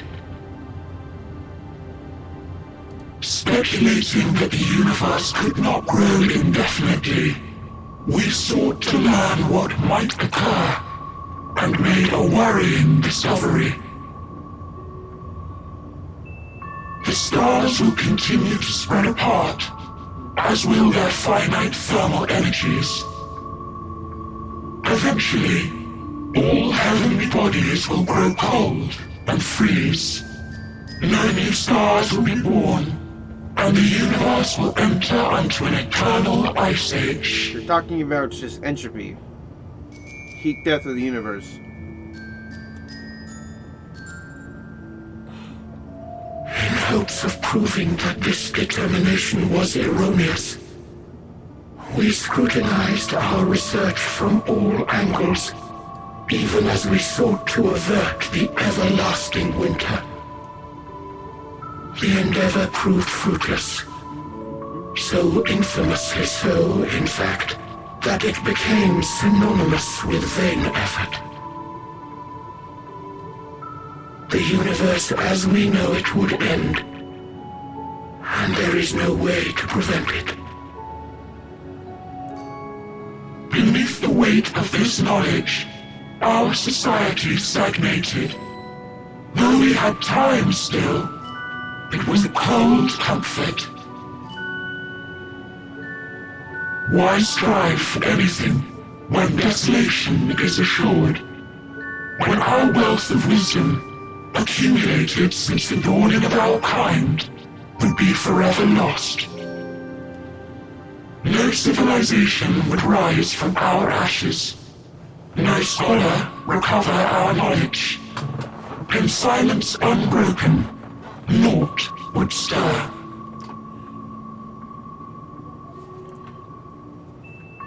Intellect was once our pride. Overnight, it became our shame. Our works, monuments to futility. Immortality, our greatest invention, became a source of suffering. Rather than suffer on, many chose to unmake themselves by means of etheric exsanguinators. It's mass suicide.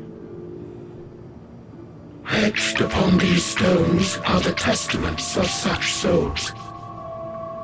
Though many left no words at all, thinking it a pointless gesture. Once we have obtained vessels of flesh, we likewise intend to vanish. If you understand this, understand aught of our tale, you will abandon your quest for knowledge. Ignorance truly is bliss. If you would cling to your illusory happiness, remain primitive and pure. It is the only way. Yeah, they thought they would live to the end of time, but then they realized time actually has an end, and they're just like, everything is meaningless.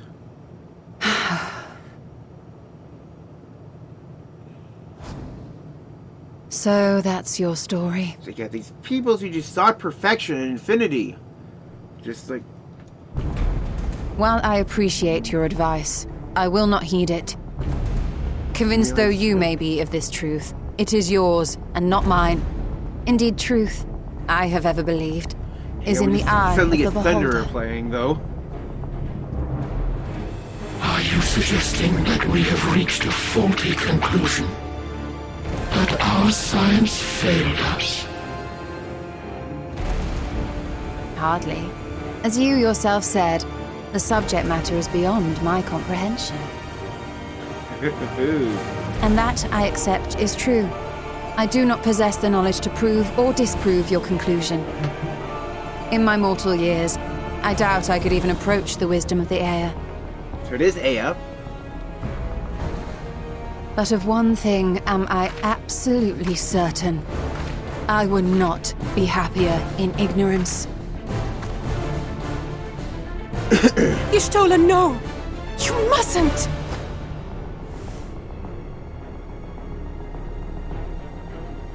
The most important lesson I've learned is that learning isn't simply passing one's eyes over words. Nay, 'tis when understood for oneself that knowledge attains its true value.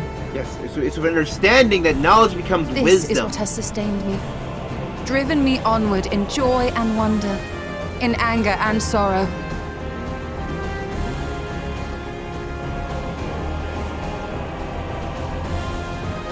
The universe may end, and all may be for naught, but I will live as I always have. I will always seek out new knowledge, and no conclusion of yours, no matter how grim, can dampen my desire.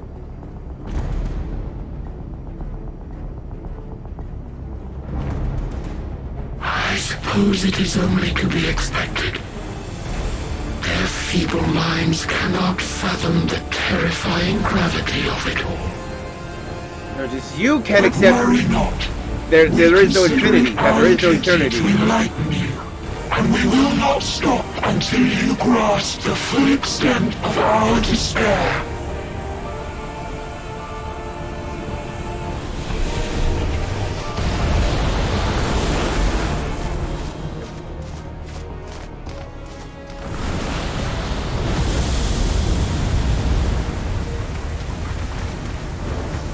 Keep calm and listen well. Though my body will soon dissipate, there may be a way to restore it. Yep. Asm's magic. So long as our souls remain, Yep, you as can I use was it to saying. summon us back. But you mustn't, for it would mean losing our way forward. This I only reveal so that you can promise not to invoke the magic. We came here knowing what victory may cost, so press on. Press on, and do not look back. Yeah, we bring them back at the end.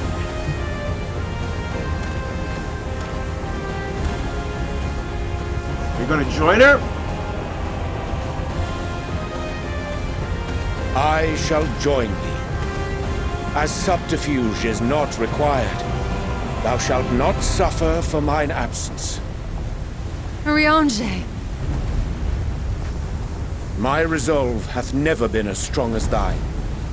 Full oft have I wavered in my decisions, and afterwards been stricken with regret. In spite of this, I may still stand with my comrades, supporting them as they attempt the greatest of feats. This truth I have learned in the course of our journey. And many though my shortcomings may be, I may also claim to excel in prophecies.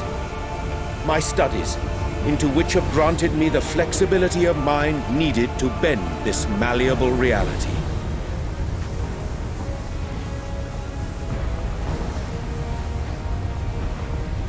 Thus shall I hope that thou mayest have the strength to resist, and our comrades the strength to continue. We'll make it. When the all said and done, we'll bring you all back. With you to urge us on, how could we possibly fail?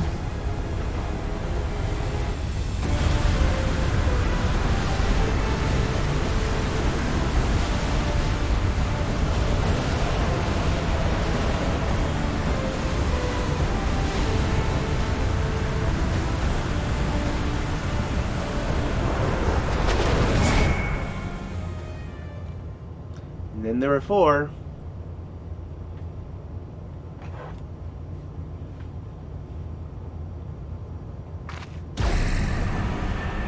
Way forward.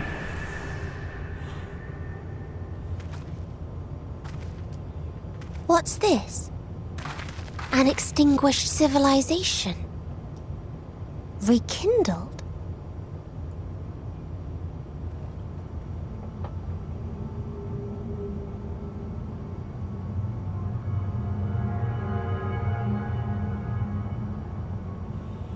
That's right. Our quest doesn't end here.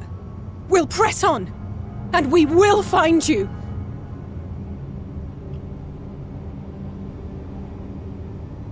There. That's where you'll find me. Just pointing and just come and get me. Is that another star? Of the stars we visited, most were already devoid of life. And where there was life still, the inhabitants wished for death.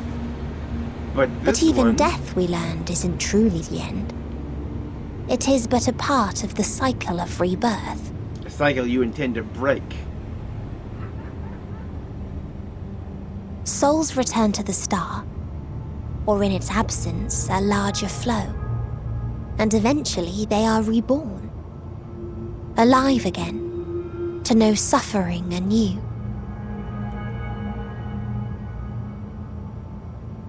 True salvation lies not in dying. It lies in not being born. Oh, that is so messed up. This is the gift I would give to you. To all life on beautiful Aetheris. To that end, we created an egg wherein life cannot quicken. That dead sun.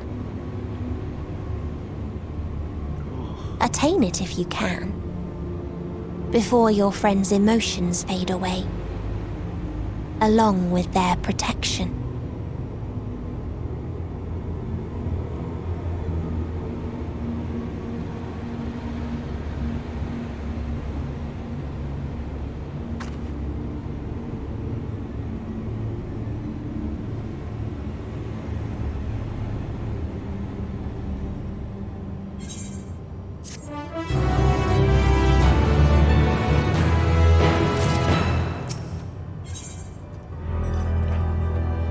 Victory.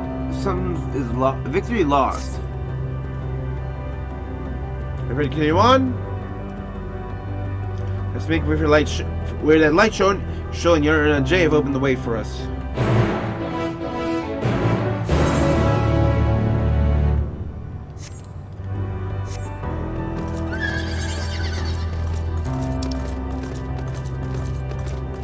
Let's at least open up the way forward.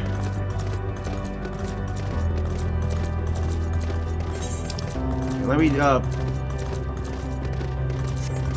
get any exploration to do, kid, as we are just like already a little bit over 4 hours since we actually managed to start on time today. Oh,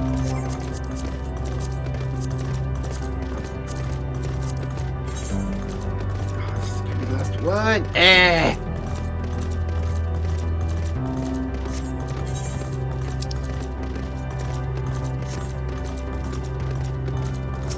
Yeah, I can just do it off camera. It's like tomorrow we'll be going back to the regular weekend stuff. Yes, you can feel it. Either earning from the arcane platform. So portal, no mistake. Let's see where it leads.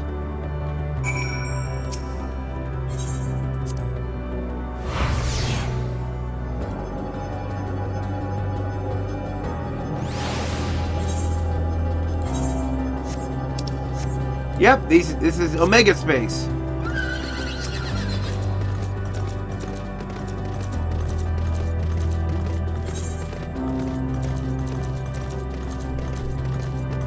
Whatever happened here, we'll have to find out on Monday.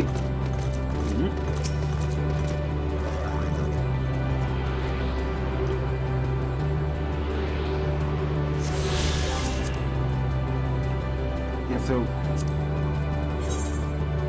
I've got 4 more to find. Yeah, like I'll be continue exploring this whole map. Now, likely.